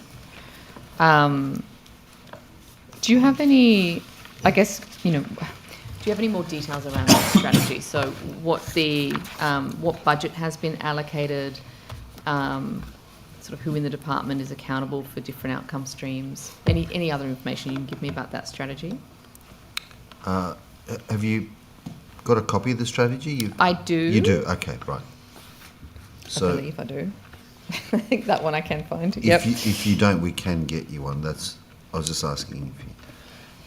So it's a strategy that we did partner with the universities here in New South Wales for 25 to 29, and we've worked with them to identify priority areas of focus. Mr. Cruz might talk to how we're monitoring that work. So we're working with each university at the moment in New South Wales on an implementation plan about relevant activities that they're going to continue to contribute to the strategy, and we're going to be releasing that by the end of the year as well. So there's shared clarity about everyone's contribution to delivering that strategy over the next couple of years. Okay. And how long did it take for that strategy to be developed? What was the process? I think it was around 12 months where we worked with the universities to say, how do we want to come together? And then we've been working with them in the last 8 months to be tangible about the particular things that we want to drive through that strategy. So an example of that is, one of the directions in there around establishing consistent credit transfer requirements or a consistent credit transfer policy across the sector. We're now working with them to say these are particular industries of focus, which do we actually want to do collectively across the state versus where do we want to do some with a smaller number of universities where they've got a greater proportion of relevant course delivery. So that's what we're doing with the university sector at the moment. Okay. What's the sort of, I guess, the reporting structure for the strategy? Is there sort of milestones or is there a yearly reporting? What sort of data will be collected? So we'll be doing yearly reports, but I think we'll be meeting with the universities at least quarterly on the implementation of it as a strategy itself. We'll be working with them far more regularly on the individual components of the strategy, but at least a yearly public report about progress on that. Okay. Given the current cuts in 8 out of the 10 public universities that's been flagged already today, how, I guess, was that considered as part of the development of the strategy, and how might that impact, I guess, on the success of the strategy? Mr. Cruz might add to that. I think the Minister covered that this morning around what parameters the Minister has and how it's a decision for the university and its council. I mean, it's fair to say that this work was done prior to what that looked like. This is a strategy to try and support current and future New South Wales skills workforce needs in those discussions, if that goes to priority areas, those discussions will be had. This goes to greater harmonisation between the tertiary and higher education sectors and the vet sector as well, and the TAFE operation here in New South Wales. I know Miss Reed's had discussions with universities as well. It goes to improving equity outcomes for higher education. It goes to enabling shared use, better use of facilities and assets and expertise for the public good. They're wonderful, high priority principles. The implementation plan will then dive down into the actions and how we measure those actions as well. Yep. Thank you. I'm just going to turn back. Sorry, bear with me, I'm jumping around. Can we just go back to this question around energy? How many current electrical teachers are on temporary or casual contracts rather than permanent? TAFE? It's TAFE. Yeah, Sorry, I did sorry, those. yes. I will. I think I took the full number of teachers on notice. I'll take how many of them are on temporary or casual contracts, noting that when we were talking earlier about the process to convert from casual to permanent contracts, that is an employee choice, and so it may, there may be a bunch of people who are on casual or temporary contracts who wish to be so. Thank you. I just wanted to know if you have any data. So again, this is in relation to the apprentices, the electrical apprentices, and I asked you before for those who are waiting 6 months or 12 months or longer. Yep. Can you add into that also a sort of any kind of data that you hold in relation to average wait times for regional versus metro students as well in those? Yes, we'll get whatever we have for you on that. Again, noting that the delivery profile might mean it is hard to determine which a student might be. Yes. Okay. Thank you. I think that's probably all I have for right now. You for Yeah, sure. Sorry, I'm So how we surprising go? you. That's okay. I thought I had 8 more minutes, but I'll kick off. There was a advertisement back in September 2023, or the report, sorry, about the director of cybersecurity to support the chief information security officer for TAFE. Was that a position that was recruited that you're aware of? Yes. And I'm happy. Yep. Yeah. I need to do some musical chairs again. No. Yes is the answer. Yes. Sorry. And so what? And is that an ongoing role, or was that a one-off? And I'm happy. It's an ongoing role. Okay. Happy for Miss Rain. And what is the specific role? So there's the chief information security officer. Yes. And there is also a director in that role to consult. Is that, or am I completely wrong? I might get Miss Rankin to. Miss Rankin, how about you talk me through how you deal with cyber security and IT issues? So Maybe we'll just start that again. My role is the Chief Information Officer. Yes. And I have a Director of Information Security Officer. Right, that might who be. heads up all my cyber security areas. Okay. That's two areas that split into the now. I think you might be referring to a role that reports to him, which heads up the cyber security operations side. Okay. Of our cyber security. Yeah, I'm just trying to understand, I guess, obviously so you're there's an operations manager that reports to him, to the CISO. Right. If that makes sense. Yeah. Yes, that does. Yep, that does. And then in terms of sort of overall responsibility for cyber and data security, is that with you or with the person in that director role? It's with me, but he's quite clearly my primary delegate and works closely with the executive team. Yeah. He briefs the executive team. He briefs the audit and risk committee. He briefs me as well. Yes. Really. Okay. But so what is that? What's that individual's name? If you don't mind. His name? Yes. Rowan Hire. Okay, great. Okay, and then in terms of, I guess, more broadly, any concerns around sort of data risks, current sort of challenges in that space? Is there anything that data risk is our highest rated cybersecurity risk, or highest risk. Yes, within the organisation. Yeah. It's a constant concern. It's a constantly evolving operations. However, having said that, and I touch wood as I say this, we have not had any, reportable breaches in the last 2 years. I think also, certainly since I've been at TAFE, we've undergone, this is going to get a bit technical, there's a standard that relates to information security management and how you manage those things in your organisation. It's called the ISO 27001, which only those of us who used to work in tech rolls off the tongue, know what that means. We needed to undergo certification against the new standard, which is 2022, and we just did that in the last, within 2025 and achieved that certification. Why that's important is because the previous standard was several years before that, and obviously the space of cyber and data security has changed a lot in that time, and so it's really reassuring for us to have that certification, and that's done via an external audit process. So they come and have a look at all the things that you do and make sure that you're doing the right things. Okay. And then we have a cybersecurity policy that we're working through the implementation of in line with the whole of government direction on cybersecurity and data privacy. Okay. And then in terms of the SAP platform, again, this is me with acronyms that I hope I'm correct. Yes. Yep.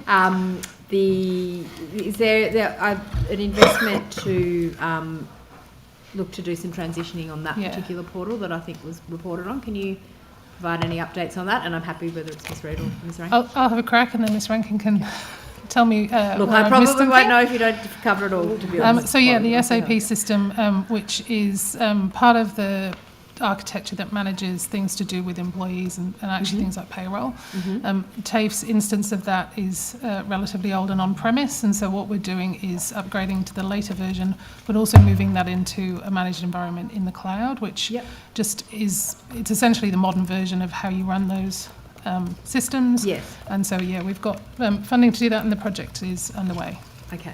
Did you want to add anything, Ms. Rankin, or is it all? No, so it's SAP represents our, we call it Enterprise Resource Planning System. Yep. Essentially, it manages largely HR, the HR piece, payroll, and our financial side of business. So it's pretty core to the corporate business. Okay. And then in addition to that, is there some new work with your software licenses through Microsoft and the cloud as well? Is that happening in tandem to that work, or is that one and the same? Part of that contract negotiations with SAP was that there's a cloud-based version of that, and went out, and Microsoft were awarded that business. Right. Okay. Is there a total figure on sort of what the spend is on all of that work that we've talked about? And if you need to take it on notice, let's take that on notice, because I suspect we've got that bit, and that bit, and not that bit. So, and that figure was misreported. At the time, we have had that corrected. Okay, that would be good if you want to provide that on notice. And I'll just hand over to Rachel for a little while. Thank you very much. If I could look at adult and community education, I understand that in 2024, the New South Wales Government released the Adult and Community Education Sector Strategy 2024 to 28.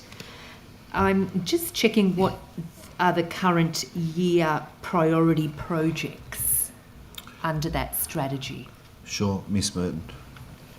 My colleagues will add to this. You're spot on. It was launched in September 24, and we're chasing 3 areas in that strategy: strengthening the ACE educational workforce, enhancing learner pathways, and improving access to training. It's a really important program. My colleagues might have other detail they can give you. Yeah, thanks very much, Secretary. So alongside the ACE strategy, Ms. Merton, just as we have this conversation, it's really important that we've also secured around $22 million of extra funding from the Commonwealth Government to boost the adult and community education sector in New South Wales. So through both the ACE strategy and the National Skills Agreement funding, we're doing a number of things. And one of the most important things that links to the strategy and the National Skills Agreement funding is expansion of our existing Outreach Support Officer initiative.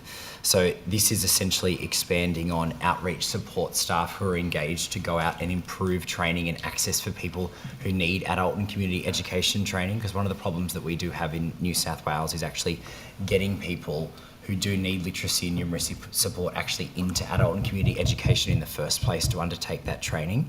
So those roles have been really vital across the state to actually get people to their local Aboriginal and community education training provider to actually boost their literacy and numeracy skills.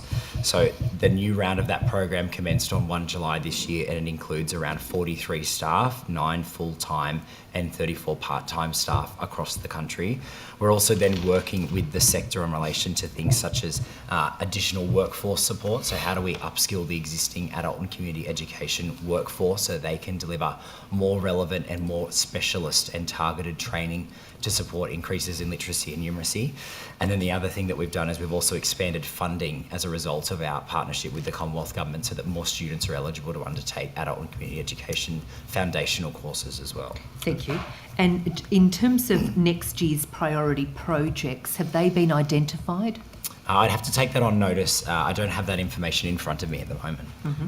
And given the strategy's been in place for 12 months, has the department published any outcomes of the strategy, or how you might measure the results of such a strategy? Mr. Cruz might add to this. I can tell you that for the 2024-25 half-yearly report, pleasingly those ACE providers delivered training to 11,636 participants, resulting in 28,296 training delivery units. And something that the committee might be interested in is the fact that 2/3 of those ACE providers provide this outside Greater Sydney, which is wonderful because it's a vast and diverse state, and you want to be able to lift the training profiles across state. Thank you. Thank you very much. If I could look at New South Wales fee-free part qualifications, which I understand are short courses, often sort of referred to as micro-credentials. If I could ask how many New South Wales fee-free part qualifications were completed in financial year 24-25? So I'll just see if I've got that information for you, Thank Ms. you. Merton. Otherwise, we will take it on notice. Just because I don't have the breakdown in front of me specifically around fee-free part qualification, so we might have to take that one on notice. Thank you. And look, really for my information here, could you just define for me when we talk about the part qualification? So essentially, and Ms Lawrence might be able to provide some more further detail to you on this. So essentially, a full qualification is made up of a number of units of competency. It might be, though, that in certain circumstances, an individual or employer's preference is to just have a certain number of those units of competency delivered to them. So when you're delivering only a small subset of a fuller qualification, that's what we reference as a part qualification. And it might be things like we have an excellent program called Ag Skilled, which is supporting the agricultural industry throughout New South Wales. They might be coming and engaging with us in a part qualification program in relation to, say, for instance, safe management of chemicals on a farm, and that will be essentially a part qualification program because it involves, 1 or 2 units of competency. So it's not the full qualification. Thank you. Hence the reference to micro. Yes. Yeah. No, thank you so much. And in terms of the 11 courses covered under the fee-free part qualification, do we know what those areas would include? I don't have that information in front of me. Ms Lawrence, do you have that? No, I would need to take that on We'll notice, take that on but we can notice. provide that. Okay, thank you. It's been put to me just from the community that mining and manufacturing doesn't fit or is not offered under that part qualification. It may be, so there's a couple of things. It may be that those qualifications are more suited to full qualifications, so we don't necessarily target the funding to the part qualification program because it's more suitable for industry for someone to have a full qualification in that particular occupation. But we really encourage local industry to go and engage with the local training services officers in a regional area who can develop, when there's funding available, relevant part qualification training packages and opportunities for local people and local industries. We don't necessarily have across the state rules though, but I can defer to Ms Reid, who might be able to also provide some information about what TAFE does. Yeah, I was just going to say, under the partnership with the Commonwealth and the Manufacturing Centres of Excellence, there are some micro skills for enrolment that are under that Manufacturing Centres of Excellence. So there's things about renewable manufacturing careers, advanced manufacturing careers, foundations maths foundations for manufacturing. So we know that maybe people are already working in the industry but need some maths uplift. And then there's things like generative design and analysis. So that's where you're designing tools using often an artificial, like a virtual environment, and testing those tools before you then actually manufacture them. And also we have a range of courses planned to deliver both virtually and face-to-face across the next couple of years. So there's some manufacturing content there, I think. No, thank you very much. If I could look at the New South Wales skills for net zero, I understand it was announced in July 2025. Would you be able to elaborate a little bit more about what is New South Wales skills for net zero? Yeah, Ms. Merton, I'm not sure the specific report you're referring to. We're out to consultation at the moment with the sector about a renewable energy skills plan in New South Wales. There was a report released yesterday by the National Jobs and Skills Council for the renewable energy sector that talked about national and state-by-state demand for regional energy skills, but I'm not sure the specific report you're referencing. Fine, yeah, I'll detail a little bit more. In reference to a $1 million program with an announced 3-year pilot, which I understand will pair 100 tertiary students with businesses in New South Wales to undertake paid work on projects setting out to reduce emissions. Right. Does that make sense? It does. It's not one within our agency, unfortunately, Ms. Merton. We can certainly, take that on notice and see if we can get other relevant information through to you, but that's not one we're sure. No, that's okay. involved. Yes, I couldn't work out where it fitted, but, yes, but yeah. Thank you very much. We'll work out where it's fitted. Thank you very much. The budget announcements specifically around, I think they call it the construction workforce package. And one of the commitments in the budget was funding an additional 23,000 construction apprenticeships, access to the free training for jobs like plumbing, carpentry and electrotechnology. Has that sort of investment started to roll out in terms of taking in new apprentices if it's funding additional roles? So there were two components of the budget the budget announcements that related to construction. So the first was the continuation of the existing fee-free apprenticeship and traineeship program for the next 2 years. And the other component was in relation to some specific measures for the construction workforce, and that was a $13.8 million package, Ms. Mitchell. So I believe you may have been referring to the apprenticeship and traineeship announcement potentially. Yeah, that was 40.2 million. Yes, correct. So that, so in other words, that's the fee-free options that have been happening for a while. It's continuing those for 2 years. Okay. Correct. And you anticipate that will have another 23,000 construction correct. that's based on those figures. Okay. Do you have, and again, happy to take on notice, but the overall figures at the moment for people who are undertaking apprenticeships, particularly in those trades around plumbing, carpentry and electrotechnology? I will check. Ms. Lawrence will be able to provide you with that information. Yep. Yes, I have that. So as at the 24th of July this year, there are approximately 58,000 apprentices and trainees currently in training in the construction skills area, with more than 18,000 training contracts approved so far this year. And of that 58,000, and happy on notice, but do you have a breakdown of which areas, plumbing versus electric versus carpentry? All of those qualifications are in there, and I can get you a breakdown. Yeah, that would be good. Yeah, just curious as to sort of how that's all tracking. And then also as part of that package, there was $2 million for school careers fairs, industry partnerships. I think they talked about the tiny homes, and girls can too. There are a few different options in there. Which schools? I think 3,000 school students. Where will that be available? Where will those fairs be running? What will that look like? That's correct. We're happy to take the details on notice here, the particular schools and some details of the particular industry fairs that are coming up. We're often running with that already.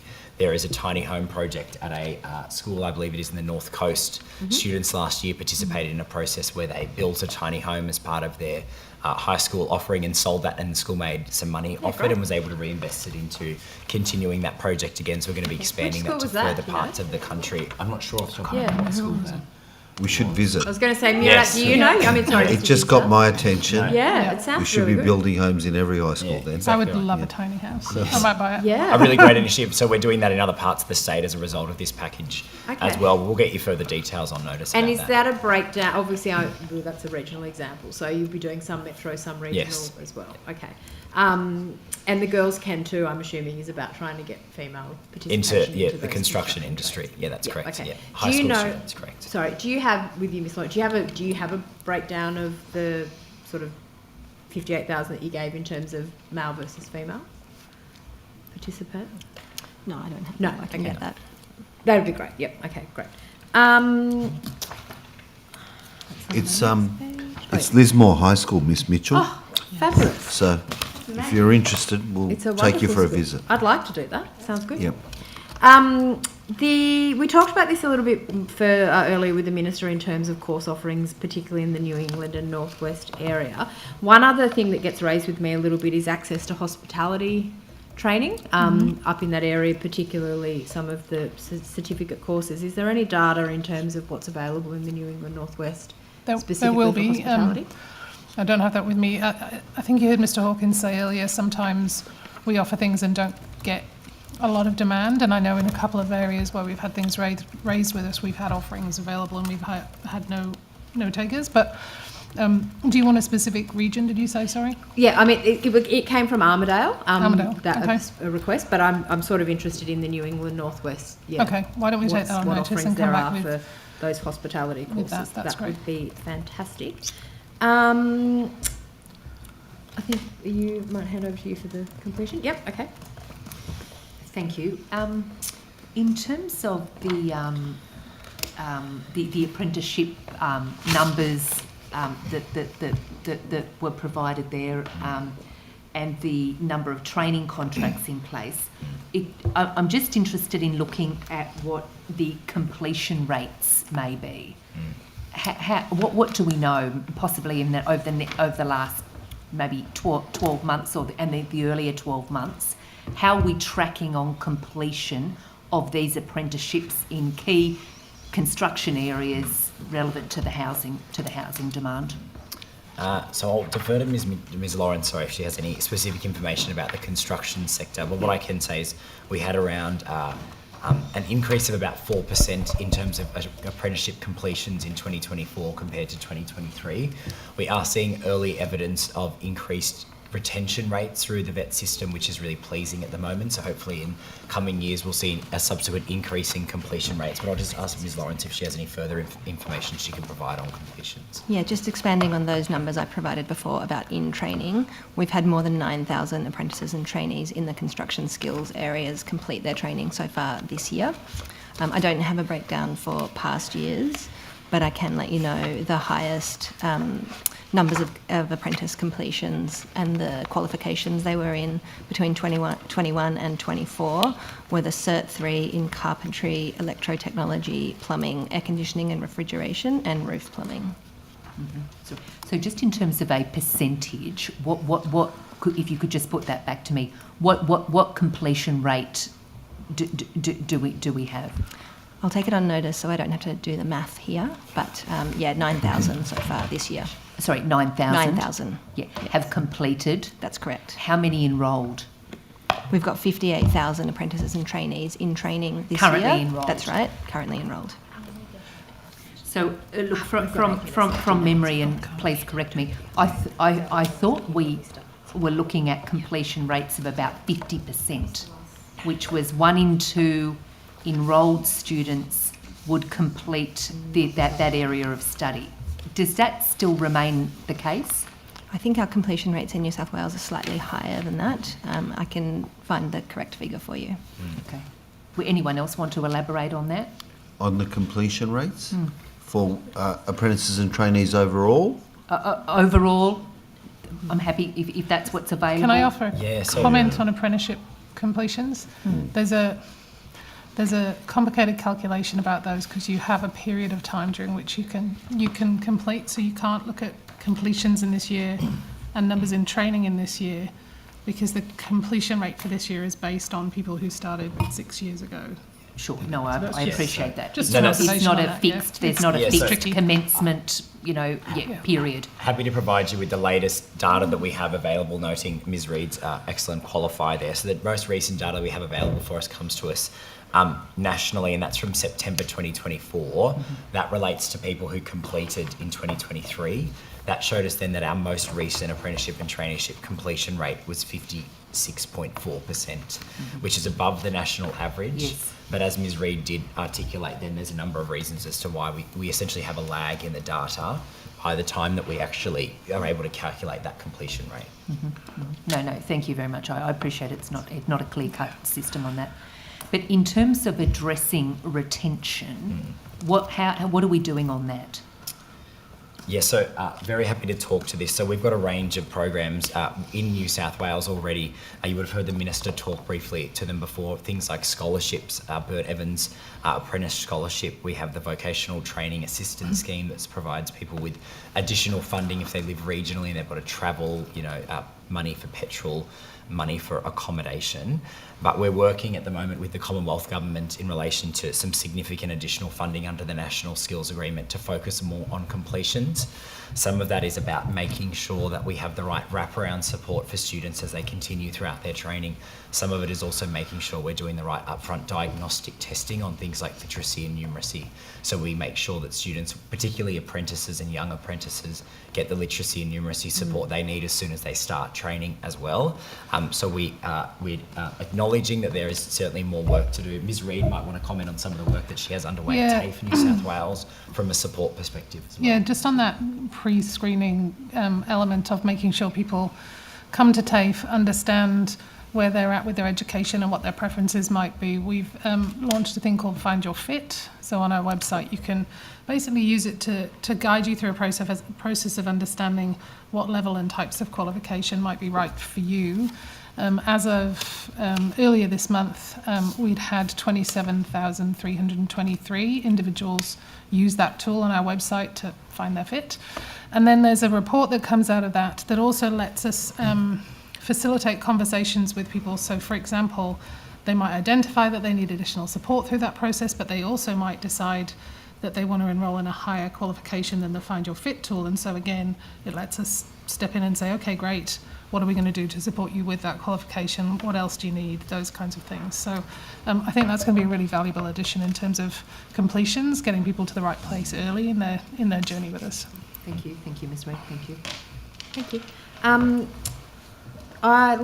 In March, I think it was when we were here, we just talked about the mobile training units, and I think, again, the Minister spoke about that as well. But just in a question that we announced we got back on notice, the advice was that there were 91 mobile training units, but there are also new ones planned to support green energy as well, and then 2 others on order for the manufacturing centres of excellence, which I think the Minister might have spoken about. But can you tell me about the mobile training units for green energy? I have lost my note on this. I wonder, Mr Hawkins, you might help us with the specifics on that. Thanks. Thank you, Ms Mitchell. I believe the ones you are talking about were under Future Fund, which was as a result of some Commonwealth funding in which we worked in partnership with the University of Wollongong to generate a number of mobile training units under the premise of one is around the attraction piece. I think we hear today about skill shortages and the need to attract people into the trades and renewable sector. And one of those training units is actually both of them in the way of an EV truck, and they've been fitted out with particularly engaging pieces of equipment that will go around and engage schools, etc., and school students in getting into renewable sector.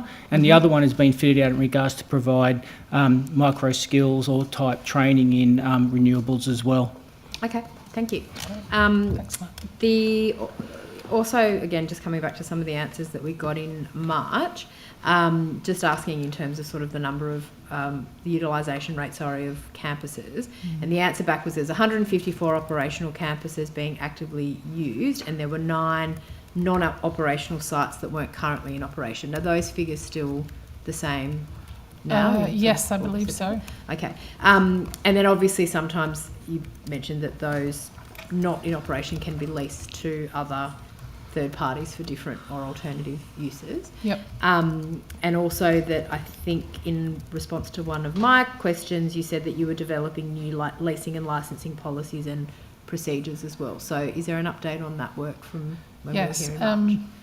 So we've developed an approach that will standardise the licensing parameters so that people who want to approach us and say, could I lease a space of your campus, will be clear on it, because we used to have regions and different management and stuff over it. I think we've got very, very different arrangements in place across the state. And then the other part of that is the Minister talked a bit about how coming out of the contestable market lets us partner differently, and I think Ms Merton, you referred to partnering with other organisations, community ACE sector, all of those things, other government agencies, that kind of thing.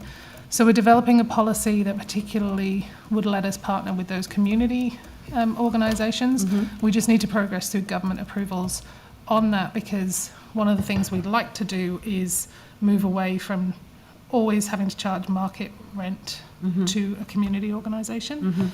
And so we're looking for an approach that would let us apply an exemption to that more systemically. Okay, so sort of trying to standardise that approach, particularly for sort of a community-based provider, for that's instance, right. who might want to come in. Whereas at the moment we've got people on various different arrangements, and it's not always clear, I think, to people what they can engage with TAFE to do. And once that's been, and I appreciate that it needs to go through, I guess, the levels of government, but once that's been finalised, is that something that would be sort of publicly facing, that people could understand this is how it's not going to work? Yeah, definitely. Yeah. Okay. I've only got 20 seconds, so I might, that's fine. I'll stop. So I'll start with Ms Mahalik. Thank you, Madam Chair. I might just go back to a couple of issues that I raised earlier in the morning with the Minister. Just one, Ms Reid, you mentioned that you're working, I think, on a business case for a permanent location. So we're for Bankstown TAFE. So where is that up to? At what stage of the business case are we at? It's in development. So, as you know... What does that mean to the layperson? It means we have to do a whole lot of work to say what are all the options that are available to us, and then we have to go and do as much as we can to do things like cost those options and define the benefits of them. So has anyone actually gone on site to look at options, or has there been a visit to Bankstown? Well, the Minister said it's going to be in the Bankstown Town Centre. So earlier today he said the permanent location would be within Bankstown Town Centre, were his words. So has there already been people within your staff have already gone out on site into the town centre to have a look, or? So I'd have to take on notice the degree of kind of site visits and things. Obviously, if you're looking at different places and different approaches, you have to look at what's available to you as well. So you would have to say, what would the cost to build on this site be versus that site versus to lease this place or that place. And how many staff would you say you have on this project right now working on? I'd have to take that on notice, because the team aren't likely just to be working on the business case for this. They're likely to be the team that work across a whole range of work to do with the planning of our assets and those kinds of things. Sorry, you're right. Thank you, Mr. And when do you envisage the business case to be finalised? I'm hoping this year, but I'm going to confirm that on notice. We take that on notice to confirm it by notice? Yes, definitely. Okay, just back on the $25 million lease bonanza for UWS. Can I just, when was that finalised, that arrangement with the University of West Sydney? 6th of June we signed the lease. Okay.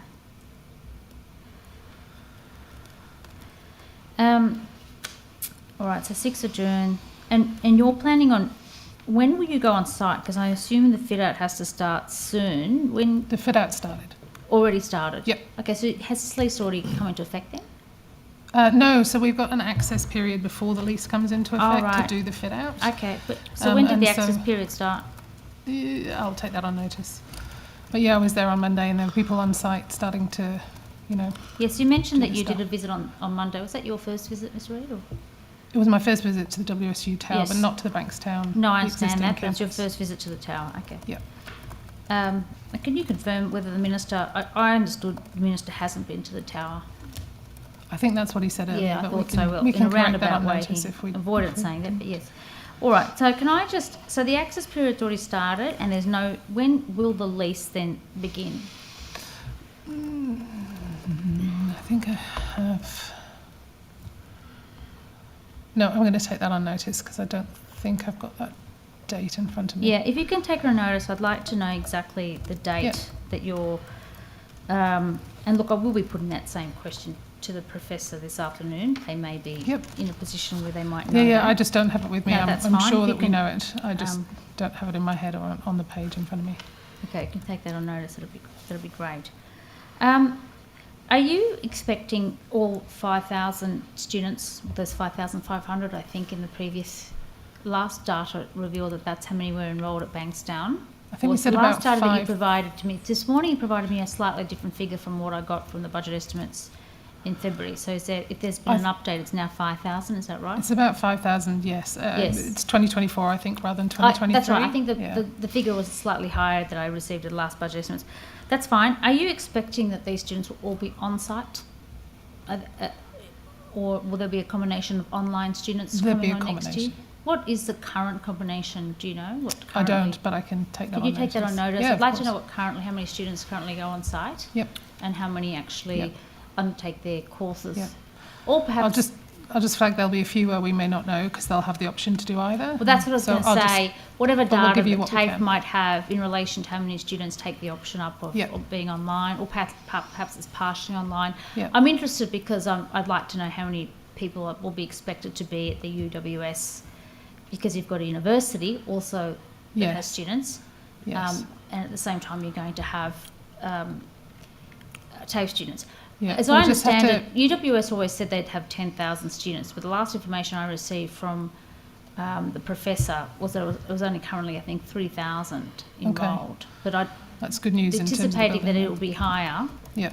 And then again, I also put to the professor what was the combination of online and not online. Okay.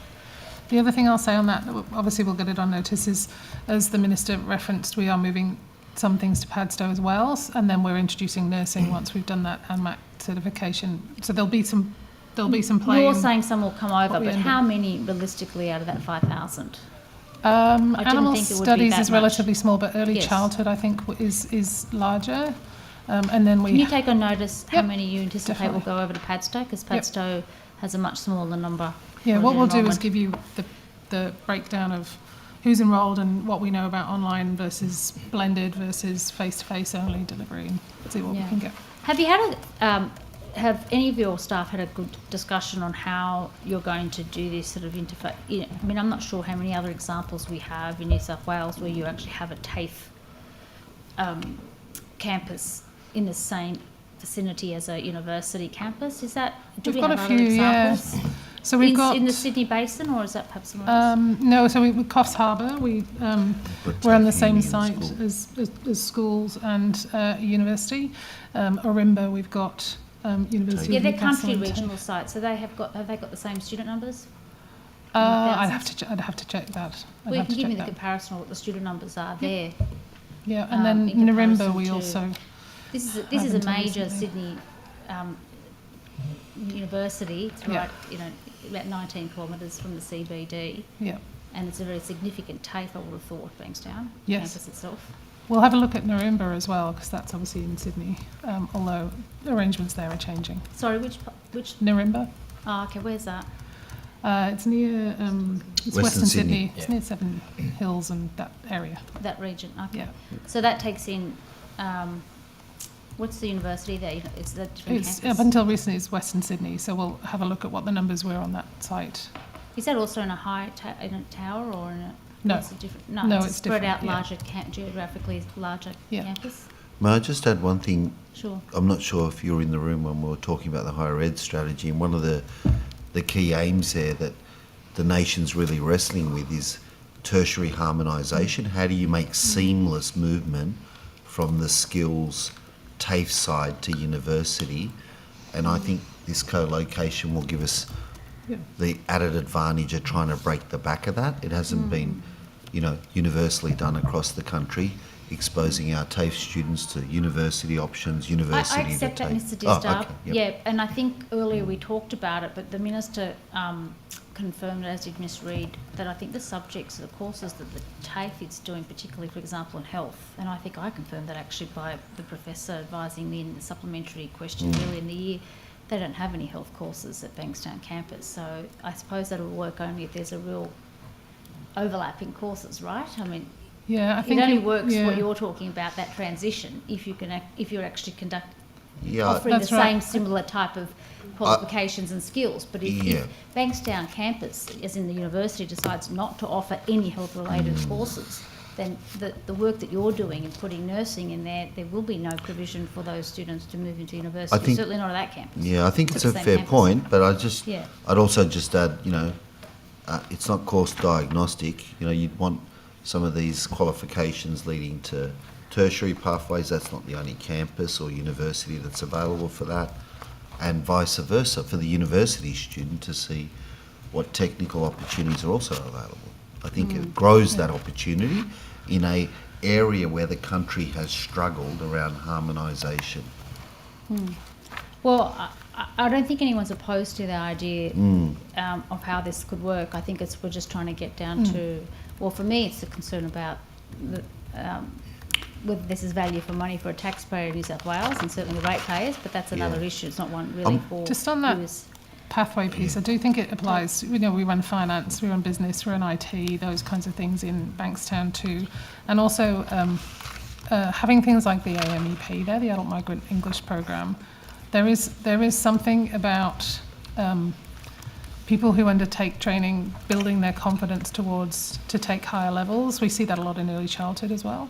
And so I do think there's pathways to be explored there in those other subjects. I take your point on health. Obviously, if they don't offer it, then we can't kind of articulate together. But there's a broader range of delivery there. Yeah, I think I had the courses that I think the university did say what courses they were. I wasn't even sure if there was anything in early childhood either, to be honest. But I'd have to have a look. Oh no, it does have some programs for education. So yeah. Let's do a cross-page time a few. So I'll just ask I'll just ask a few more, and then I might come back to you, Ms. Mihaly. How many workers' compensation claims have been lodged by TAFE New South Wales staff in the past 5 years? And are you able to tell me that broken down by physical versus psychological injury? As you can imagine, I'm going to look towards Ms. Tickle to see if she has that information here with her.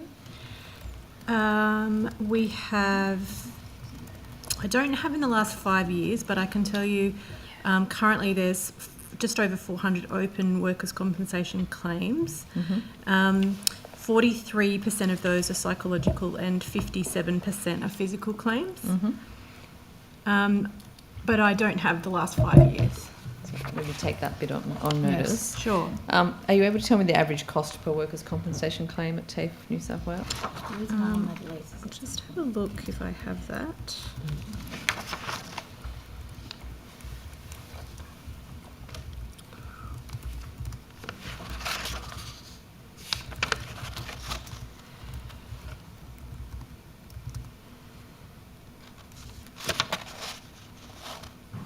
No, I don't, sorry. I'd be happy to provide what we can on notice. We would have that, I just don't have it in front of me. Thank you. Does TAFE have a policy regarding the use of investigations when claims come through, particularly when it comes to psychological injuries? For workers' compensation claims? We don't have a specific policy to do with workers' compensation claims. We have, I guess, guidelines and a framework around investigations in general, but workers' compensation claims, can you give me an example of what you mean? So we found that across different departments and different agencies within the New South Wales government, there's a different approach to the use of investigations. So, for instance, health has a much higher level of investigation of psychological claims than education does. Also, some agencies use a lot more surveillance. So I guess it's the degree to which scepticism is applied to the claim as it's coming through. So there's a couple of different aspects to this. It's the steps that are taken by the agency prior to accepting the claim and when it's going to actually dispute the claim, then also what kind of measures it might employ in order to investigate. So yeah, that changes agency by agency. It's funny if TAFE has a particular policy that it can share with us. Not that I'm aware of, but I'd be happy to take that on notice and double check. I mean, what we concentrate on at TAFE is return to work. So we have injury case management specialists, and we've added some more to the team that sits in my portfolio to support people who are off work.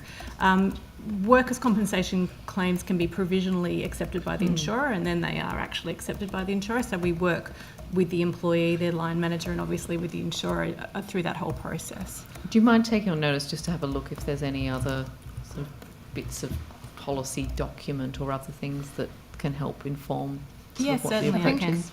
I think also the Work Health Safety Improvement Plan might be a useful document. Like the other thing, obviously, return to work. Very important, early intervention and proactive kind of management at the front end, so that you don't end up in as severe cases, or you don't have as long time spent away from the workplace. All of those proactive things about establishing a culture of well-being, I think, are really important for TAFE, and something that we want to put more emphasis on into the future. Yeah, we actually, I would like to just take a few seconds to comment on our wellbeing plan, which is actually a finalist in the Australian HR Awards. So we have a really comprehensive wellbeing plan.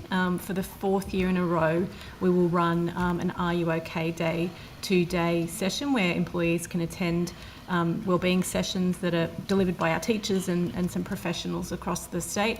And we have a number of other wellbeing initiatives, including every Wednesday. We have a Wellbeing Wednesday session. Has SafeWork New South Wales, CERO or iCare ever raised compliance concerns with TAFE New South Wales's management of workers' compensation obligations? No, we haven't had any non-compliances with reporting obligations within the last number of years. Mm-hmm. Has TAFE New South Wales undertaken any independent reviews of psychosocial risks in its campuses? So we have quite a comprehensive. So the psychosocial hazards legislation, which changed and identified, I think off the top of my head, 16 specific hazards to do with psychosocial. We've done quite a lot of risk assessment and review to really streamline the areas of concentration that we have at TAFE. And we worked across the business looking at things like data from our PMES results, for example, claims, anecdotal information, to narrow down where we were going to concentrate, and that's been woven into that plan that I was just talking about. So we have done risk assessments, absolutely. Thank you.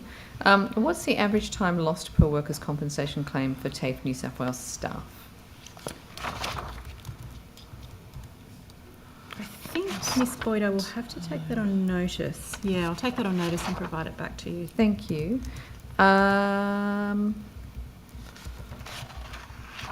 ask a few as supplementaries, but I've just got 2 more here. How often does the TAFE New South Wales Board or the Audit and Risk Committee receive reports on workers' compensation performance and risks? So we report to the Audit and Risk Committee every quarter, I think it is, on work health and safety more broadly, which includes workers' compensation, injury rates, use of EAP, all that sort of thing. So we do very comprehensive reporting. The executive leadership team receives the reports once a month. I'm not quite sure on the board. Do you know the board? No, I don't off the top of my head. We can take that on Thank notice. you. And what audits or reviews of TAFE New South Wales's workers' compensation management have been conducted in the past 3 years? Yes, we engaged Ernst & Young to conduct an independent internal review of workers' compensation and return to work processes last year, so in the FY25 year.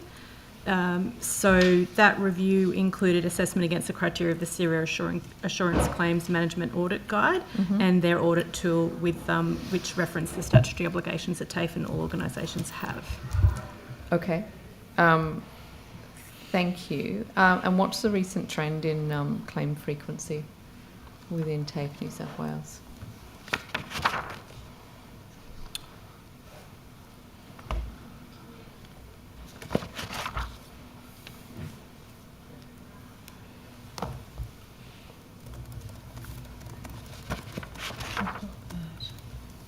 Oh, thank you. That's Serious. That's serious claims frequency rate is what we measure. So there has been a decrease in the serious claims frequency rate in the last financial year, but you actually asked specifically about workers' comp, and I thought that was here. You can take that And on. I'm really sorry if it's here. I'll come back to you, but I just can't find it right this minute. No worries. Thank you, Madam Chair. I'm just going to jump in just with three quick questions. Just back to Ms Reid in regards to the location for a permanent site for Bankstown TAFE. Will that be limited to just government or Crown-owned land? No, we need to, the process to develop a business case that we talked about before, you have to assess all the available options. So, okay, so no, we wouldn't just... You haven't got a direction from the Minister saying that at this stage that it should only be looking at government-owned or Crown land? It's no, open unless to there's all a land. unless there's a government decision to do so, then Treasury would expect us to do a broad. How far is assessment. the town centre? Do you have a map of what do you sort of constitute as the town centre for Bankstown? I know that was the words that the Minister used, but is this the whole suburb of Bankstown? Or let me take that on can you take it on notice, notice? because there'll be some... Would the Bankstown Senior ABS College definition. site be one of the sites that the TAFE will look into as a possibility? Let me take that on notice and I'll come back to you. Okay. And just quickly about parking, currently in the response that you gave me in the supplementary last budget estimates, there's 460 bays available at the current TAFE site. You said that you're going to have an arrangement where you will lease back, or you'll have some of that site for the new TAFE. How many bays will there be? So that's a short-term piece. So that, if I can break it down, there's 60 at the WSU Tower. So I think, as the Minister indicated, we'll need to carefully make sure that... So that is for people staff, or that will be for students as well? It's going to need to be for both, because if we have students, for example, with a disability who need a parking space, then... What about students without a disability, beyond disability space? I'm just breaking it down for you. So 60 at the WSU Tower. As the Minister mentioned, for a shortish period, we will have potentially some access to parking on the existing site. But also, we've done some analysis... Ms Reid, could you let me know how long that will be for, what shortage means? It's the first half of next year. And then... as I said, at Lidcombe campus, we've got 560 parking spaces. It's nowhere near and a bus. No, but we know that students come from a range of places, and so it's almost like a kind of park and ride concept where you could park there, and then there's a bus that goes directly from the Lidcombe campus to pretty much outside the WSU Have Tower. you bought that bus, And then, Ms Reid? no, I haven't. Okay. And then the Padstow campus has 280 free spaces available. That's only about 3 kilometres, I think, away from Bankstown. So again... Hang on, are you thinking people will park at Padstow and then catch a bus over to the CBD of Bankstown? Well, if they wish to, we'll make that option available for students, is what I'm saying. There is also free parking in Bankstown CBD. Where's but the free obviously parking in Bankstown? I parked at Marion Street. There's Bankstown Central. Yes, Bankstown Central is the shopping centre. So have you let them know that you're going to have TAFE students at the shopping centre? I'm just indicating, you raised parking last time, so we've done a scan of all of the parking we have, all of the parking in the area, public transport, the places that people might be able to park further out and catch a bus. You might not know this, but the government is going to remove West Terrace car park, which is right next to the Metro train station. Right. So, which is a very significant car park. And the only other free car park, well, you've said it, is the Marion Street. There's also Brandon car park, but they're all full, absolutely full. So I'm just interested to know how you're not really seriously going to direct TAFE students to use any of these facilities. No, as I said though, what we're trying to do is understand where students might be coming from and what are the options for them, for example, to park at one of our other campuses and then catch public transport to Bankstown. That would significantly reduce Have you had for someone discussions, coming. Ms Reid, with the traffic committee of Canterbury Bankstown Council or their traffic engineers? Let me take that on notice. I know we've met with council a couple of times this year, but I don't have detail on what we've talked to them about, so I'm happy to take that on notice. Okay, thank you. Oh, I can keep going, great. All right, so we'll go back to my interest, I guess, with back on the permanent location. Has the Minister provided you with an idea of how much budget there is for a new location? Because obviously the amount that you've got now, this 100 million, doesn't include a new location whatsoever, right? No, that's right. So the purpose of the business case would be to assess all the options, to determine what they are and the relative costs, relative benefits, and then you put that to government as a means to secure that funding. So you wouldn't get funding without it. Okay. But we're not very far along in this development stage, are we, Ms Reid? As I said, it's underway. I'm hoping it's going to be this year, but I was going to come back to you on notice on You're that. going to come back to me on notice. Okay.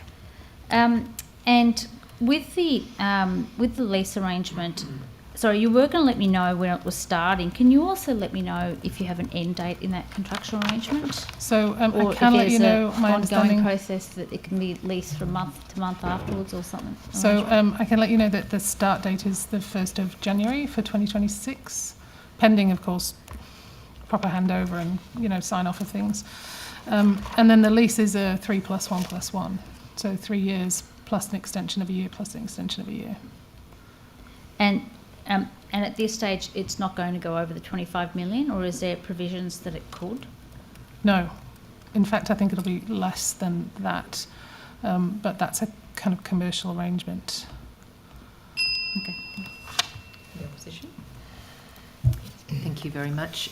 If I could, back on the Bankstown TAFE, following the earlier discussion here with the Minister on that, and the Minister confirming that the combined Bankstown Hospital and TAFE New South Wales site is no longer going ahead. I think the Minister said there hadn't been a decision on that.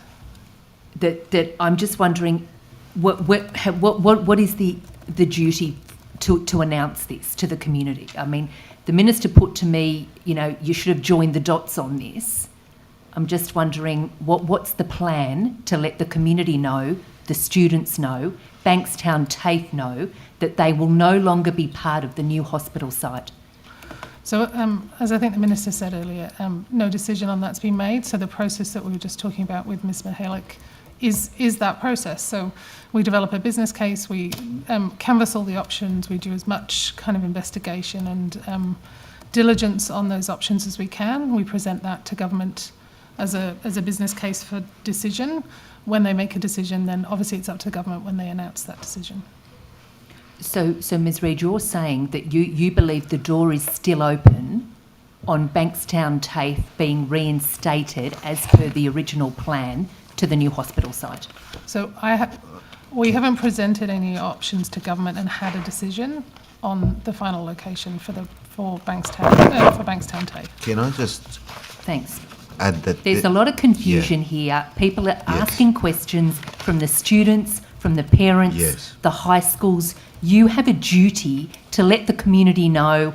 We know the business case, we know the jargon. What's the real story? It's not jargon. There's work that's underway to present options to government, and that's called a business case process around the permanent location. The announcement on 6th of June, which is available publicly, indicates the hospital investment, which is a wonderful outcome for that area, indicates the TAFE infrastructure investment that Ms Reid and the Minister spoke to by way of the relocation, and Ms Reid's covered really well, that there's work at pace underway to go back to government with the permanent location options for TAFE Bankstown. So in that spirit, Mr Disday, you're saying that it still remains an option for the permanent relocation to be on the hospital site? Miss Reid and the team will be working feverishly to put forward viable options to the government. I think you've got to be just fair and honest here with people. It's not feasible. The door's closed on that. The Minister's indicated that. They'll look at all all options. The plans are no options. longer in place. The announcements, the terminology, the combined site is no longer being used. The end The result. Minister even asked me in terms of the reference on the TAFE website. All right, order. I think I can... We've got so little time, if we could just keep it civil.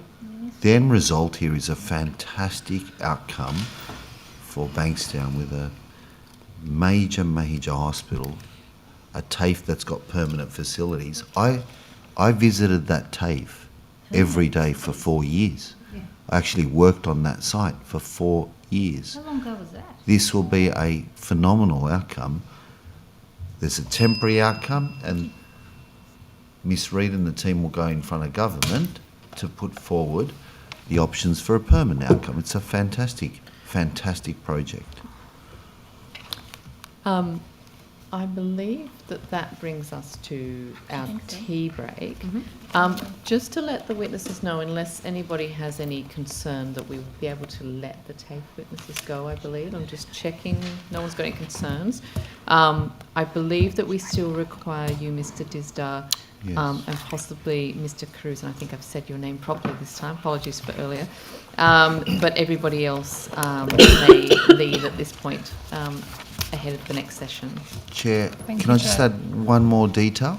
There was great questioning about that work around tiny homes, Lismore High School. I don't like to miss the opportunity. Good work in the public education system. I can tell the committee that year 9 and 10 students at that school built this home and it was sold at a feverish auction. I'm told the bidding was feverish for $65,000, which they've reinvested, and the next group of year 9 and 10 students are building the next tiny home. Thank you. Fabulous. Oh. Thank you. We'll be back at 3:30.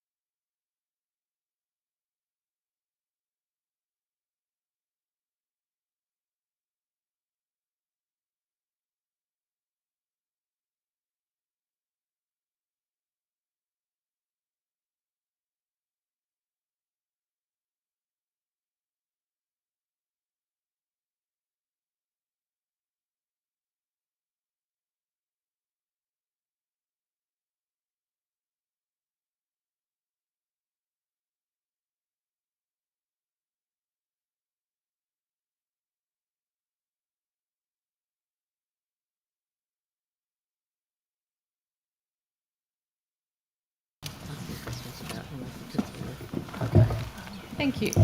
Welcome back. We now welcome our witnesses from the universities. Thank you very much. Some of you are here for the second time before this committee. Thank you very much for attending. If I can get you all sworn in. Starting on my left, if I could ask you to please state your name and position title, and then swear either the oath or the affirmation. Sure. Now, do I need to turn this on? Or is it on? I don't think so. No, okay. My name's Tyrone Carlin. I'm the Vice-Chancellor of Southern Cross University. I will take an oath. Would you like me to do that now? Yes, please. Okay. I swear that the evidence now about to be given by me shall be the truth, the whole truth, and nothing but the truth, so help me God. Thank you. Thanks for going first. My name's Andrew Parfitt. I'm Vice-Chancellor and President of the University of Technology, Sydney. And I'm also taking the oath. I swear that the evidence now about to be given by me shall be the truth, the whole truth, and nothing but the truth, so help me God. Thank you. Good afternoon. I'm Anna-Marie Jargos. I'm the Senior Deputy Vice-Chancellor and Provost at the University of Sydney. I solemnly, sincerely and truly declare and affirm that the evidence now about to be given by me shall be the truth, the whole truth, nothing but the truth. Thank you. Good afternoon. My name is Max Liu. I'm the Vice-Chancellor and President of University of Wollongong. I take the oath. I swear that the evidence now about to be given by me shall be the truth, the whole truth, and nothing but the truth. So help me God. Thank you. I'm Bruce Stout. I'm the Vice-Chancellor and President of Macquarie University. I will make an affirmation as follows. I solemnly, sincerely and truly declare and affirm that the evidence now about to be given by me shall be the truth, the whole truth, and nothing but the truth. Thank you. And my name is George Williams from Western Sydney University. I solemnly, sincerely and truly declare and affirm that the evidence now about to be given by me shall be the truth, the whole truth and nothing but the truth. Thank you. It's automatic. Okay. Yeah. Great. Thank you. Hi, my name's Professor Vlado Perkovic. I'm the Provost at the University of New South Wales. I shall take the oath. I swear that the evidence now about to be given by me shall be the truth, the whole truth and nothing but the truth. So help me God. Thank you. I'm David Cross, also from UNSW. I solemnly, sincerely and truly declare and affirm that the evidence now about to be given by me shall be the truth, the whole truth and nothing but the truth. Thank you very much. We now... Sorry, Chair, just before we begin, just in the interest of transparency, while it is a matter of public record, I did work at UTS. I was an elected staff representative on the board and I was the New South Wales Division President of the NTU. Thank you for that declaration. Thank you, Madam Chair. I might just begin with Vice-Chancellor Williams. Sorry, do you want me to call you Vice-Chancellor? George is fine. George, okay, George. I've got a George in my office, so I think I might be a bit more professional with you, and I might call you Professor, if you don't mind. Can I just ask you, Professor, can I confirm what you've told me previously in writing, that you currently pay a $1 peppercorn rent to Canterbury Bankstown Council for the campus at Bankstown? Is that correct? I think you put it in writing there's an arrangement that will remain the case if only 25% or less of the building is... as long as the university is not occupied by more than 25% of non-university related activities. Is that right? That's right. And the 25% figure is a threshold, yes. It's a threshold, okay. So at this point in time, obviously we now know that you have secured an arrangement with the New South Wales Government for TAFE to, as I understand it, start their lease on the 1st of January 2026. Correct. For a 3+1 arrangement totalling $25 million lease arrangement. Is that correct? I can give you the full details. I know that the commencing gross rent is $5.26 million, but as to the full terms over that period, I'd take that on notice to make sure I get that correct. If you could take on notice, I do think both the Minister and Ms Reid were quite clear that it was around the $25 million mark. It may not be in the end $25 million, pending when they leave, but it's what's been allocated from the budget. Right. When was that finally negotiated, Professor? I can't give you the exact date. I was not involved in those negotiations, so I'm sorry, I don't know the date. Okay, we were told the lease arrangement was finalised on the 6th of June 2025. Were you not employed? I was, but I was Vice not the one Chancellor? conducting the negotiations, so I had a team that was doing. I just don't know the exact date. Sorry, when did you become Vice Chancellor for University of About Sydney? 13 months ago. 13 months ago? Yes.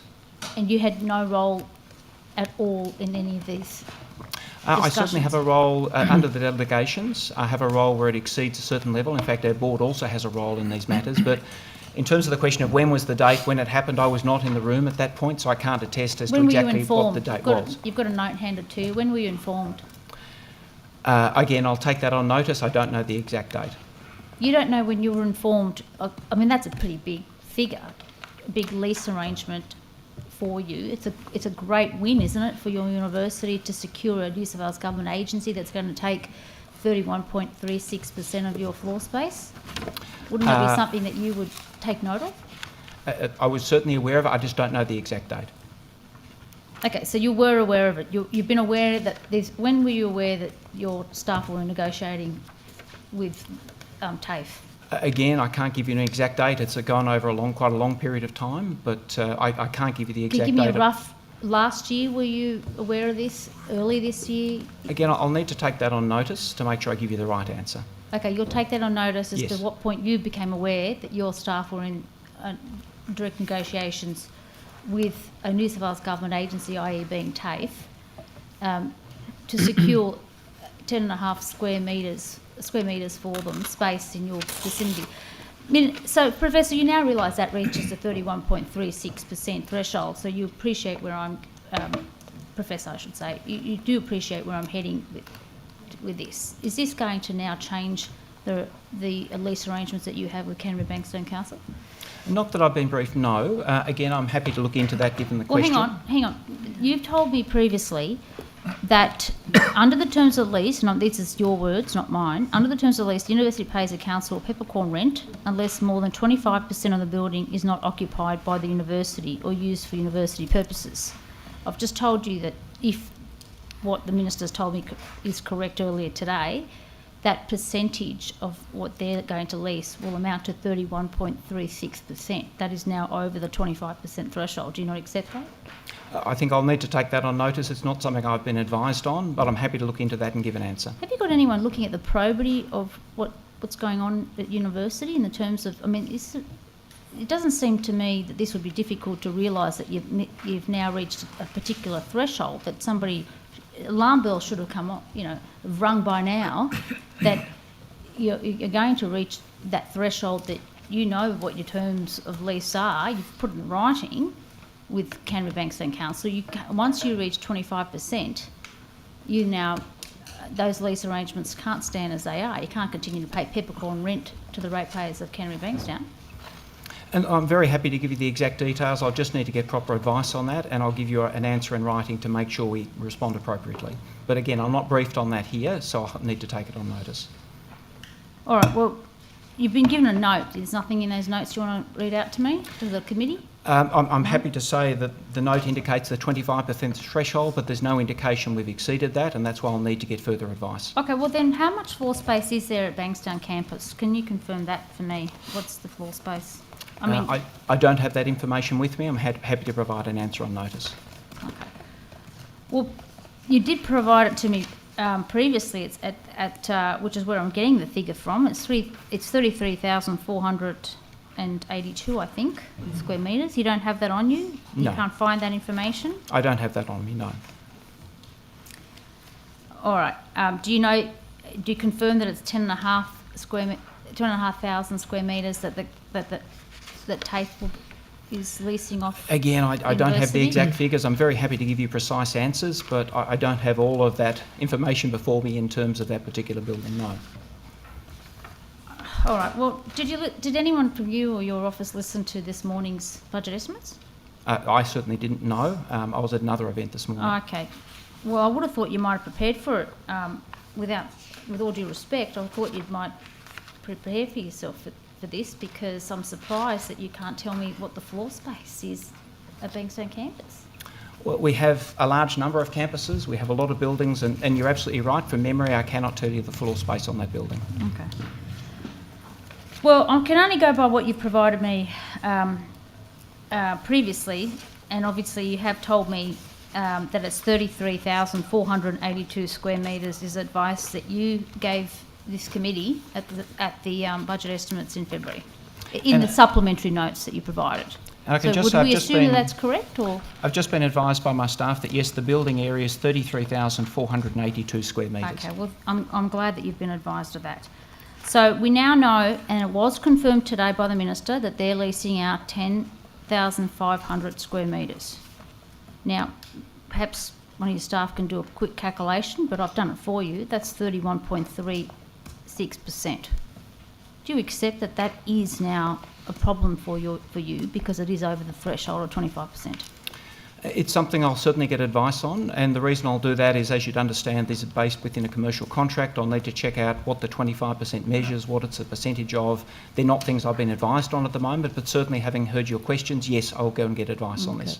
So at this point in time, there's nobody within your staff that are looking into the possibility that you now have to adjust the lease arrangements between the university and the council, Canada Bankstown Council? If they are, I'm unaware of it. I'll check Will that. you take it on notice if they Yes. are, and Yes, at what I'll check stage that. of discussions they're at, and perhaps my concern, of course, Professor, if that isn't happening, then perhaps you need some independent or external sort of probity advice or assistance to ensure that you're complying with these lease arrangements. I'm surprised that no one's looking into this.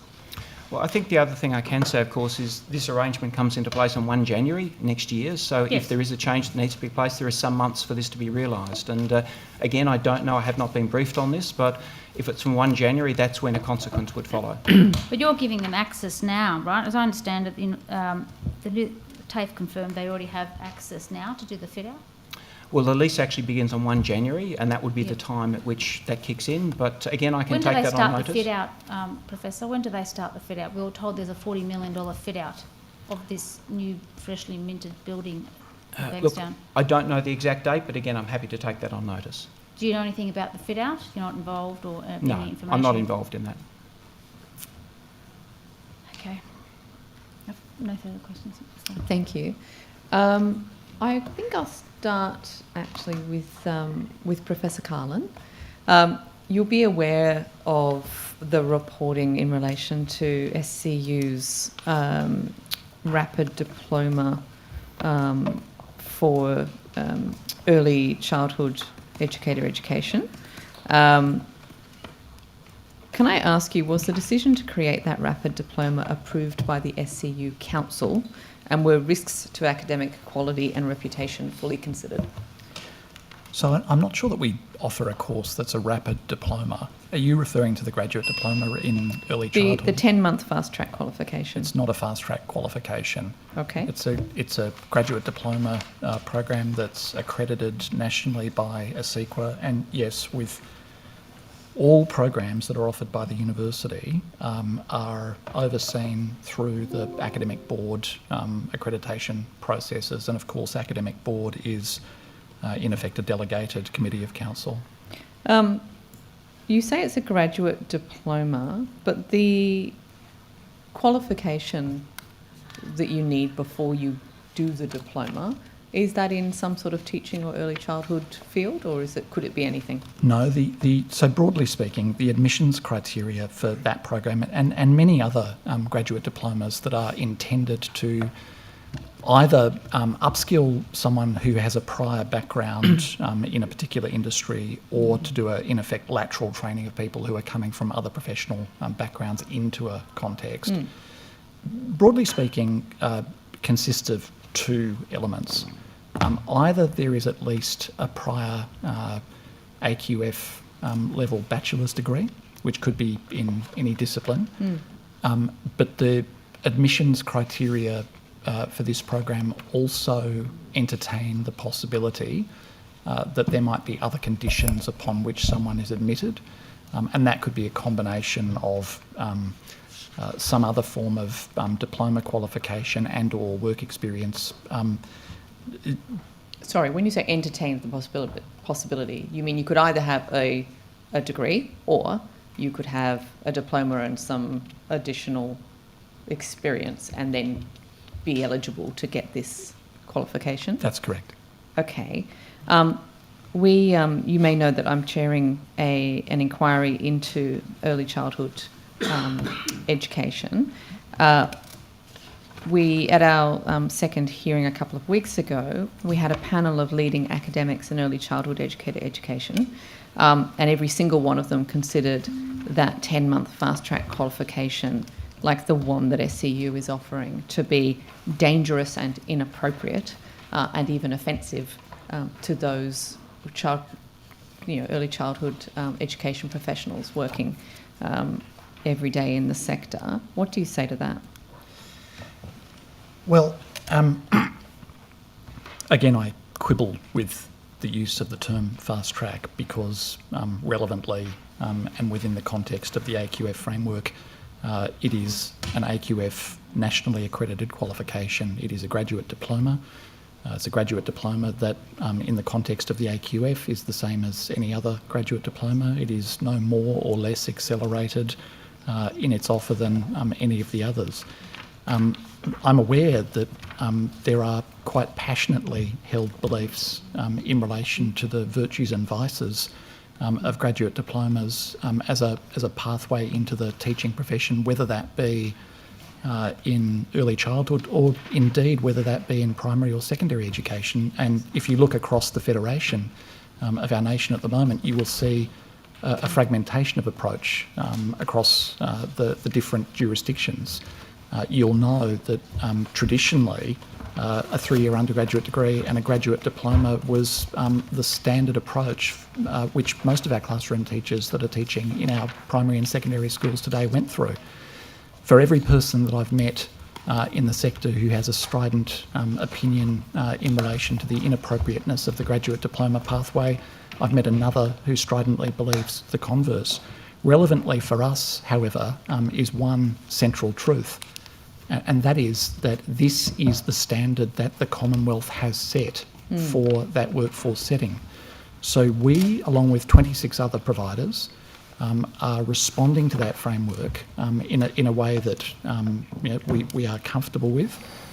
As I said to you before, the course, which is a course of long standing at our university, it's been offered for more than a decade at Southern Cross University, has been through all of the ordinary accreditation and oversight processes and cycles through our academic governance, through the academic board, and there is nothing unusual or different in the composition or design of the program than you would see for any other graduate diploma at the relevant AQF level. And have you, I guess, had complaints from students who believe they're getting a poor training experience because they were put by your university into underperforming early childhood centres? Well, look, thank you very, very much for the opportunity to respond to that. The university takes incredibly seriously its obligations with respect to the preparation for students who go into these programs and for the safety and efficacy of what occurs in these early learning centres. It's a central consideration for us. One of the things that we're able to do in the context of determining where we place students is rely on an interchange of data with the national accrediting body, ASEQA. You'll know that ASEQA, in effect, has a spectrum of different ratings that it places on early learning centres. Our policy requires that if a centre is not meeting standards, that we do not place students in those centres. Now, you'll be aware that there has been public discussion of this question of whether or not students at the university have intentionally been placed in a centre or any centres that, from a ASEQA's point of view, are not meeting standards. We're aware that there are 2 students out of the total number of students that have been placed where that occurred. The circumstances in which that took place were broadly as follows. At the time the placement was made and that the university checked the status of that particular centre, that centre was meeting standards on the ASEQA register. At some point subsequent to the commencement of the placement, is our understanding, ASEQA changed the status of that centre. We did not know that at the time. Now, to me, what that speaks to is not something that we should be cavalier about. That raises questions for us that we're working through in relation to how we, to an even more satisfactory degree and on a consistent basis, have constant vigilance as to the status of those centres. But to be clear, to my understanding, there have been only 2 students where this occurred, and the circumstances in which it occurred were as I have described to you, which is to say that the university made attempts under its processes to adhere to its policy, which I've broadly described, did not know at the time that the students were placed that the status has changed, but of course we've subsequently learnt that, and you've referred to that. Sorry, just in the interest of time, I think that was very useful to get that on the record, and it's incredibly useful for my committee when we're trying to work out a systemic solution to some of these issues, to hear that sort of broader picture. So thank you for that. But I will have to put the rest of my questions to you on notice. Oh, sorry, supplementaries. Can I turn to Professor Dalton? As I understand it, you've justified proposed redundancies at Macquarie University in the Faculty of Arts and Science and Engineering, variously in terms of evolving market demands, ongoing relevance, maintaining the university's financial resilience and sustainability. Is that a fair summary of the rationale for these redundancies? I thank the Chair for the question. Yes, we do focus upon a number of aspects, including the ones you've raised, as well as, importantly, ensuring that our curriculum offerings are meeting the demands of Australian employers. That is a very key part of our planning work. Also ensuring that the quality of the education we're providing to our students is at a very high level and continually improving. And of course, financial sustainability is a part of the consideration as well. Can I ask you, some of the disciplines facing some of the most severe academic staff cuts include politics, sociology, communication, media studies, and also early childhood education, at a time when I think it's well acknowledged there's a national shortage of early childhood teachers.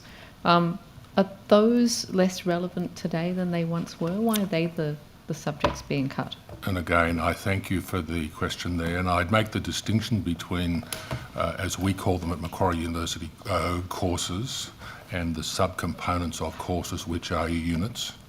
And a number of the ones which you raised, the international relations and politics, for argument's sake, are being moved from being a freestanding degree program to the potential to be part of another degree. So students will still have the opportunity to study a number of those particular subjects at Macquarie University under a different name. The part of what is being streamlined, and I want to be very transparent about this, there is a reduction in the number of units that might be component parts of a course offered by the university, and the decision making as we have it standing right now, we have not moved to implementation yet. The proposals have been put out. We have received feedback back from the staff and from the union, and we have taken that into consideration and are moving towards implementation, including, I would say, some very helpful suggestions made by staff and the union, which are being incorporated into the implementation planning if this goes forward. We are certainly seeing that where there is demand, not only courses but units would be maintained, and for many of the units that are even courses that are being cut, they would certainly be ones we would like to be able to keep, but the fundamental reality is when you have a single student involved in a course, not just a subject in that course, it is simply not viable to maintain that course. Thank you. Opposition. Thank you very much. If I could turn to Professor Anna Marie Jargos. Professor, I refer to reports from earlier this year that the University of Sydney were advertising for 3 positions to indigenise and decolonise the university curriculum. Can you explain what it means to indigenise and decolonise the curriculum? Yeah, thanks for your question. I'm not sure that I know exactly of those 3 roles that you refer to, but generally speaking, indigenising and decolonising curricula are usually associated with working to ensure that Western parameters and traditions of knowledge are not the only viewpoints offered to students. So, you know, just to fairly randomly think of an example, you might imagine indigenising a curriculum in, say, astronomy by including some traditional Indigenous understandings of constellations, for example, and talking perhaps about how that sits with, you know, more traditional European models of understanding. Mm-hmm. Professor, prospective employers and students calling for the curriculum to be decolonised, what is the actual evidence for this measure? Can you repeat the question, please? Are prospective employers or students calling for the curriculum to be decolonised? What is the actual evidence before the university for this action? Well, there are very many instances in employment and elsewhere where high levels of cultural competency and diverse knowledge bases are respected and admired and even sought by employers. So, yeah, I would say this is a contingent part of teaching. It's expected that our students will graduate with sophisticated, nuanced understandings of epistemological systems that they are learning. Professor, I understand there were 3 positions advertised. What were the roles and what was the cost to the university? Well, as I started out mentioning, I don't actually know which 3 positions you're referring to, so I'm very happy to take that on notice and can come back to you to confirm. And anything on the cost?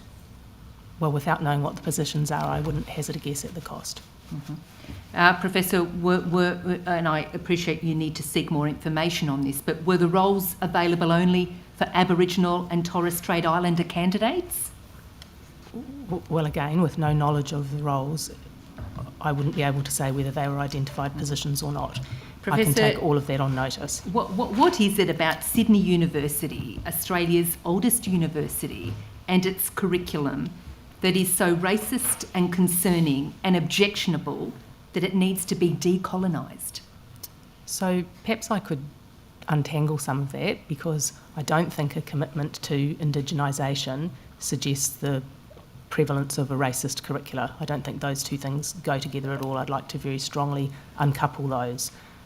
But as the oldest university in Australia, we have an absolute responsibility to think about what First Nations knowledges are and how we transmit those. This is our place of learning. It's a very important component of our students' training at the University of Sydney, and I dare say many other universities. Mm-hmm. Professor, I understand that all universities are facing into budget headwinds. I'm assuming Sydney University is no different. How is this sort of expenditure, which quite frankly sounds like political activism, a good use of budget resources? So I wouldn't describe this kind of position as activism. I think about it as quite consistent with our learning practices and many of the values of our graduate attributes. Professor, I put it to you, isn't this another example of entrenching separatism in our oldest university at a time when we should be focusing on issues that unite us? Look, I think you come to a really great point there. I think social cohesion has been a concern on many campuses over recent years. I don't see anything separatist, however, in aspects of curriculum indigenisation. There's nothing that requires people to stand on opposite sides in relation to indigenisation. It's a more rich, highly nuanced curriculum that we're offering our students. Thank you. Madam Chair, on a wider question to other professors, vice-chancellors here today, I'm wondering whether there'd be a similar plan to indigenise and decolonise your own university curriculum.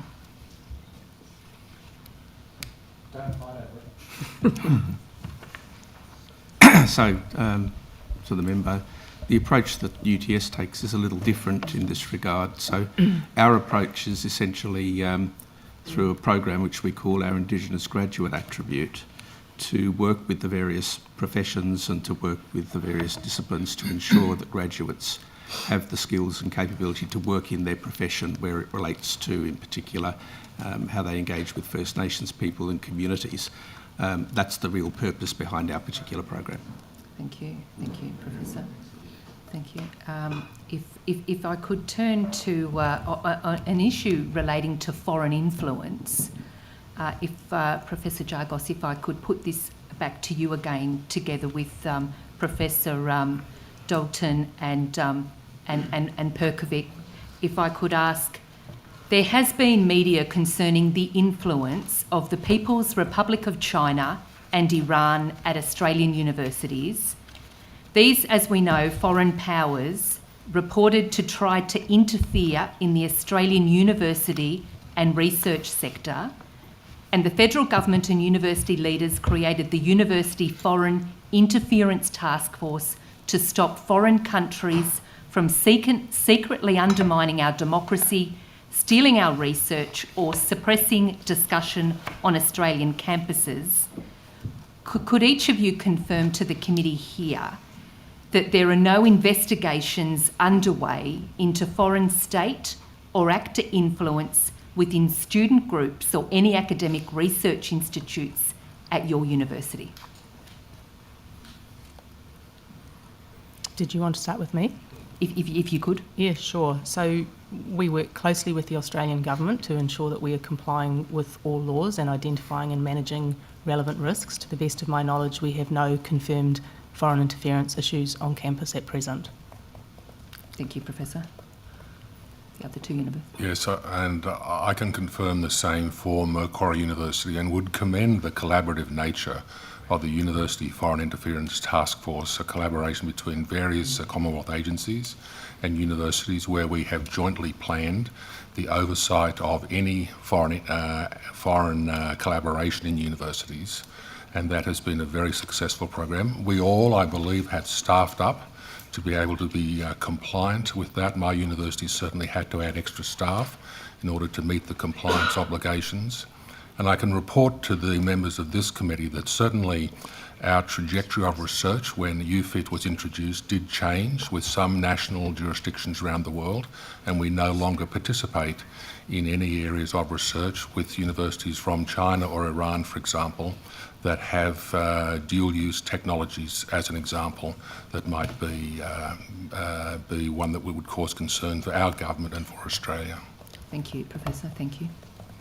So thank you for the question, and we certainly acknowledge the value and importance of the research undertaken at our universities collectively, and the fact that that makes it of interest to lots of bodies within this country and also outside. And we, like my colleagues, have been working very closely with the Australian government, with the relevant security apparatus within the government to manage risk, to minimise risk, and to address any concerns. I'm not aware of any active external investigations at the moment in that regard. Yeah, thank you.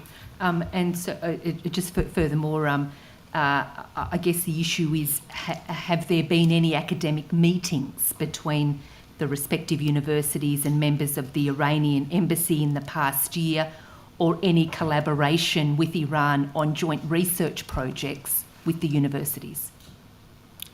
Not to the best of my knowledge. The same for Macquarie University. I'm certainly not aware that we have had any contact from the Iranian diplomatic corps.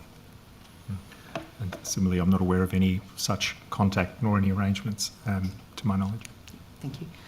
But back to you, Professor Anna-Marie Jargos. Does Sydney University consider itself to be an Australian university? Yes, I would say we consider ourselves to be an Australian university. Professor, I note a recent media article talking about the Sandstone unis accused of dropping academic standards.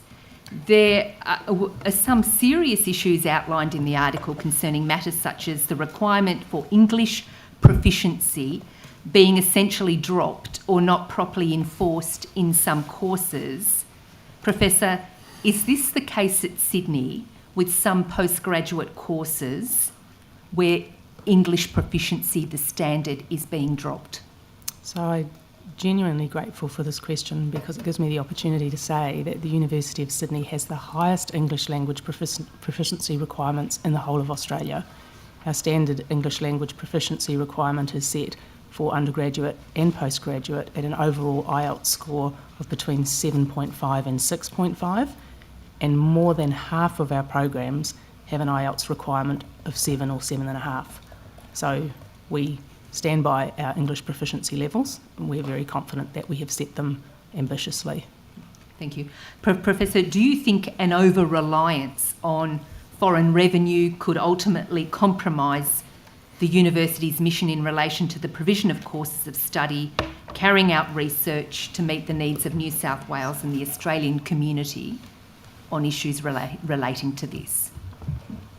Can you repeat the question, please? Sorry, the over-reliance on foreign revenue in terms of meeting the needs of foreign students and what that might mean if there are changes to English proficiency and standards in the research conducted at the university? Well, given that we have the highest English proficiency standards in the country, that doesn't seem like an enormous risk for the University of Sydney. Okay, thank you. And if I could, Professor Dalton, if we could touch on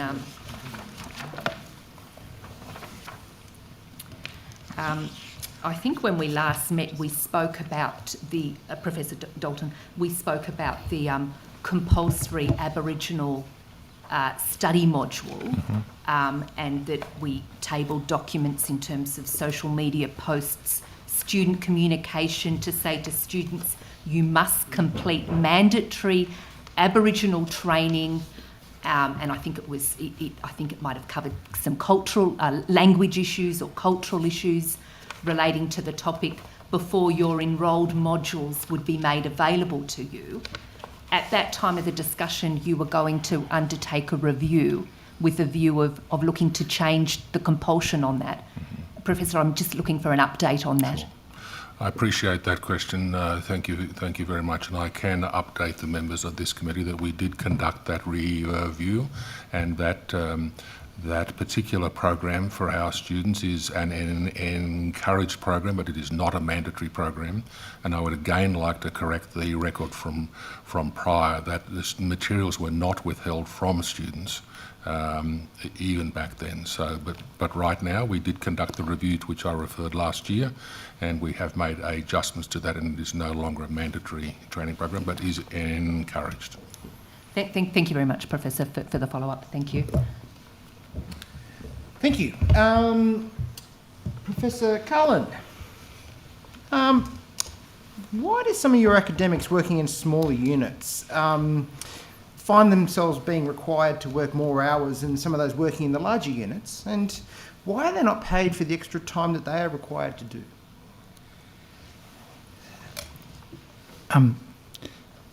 All of our academics have workloads allocated to them in accordance with the academic workload framework and the enterprise agreement. And I'm not aware of instances where that does not hold true. So does that mean it hasn't been raised with you? I have not had... we have a mechanism that is defined in our enterprise agreement, which centres around the operation of something that we call the Academic Workload Committee. In relation to...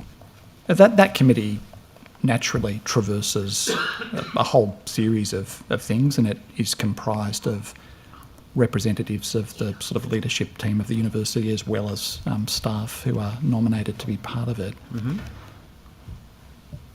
they traverse lots of issues. There is a particular process defined under the enterprise agreement for the use of that committee and other mechanisms to, in effect, formally notify us of a concern about the sort of matter that you've adverted to. And I'm not aware that through that committee structure, at least to my recent recollection, and I'm very happy to take this on notice and confirm to you that I've seen a matter formally raised pursuant to that defined process. Okay, accepting that there may not have been a formalised process in relation to this, has any staff member or any contact from the staff community that you have raised the issue that smaller centres the staff at smaller centres are required to do more work?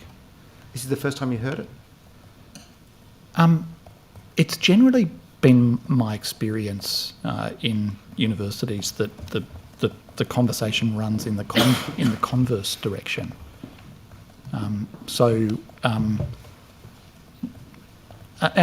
you'll appreciate that in an academic community, conversations about workloads and about the sort of equity and transparency of those are ongoing things. In my present role, I don't really deal quite so directly with those. Those are really matters that are very much in the hands of the faculty deans. That's not an indication that I'm indifferent to those things at all. It's just that for practical purposes, the general expectation at our university, again, as set out under the terms of the enterprise agreement, is that wherever possible, these matters are dealt with collegiately at the local level. And it has seemed to me that that has been the way that things have occurred. Okay, so I guess you're suggesting that, and please tell me if I've interpreted this wrong, that you are in fact suggesting that that this can be resolved without needing to go through the formal process. But if it was to be raised as the formal process, if the feedback that I've received at least is accurate, and there are staff that are working in areas that mean that they are working more hours in a smaller area, would that then, if it was formalised, would that trigger something in relation to the pay of the staff? Thank you for your question. Look, I think there's probably a couple of constructs just for me to make a comment on, and I hope it's helpful for you. The first is that, as you'll know, the enterprise agreement defines an envelope within which work is allocated across a particular year. And I'm very, very confident that work always and everywhere is allocated, and this is academic workload, by the way, and I presume you're referring to the sort of academic side of things. Just sorry, and I don't mean to cut you off. I very much respect the answer you were giving me. Let me. I've got one last question, and I've got to go, and then go back to the other room because we are busy regional members, and there's not many of us here, especially on a Friday afternoon. If it was, I guess, raised with you and determined, do you think that it would be considered as an underpayment, that staff are expected to work more because they're in one area than another doing the same role? I think that's a very hypothetical proposition. Indeed, it is. What I can say to you is that the university and I take very seriously the obligations under the enterprise agreement, and I'm satisfied that those obligations are being met. Thank you very much. I'll pass to my wonderful, excellent colleague, the Honourable Susan Carter. In the minute I have, perhaps I can pick up from questions from my colleague. And I just wanted to confirm in relation to research collaborations with Iran. I think I understood Professor Doughton that Macquarie has no research collaborations with Iran. And Professor Jagosi, is that true of the University of Sydney as well? As I said, to the best of my knowledge. Great. Is that something that you could perhaps investigate and take on notice? Because I understand you wouldn't be across the whole research. In fact, perhaps I can put it to everybody here. Could you take on notice if there are any research collaborations with Iran? And if you could inform us of those, I'd be very grateful. Thank you, and I think in Happy to do 18 that. seconds I will cede. Very good. So that my colleague can get back to the other room, I will let her go first. Thank you, Madam Chair. I'll be as quick as I can. I think my question is to you, Professor Williams.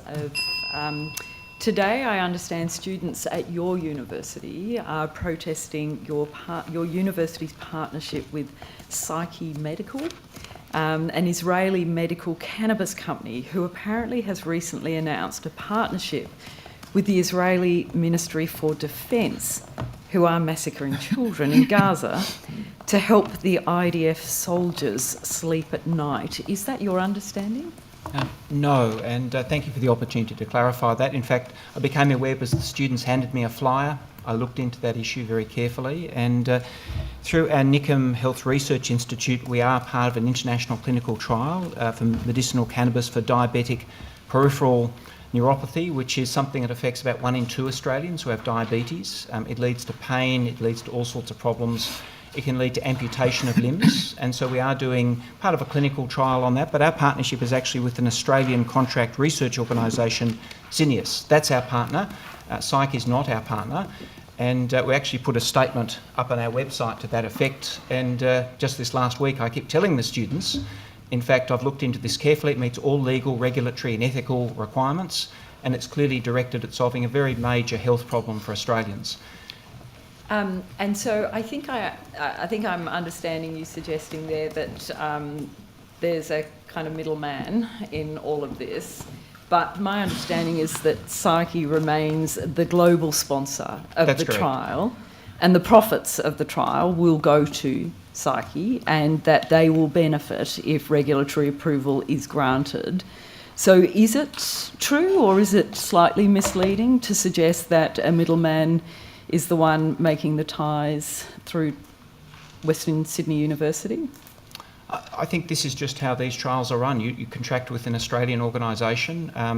It's quite commonly part of a global process. We're not a partner with that global organisation.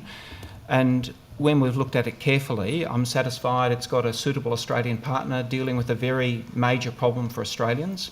As you can imagine, in these areas, it's not uncommon that these massive global partnerships will bring in a number of partners, and I absolutely acknowledge that Psyche is part of that at the international level. Not a direct relationship with us, but they are the global organisation leading it. And, you know, how we approach this is that we look at our obligations, and there's no sanctions in place in dealing with this organisation. It's clearly directed to an important So if there medical were problem. sanctions, that would change your view at this We point in would time? always comply. For example, with Russian sanctions, if they apply, we're always complying with our obligations. And the important thing that we do as an organisation is we follow government policy, we follow the law as it applies in these cases. Professor, are you aware of how many Palestinian and Lebanese students there are at the university, and that they would be so disturbed, and hence the protest at the fact that their money is literally going towards a company, ultimately, whether through a middleman. But if we are to look at this with integrity, you would understand why those students are suggesting that what the university is doing could be much improved by not having that relationship, notwithstanding and recognising the beneficial impacts of the trial. And indeed, I've spoken to many students about this. In fact, I've had a discussion at the Student Representative Council about this. I've also talked about the other things that we're doing. So, for example, I think it is appropriate we continue with this. I've looked carefully into it. I've been briefed, looked at the documents. We've also started, for example, a people fleeing conflict program where we can't change the geopolitics. We've got 35 people from Gaza at the moment who are assisting through that program. And what a lot of things we're putting in place that our students are asking us to do. And we're absolutely conscious of the distress, the enormous pain within our community. I'm hearing that daily from people who have lost loved ones in the conflict, and So would so you, it's very much front of mind. Would you reconsider? Would you have another look? I understand the explanation about there is this middleman partner and there is some benefits, but at the end of the day, there is this overarching fact, and that is this company is supplying products to the military in Israel, and it's causing many people stress on your campus. And it's something that I've looked at carefully. If something changed, of course I would, but I took this very seriously. In fact, we've also set up a a guideline for determining how we engage in these When sort you of say partnerships. if something changed beyond sanctions, what else might change Well, in your mind? I don't know. I wouldn't. I don't know. I suppose you always look at if the circumstances change. Of course, I'd reconsider. But at the moment, I'm fully briefed on, have looked in it carefully, and I'm satisfied that not only is it dealing with a critical medical issue, but it's sufficiently at arm's length not to raise ethical issues. But more importantly for us, we comply with government policy, and I've got very clear advice. It does comply with our regulatory and other obligations. And as a university, I'm cautious about, we're an educational institution. We've got to comply with the law, and that's the approach I think it's appropriate for us to take. Thank you, Professor. Thank you, Chair. Thank you. If we could go, perhaps if we could go to you, Mr. Liu, Professor Liu, my apologies. Sorry, is it Professor Max Liu or Professor Liu? Yeah, call me Max, call me All right, whatever. Professor Liu, Yeah. thank you. Can I just ask, did your university council have a formal vote to approve the opening of a campus in Saudi Arabia? Yes, thank you very much, Chair, for the question. Yes, we, as a Australian leading university with a lot of transnational education, we are very proud of the fact that we have the first very successful campus in Dubai, 32 years old, almost 6,000 students now. And the latest addition to that portfolio of transnational campuses is a proposed campus in Riyadh. And that's at the earliest stages. I think the partnership is still being formed. Yes, our council did approve the exploration of this establishing this campus, which is part of the portfolio of the University Wollongong Global Enterprise, which is a wholly owned subsidiary company. So the University Council did have a formal vote to approve that opening. It hasn't been opened, Madam Chair. I think To approve the project or whatever was taken to sign and begin that project? Yes, the council did discuss and approve the initiation of the project. Okay. Can I ask what, I guess, the opening of a campus in Saudi Arabia, how that met the principal functions for the university under its governing act? Madam Chair, I think as we all be aware that a globally leading university by its nature is very global in education and in research. The revenue generated from internationalization, including onshore international students and offshore transnational campuses, would help to cross-subsidize research and also teaching and other operational costs at the home campus. So that is the case of the University of Wollongong, and also is the case of the University of Wollongong's global enterprises, which makes a profit that is actually coming back as in the form of dividend. Okay, so the University Council then took the view that you were meeting the principal function of providing facilities, particularly, I'm looking at section 4, section 2A, I think, I can't see it from here. Section 6, 2A of your governing act, which says the university has the following principal functions: the provision of facilities for education and research of university standard, having particular regard to the needs of the Illawarra region. So the assumption then is anything that is making a profit offshore is then able to be fed back into the Illawarra region. Is that the idea? Yeah, if I get your question right, I think, first and foremost, I think the University of Wollongong is an anchoring institution in the Illawarra region. It serves the community through producing the skilled workforce that is going to support the communities, the industry, and the health district, which we were proud. I think for 50 years, the University of Wollongong has achieved tremendously in this regard, serving our community. In terms of the internationalization activities, I think they are only going to strengthen the education of our domestic students and research. Otherwise, the university will not, for the sake of globalization, will not seek to expand. I think that is the promise. Okay. So does that mean that UOW Global Enterprises is making a profit year after year? Yes, my understanding, I've been here only 3 months, I'm still on the steep Fair learning enough. curve. Yes. I can, with respect to the details of the numbers, I can take on notice. My understanding is that it's been making a profit year after year. Okay. If you could perhaps, yes, take that on notice. We'd love to see the financials to see if that's the case, because obviously that would then back up the function. For example, I understand that the record for University of Wollongong, Hong Kong, has been quite weak and has actually gone backwards since the University of Wollongong bought it in terms of numbers of students. But unfortunately, we are unable to see the financials for either UOW College Hong Kong Limited or the broader UOW Global Enterprise.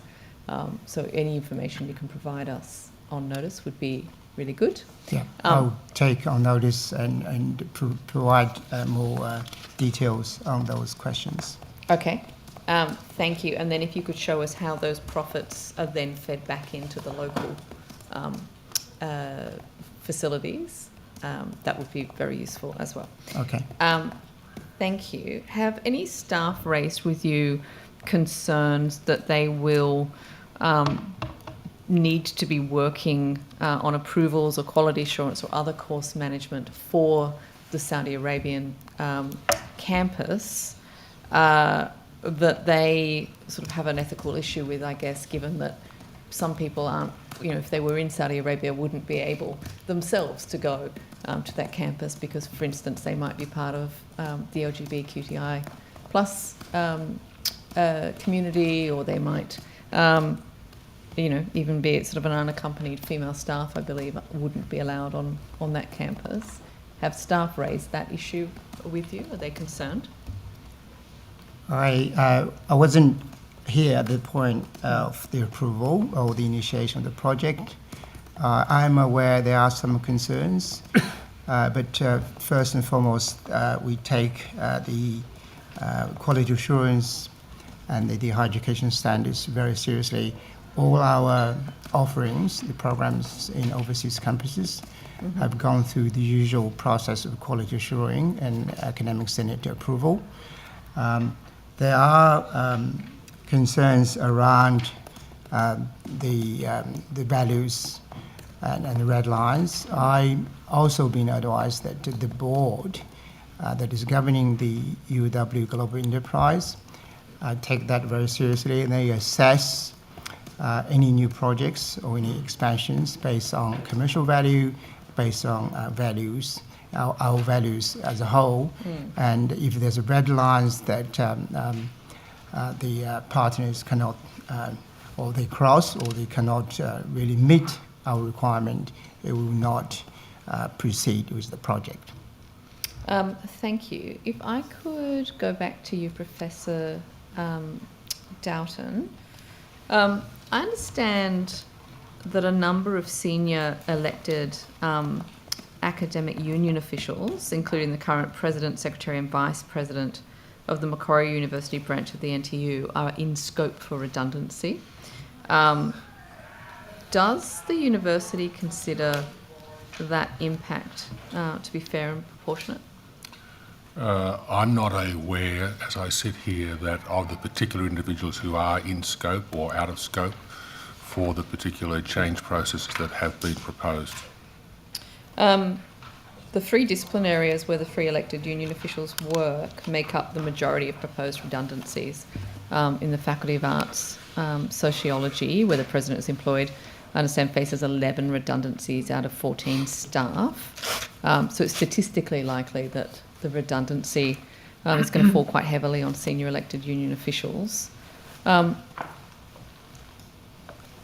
accept that that may not be intended, but what has been put in place to ensure that there isn't an inadvertent overburden on union officials in these redundancy processes?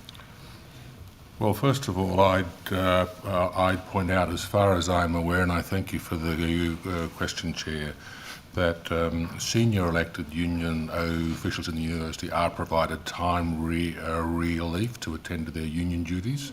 I think that is a move by the university to accord them respect for the work that they do. I'm also aware that as a part of the enterprise agreement, which we negotiate in good faith with the union every few years, the construct in which negotiations around change proposals might occur are set down, and I'm not aware that any advocacy has been made. It may have been made to exclude union officials from those negotiations, but I'm not aware that we have any requirement in the enterprise agreement, which we do adhere to very strictly in our change proposals, for union officials to be exempted from any change process.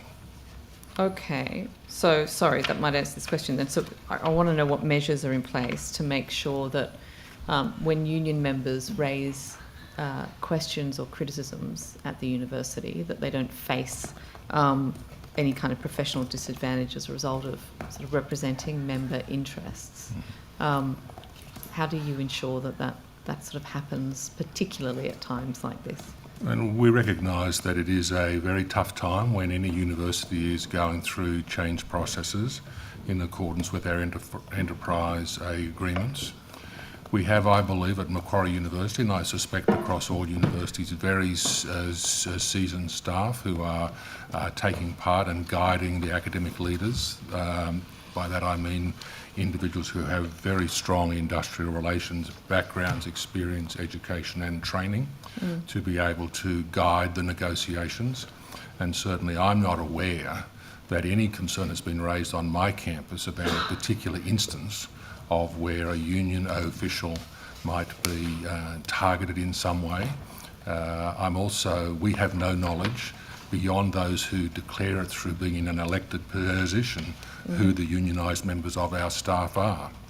We used to have access to that information per force of collecting dues through the salary system. In my university, my understanding is now that those are direct bank debits, so we have no knowledge of who's a union member and who's not, unless they are declare it themselves or they are in an elected position of the union in the university and therefore take part in the negotiations of the enterprise agreement, the discussions around change processes, the feedback to the university about those change processes as a part of what is mandated under the enterprise agreement.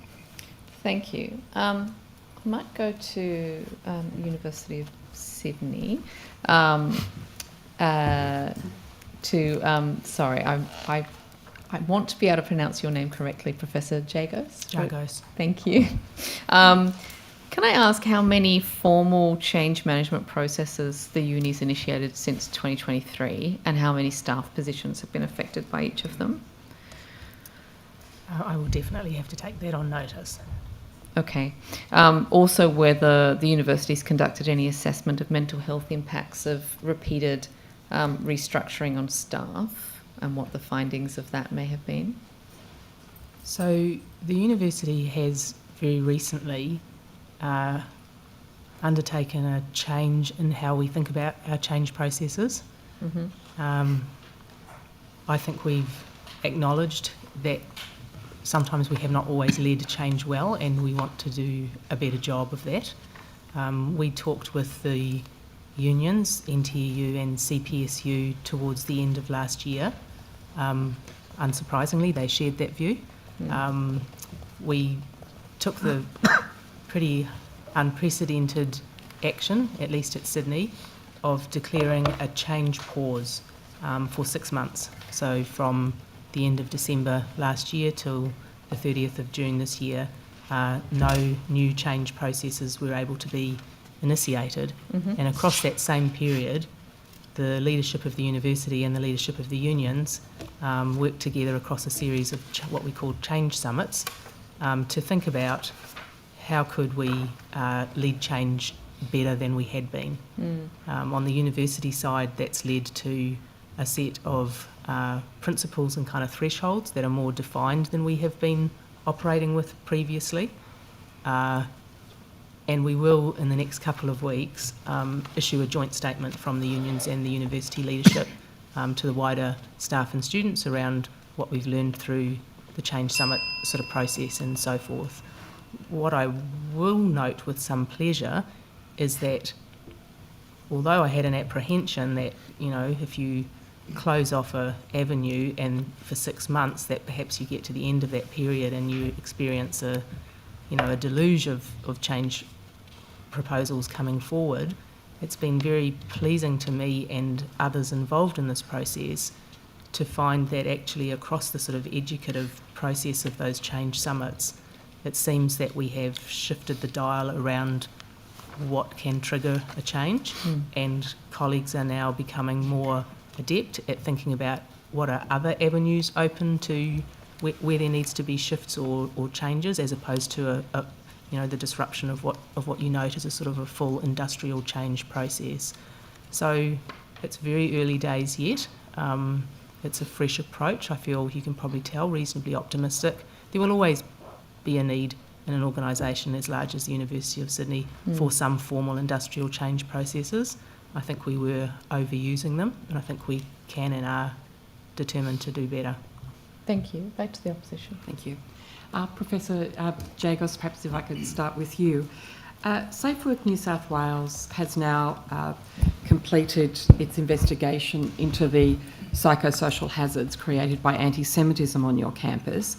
And according to press reports, they found that while you and the university, quote, had the authority, policies and procedures in place to eliminate anti-Semitism, you failed to act for 11 months and only did so when Safe Work New South Wales began investigating and negative media stories started to pile up. Did you only act because there were Safe Work inspectors on campus? No. The date of the Safe Work inspections on campus were late last year and early this year. And our various actions in relation to our commissioning, for example, of the Hodgkinson's review, which has proven to be something of a gold standard setting for the sector, as I see a significant number of other universities now adapting versions of the Hodgkinson review recommendations, well precedes the visit of the Safe Work inspectors. So is commissioning a review acting to eliminate anti-Semitism on campus? So commissioning a review was to get an expert external opinion on the settings that the university uses to make the campus a safe and welcoming place for all. So you felt you needed an external review to be able to make the campus a safe and welcoming place for all? I think we found it a very useful thing to do. It will have escaped no one's notice what scrutiny the University of Sydney was under for those long months, and as you note, what a subject of media and other commentary. In those instances, it seems to me sometimes very appropriate to seek an expert, informed and impartial external view. And what was the reason for that scrutiny? Well, I think it was that there was a great deal of social unrest across the Australian communities broadly, and as microcosms of that, I think we saw some of that play out on campuses. And was that handled in a way that Jewish staff and students felt safe on campus, on your campus? So I think the university, and certainly our Vice-Chancellor Mark Scott, has publicly said in inquiries like this that we acknowledge that we didn't always do everything perfectly.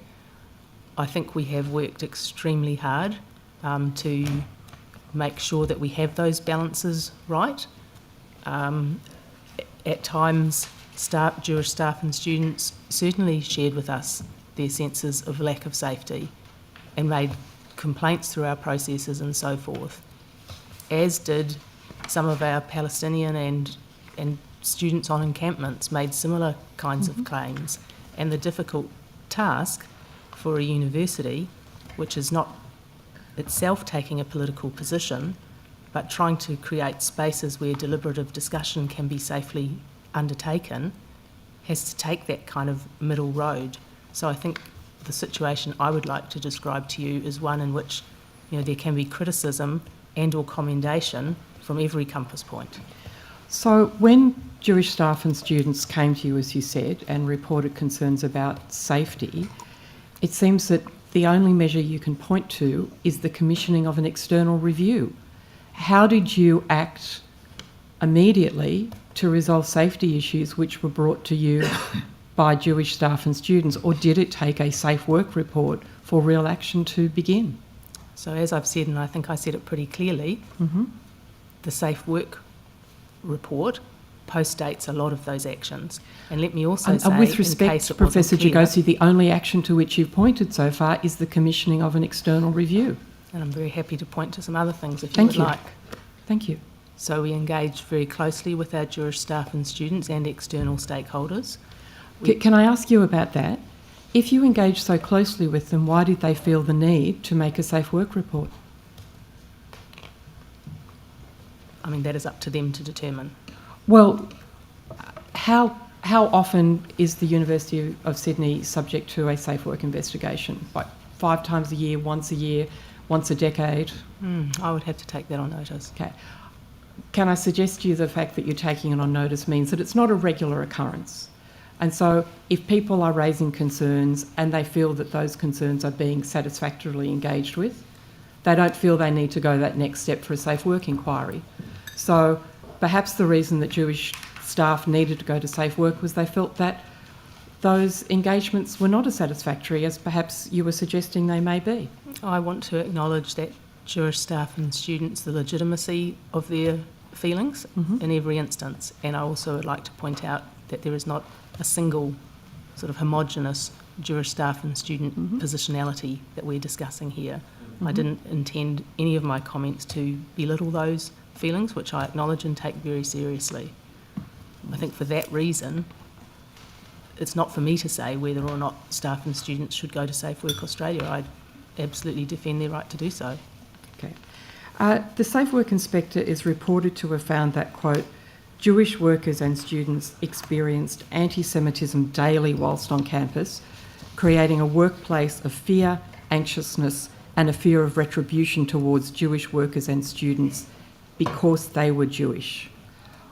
What work is the university doing to not just stop the anti-Semitism, but to positively create a culture where Jewish staff and students, and indeed all staff and students, feel welcome and valued? Having created the damage, what are you doing to heal the damage? So the university has done a lot of work in relation to anti-Semitism and all forms of racial prejudice in terms of policy direction and particularly in terms of educational processes. I would like to say that the report that you are citing is not a safe work finding, but an internal report that was never released to the University of Sydney, and had it been released to the University of Sydney, we would have opposed it on many grounds of inaccuracy and misrepresentation. So do you dispute the fact that Jewish staff and students experienced anti-Semitism daily when they were on campus, especially during the period of the encampment? I think I have just said very clearly that I acknowledge the feelings of Jewish staff and students and wouldn't seek to counter a view that opposed that. Well then, if the finding that you're contesting, or that you said you would contest if it was put to you, was that they experienced anti-Semitism daily. I don't understand what it is that you find contestable about that statement. The Safe Work report that came to the university formally was that on the basis of its findings and having conducted 2 site visits in September 24 and February 25, was that they were not conducting any further investigation and that they were well satisfied that we had safety issues in hand at the university. So the fact that they are satisfied that you had safety issues in hand, does that in any way say that they didn't find that there were safety issues that existed? In fact, what this reporter to have found is that the safety issues were daily experience of anti-Semitism. I'll hear the point of order. Just an incredibly confusing question in circumstances where they is in one instance an individual inspector and in another instance the entire organisation, which as I understand it did not uphold that finding. So I think it needs to be put more clearly. I'm happy to reframe. Okay, very good, thank you. The report is that the Safe Work Inspector found that Jewish students and staff experienced anti-Semitism daily. I understood you, Professor Jagos, to say that that was a finding that would have been contested by the university had it been put to you, and I'm asking you what is contestable about a finding that during the period of the encampment, Jewish staff and students experienced anti-Semitism daily when they attended campus. I think what I would like to say is how importantly we take the safety and well-being of our staff and students, all of our staff and students. It's a very central value, and we've worked extremely hard to make sure that the campus environment is a safe and welcoming place. As I say, we've done quite a lot of policy repointing, and we've done a huge amount of sort of educative outreach. And one thing I would like to Can I take you back to the question that I asked? Would you contest a finding that during the period of the encampment, Jewish staff and students experienced anti-Semitism daily? I contest that that was a finding.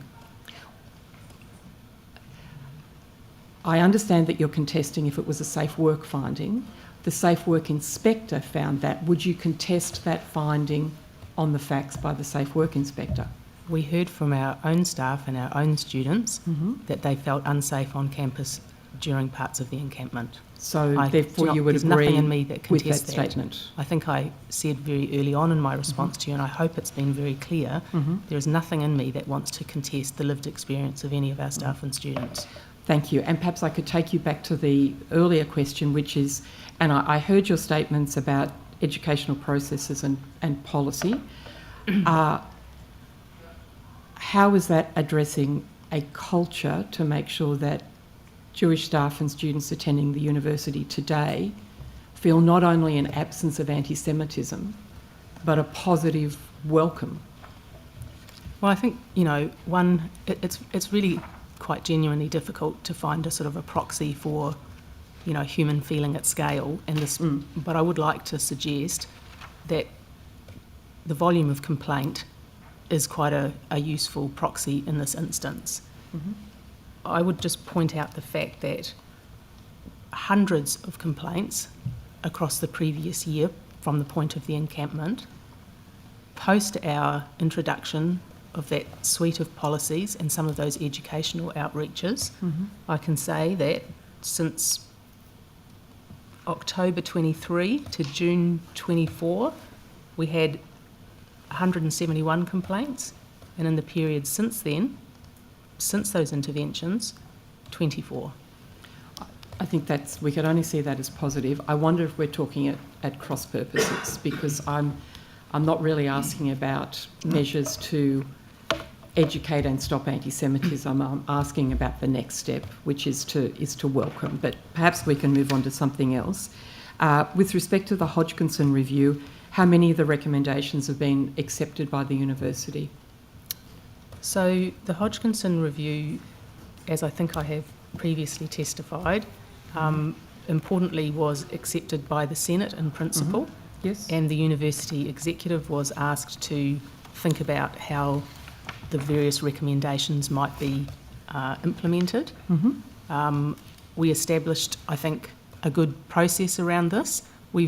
Almost all of the recommendations are completed, many of them inside that suite of policy repointings that I've talked about.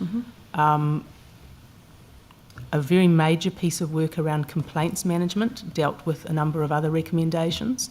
So we found that we had a very labyrinthine sort of process of how someone might raise a complaint. Often students, staff didn't know which was the right channel to go to, and as a consequence they were going to various places around the university and there wasn't a overall kind of sight line to them. We couldn't really say how many there were or whether they were being, you know, treated in similar ways or to a, you know, appropriate kind of a speed and so forth. So we appointed a director complaints halfway through last year. The first really substantial tier of that work has been done, and this is now a publicly facing website which you could go and look at yourself if you were inclined, to sort of see the sort of single front door now for complaints from our staff and our students and indeed members of the public. So that also took care of another substantial piece of the Hodgkinson review.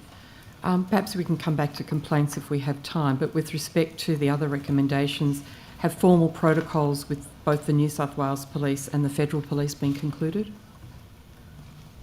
So we have, prior to the Hodgkinson review, we had in place formal protocols. Okay, so I'm wondering then why that was a subject of one of the recommendations of the review if they were already in place? I can take it on notice, but... Thank you, that'd be good. And the civility rule, is that in place? No, so the civility rule is the one area where there is still ongoing discussion and consultation. And how I would sort of paraphrase the civility rule in Hodgkinson was around a recommendation that there was an obligation for persons, staff and students, to make absolutely clear the intentionality of their speech acts. This came up in relation to pro-Palestinian slogans, but the recommendation was this was the sort of the new civility rule. I think it's not difficult to see that this is impractical and possibly even unethical to try and really deliver in practice. Consultation is ongoing. Why unethical? Because... What ethical system does civil speech and providing a clear context breach? So as a, you know, undergraduate linguist, I would testify to the fact that it is very hard in human speech to always be able to demonstrate your intentionality. Interpretive I think he used the word context rather than intentionality, didn't he? So well, context bespeaks intention. As a university executive, I never want to be in a situation where we have something posing as a rule that is actually unenforceable or leads you into very impractical or even undesirable kind of territory.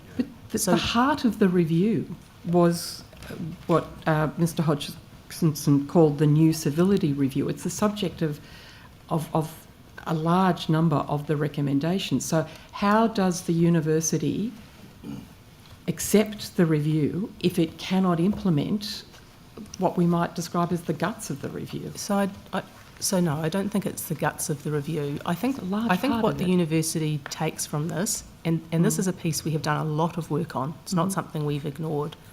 We think actually, perhaps I'd say, the heart of the civility rule is really the obligation to disagree well. Now, the University of Sydney has had a long-standing commitment to disagreeing well. We understand that that is something that we need to teach staff and students around. How do we hold, in some cases, quite diametrically oppositional positions and still be able to articulate them in a deliberative way that is not damaging or demeaning to others? That to me is a defensible interpretation of the civility rule. I'm speaking very sort of personally about that. There's a lot of consultation ongoing at the university across student and staff groups about, you know, what would this mean in practice. Is there an end point to that consultation? Yes, I'm hoping that we will be finishing that this year. This year being before the university rises for the end of second semester, or? This year being 2025. Right, okay. And then what are you looking at as the outcome? If it's not going to be the civility rule, if you're focusing on disagree well, and I don't disagree with that, does the university need to reflect on the fact that disagree well did not seem to work very well around the encampment and matters to do with the experience of Jewish staff and students on campus? Well, you know, yes, and to be fair, we see any number of not disagreeing well in our wider community, I dare say. I don't disagree, but if the university is educating our leaders of tomorrow, and if we are hoping that education is a great pathway to understanding and change, then there's a particular responsibility on the university, not just to say, well, the rest of the world is doing it, but we will lead. And so we're looking to see the way in which the University of Sydney will lead in civility and ensuring that everybody feels safe to pursue an education. And that's why we have such a massive educational outreach process. We have modules in conflict, we have modules in expressing your viewpoint in contested situations. Our student representatives take those modules as a requirement. They've been taken by thousands of our students and staff. Are those modules online or in person? Online for students. We also have some face-to-face training that staff do. We're a learning institution and we really believe in terms of students completing an online module about disagreeing well, have you got any research about whether that's something that is just click through or whether it really has an educative effect for students? I'd have to take that on notice. Okay, if you could. Thank you very much. I have lots more questions, but I see I'm out of time and I don't want to transgress. So, okay. Over to the government, I think. So I think there's 2 minutes for crossbench and then 2 minutes for opposition. And then we will go to government questions. One for all of you, I guess. We know there's an enormous and growing mental health crisis. And it's often crashing down on young people at university age. And we also know that a lot of universities are going through extremely turbulent job cuts and restructures, which puts a huge psychological strain on staff as well. In that context, what are you each doing to monitor and identify deaths on campus and or suicides amongst staff and student cohorts? I can start perhaps with you, Professor Carlin. Sorry, Chair, was your question deaths on campus? Deaths and suicides amongst staff and student cohorts. Yeah. Is it something that you monitor? It's absolutely something that we would monitor for within our critical risk reporting framework. I am not aware of any such instances. There have been instances where students have contacted us and expressed an intention to self-harm. We have a system in place across the university that is designed to capture and sort of coordinate and report on and track our responses to that. And we've invested quite considerably in enhancing that system and making sure that where there are critical incidents that they are visible to relevant leaders within the institution very quickly. In relation to the suicide or I will take that on notice, but I think the broad answer to your question from the point of view of do we monitor for it, of course we do. And do we have systems in place to help us to be able to keep line of sight to those sort of very tragic circumstances? Indeed. Thank you. Professor Parker. Thank you, Chair. Yes, I'm not aware of any deaths or suicides on campus, but we are notified occasionally, sadly, of the passing of staff and students, often from family and friends. And then we provide whatever support we're able to in those sorts of circumstances. We're a very large community, so yes, these do occasionally sadly occur. Where we actually monitor is often in sentiment that's expressed to staff from students, where we have a very large counselling service on campus, so there's access to counselling and students can be referred to counselling. Staff make use of the counselling services as well. So we are attuned to the fact that, as in many parts of the community, there are many stresses, both within university life and beyond university life, and the well-being of staff and safety are certainly key priorities for us. Thank you. I think I'll go to Professor Perkovich, because you've not spoken already, and then I might take the rest on notice. That might be in the interest of time. But yes, do you monitor at your university?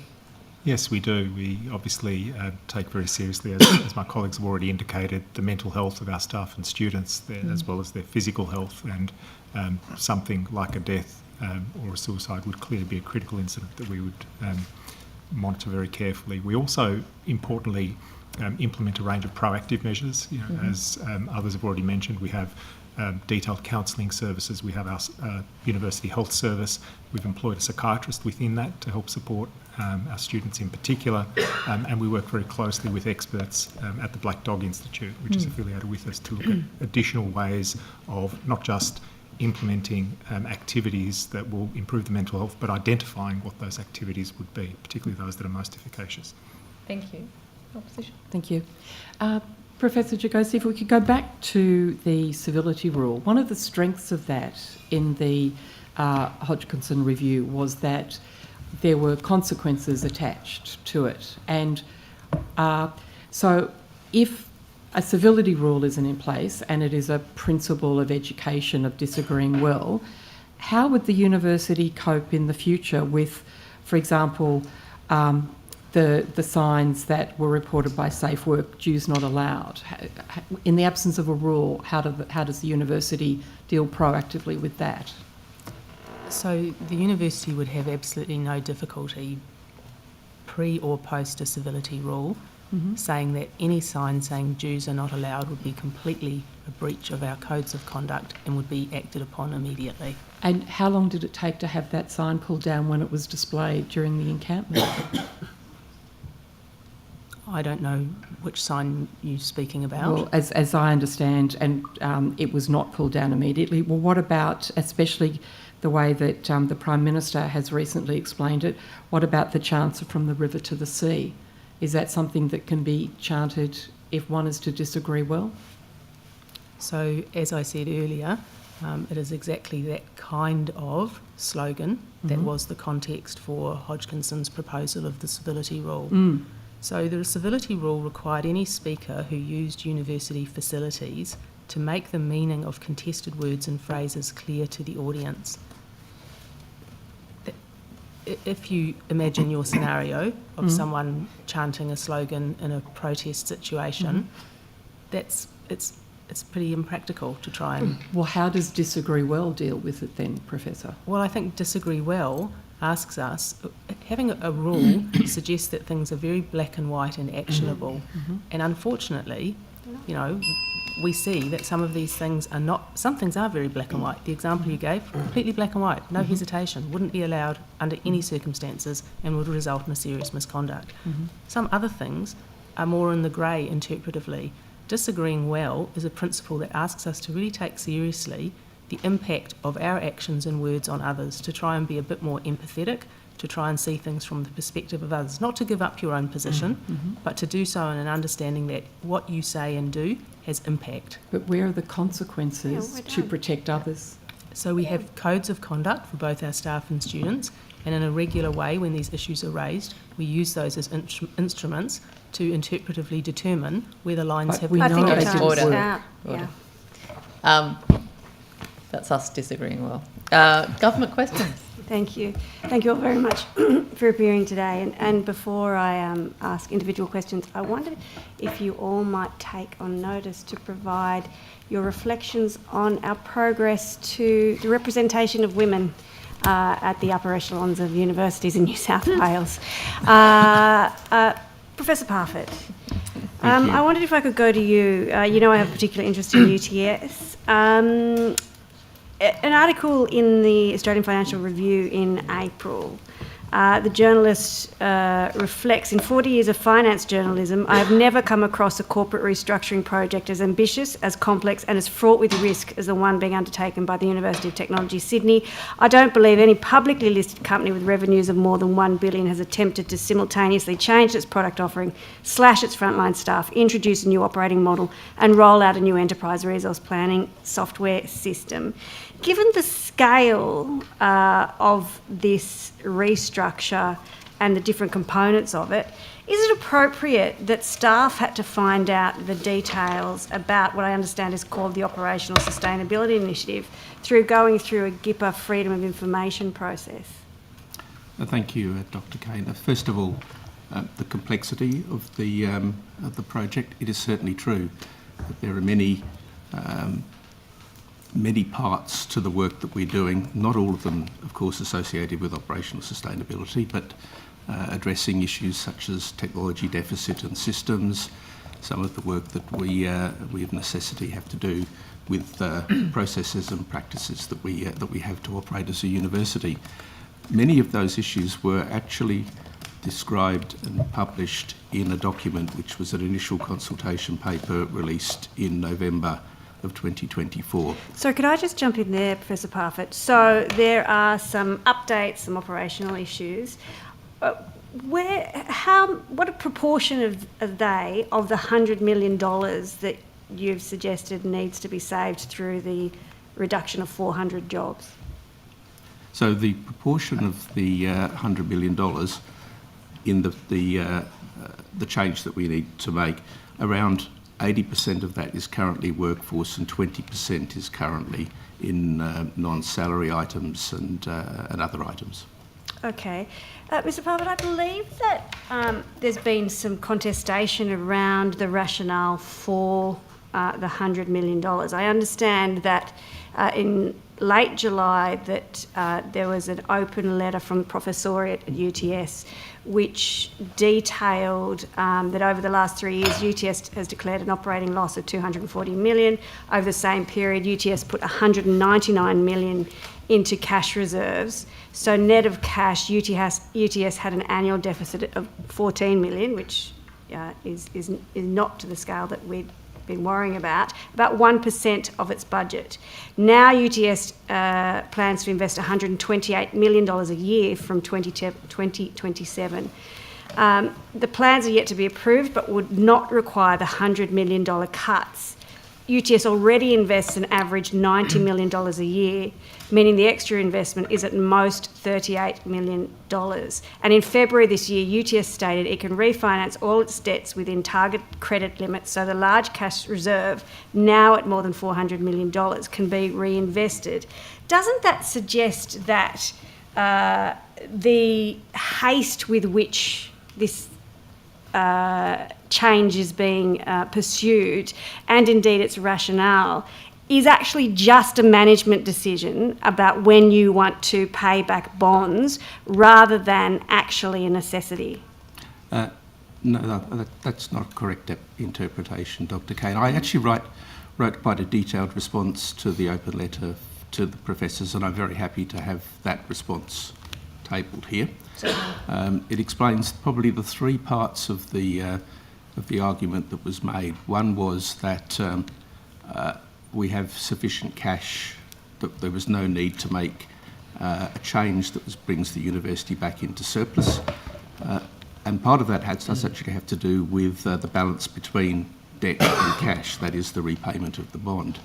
The fundamental issue there is that to borrow money you have to be able to pay it back, which means in actual fact one needs to make a surplus.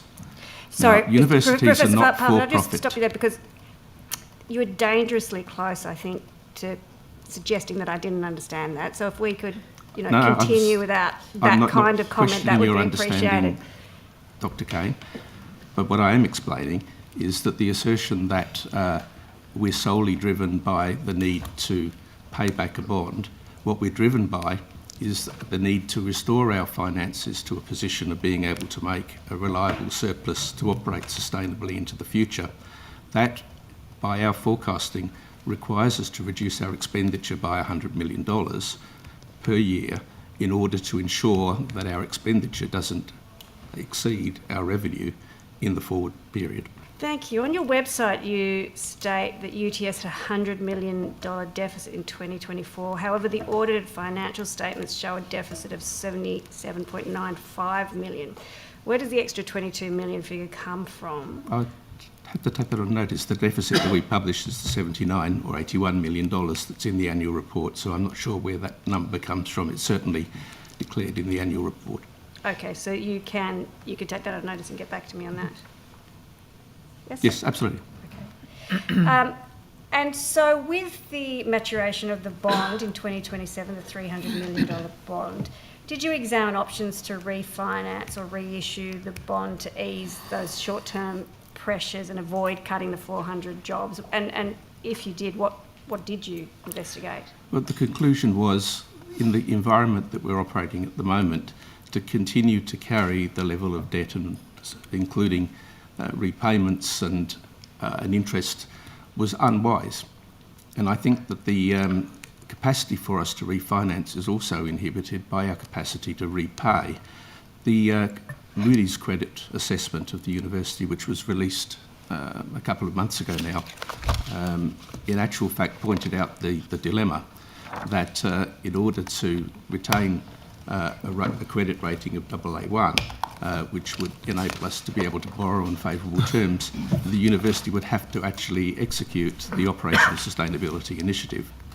Let's go back to the Operational Sustainability Initiative, because I'm not sure, I think I interrupted you, and my apologies for that, when I asked about, is it appropriate that staff hadn't got the level of detail they needed, had to resort to a GIPA process. And then I've had a look at the GIPA documents. They are heavily redacted as to be almost useless. Why is that appropriate, that the staff needed to get the information from there and not from the university itself? The information that we provided in relation to the operational sustainability was outlined in some detail in a discussion paper in November. And I understand the desire of staff to have more and more information, many of which we had in a very long sequence of presentations and engagement with staff been through in some detail.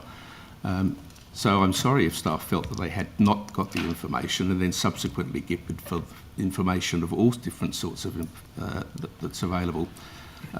We have been, Dr. Kane, I think, open with staff around the challenges that we face, around the financial position of the university. We have discussed with staff over many years each year's finance plan, which is a 5-year plan, which underpins the budget that we set in any given year.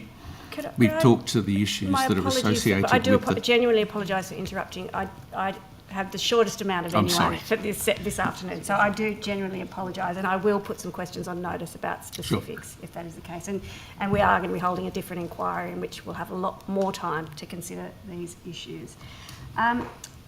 Keeping with the Operational Sustainability Initiative though, I understand that KPMG was engaged for that, for an initial $4 million increase to nearly $7 million over about 4 or 5 months. How much has UTS spent altogether on consultants and contingent contractors as part of the OSI? And maybe as a separate part of that question, how much has been spent on wellbeing consultants? How much? I'll have to take that question on notice. And the spend on the KPMG part of the concert, as you correctly pointed out, is $7 million. The 5-year return from the operational sustainability project is intended to return about $350 million to the university. And I think the effort that we're putting in, the care we're taking to try to make proposals that are able to be consulted by staff to make the best approach to being able to make the savings that we believe we need to make, necessitates a very good insight to the operation of the university and the financial challenge. Just again, my apologies again, but you said consultation with staff. I received a flurry of concerned emails, texts, communications from staff a week last Friday. I suspect others around the table did as well, about the suspension of 146 subjects, which I understand wasn't the subject of consultation. And I'm not even sure, and perhaps you can take this on notice, as to whether UTS Council was advised of that. So I'm a bit concerned about consultation, and I would like, if you could, on notice, for you to provide to me details of what consultation took place before the suspension of those courses. And indeed, related to that, did you seek advice by whoever you've engaged to represent you at the Fair Work Commission to advise you that it was a good idea to suspend those courses whilst you're in the middle of a dispute about the structural change that you are undertaking? Look, thank you for the question, Dr. Kane. I think that highlights the challenge that we have around a range of issues colliding at a point in time. I think I have indicated to you that the $100 million savings, we believe, is a necessary component to put us onto a sustainable footing. So there is a financial pressure. We absolutely understand the stress that this places on staff and their psychosocial well-being, and that we are trying to manage as best as we can when, as has already been pointed out earlier in this committee, that change is a challenge for everybody, and the pressures of change, particularly with imminent job losses. Indeed. So coming to the issue then that you asked, Dr. Kane, around why we would do this then, there is a third dimension of this which is important, which is the need that universities have to ensure that students are fully informed as to what courses, and this is courses, not subjects, that are available for them to take. That we felt that on the balance of all of those things, it was necessary for us to indicate to prospective students that there was that those courses may not be sustainable into the future, and that was the basis of the temporary suspension of intakes, which can, under our policy, be approved by management because it relates to the ongoing financial issues of the university. Yes, that comes to governance issues, which again I'll be examining in another forum. You did mention wellbeing and your concern for it, Professor Parfitt. I mean, I have to ask, I really do have to ask, do you think having a website suggesting that staff being subject to the scale of this change, that they should have a cup of tea, wash their smalls, is an appropriate way to deal with stress? And you've probably been under stress yourself with all of this going on, Professor Parfitt, and I wondered which of the suggestions on that list of 50 you might have engaged in and could suggest to staff as a way that they could, you know, calm themselves in this time of concern. No, thank you. And I suspect that there are many ways in which people approach stressful circumstances. The resource to which you refer was not a resource that was put up specifically for the current circumstances that we're working under.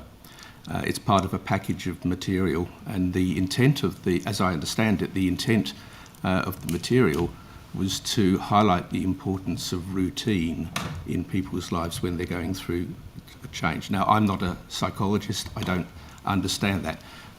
It didn't seem a bit tone deaf to you to have that. But if I might finish, Dr. Kane, we actually thought that along the lines I think that you're suggesting, that this may well be inappropriate, and so we edited and appropriately reviewed the material. That material, as I indicated, is material that was generally available. It was not specifically available for operational sustainability. I understand through the reporting, and again, if that's a stand to be corrected, that information was provided by an external organisation that's contracted. So I wondered if you could give me details of how much they had been contracted for to provide those services. This is an ongoing service that's provided to the university, but we can certainly provide that information. That would be great. And very quickly at the end, I wanted to just consider the KPMG engagement, and I'm happy for you to take these questions on notice.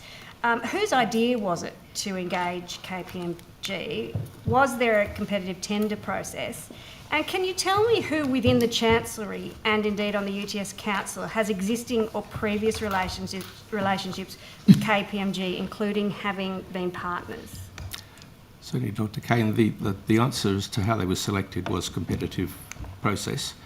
The answers to the others, I'm not sure. I think there was a general conclusion that we need some level of both capacity and scrutiny that was necessary to obtain, and so the decision was to make a competitive process. And obtain some assistance. I'd stress that it is assistance, that we take full responsibility for decisions and recommendations that we make. In relation to prior relationship with KPMG, I'll have to take that on notice, but I don't believe that there are any. I think you have a Director of Government and External Relations who was a partner before she commenced at UTS. I'll take that on notice. Yep. Thank you. Thank you, Chair. Thank you. That does conclude our session for today. Thank you very, very much for coming along and answering our questions. To the extent there were questions taken on notice or supplementary questions will be forthcoming. The Committee Secretariat will be in touch. But that concludes our hearing today. Thank you. Thank you.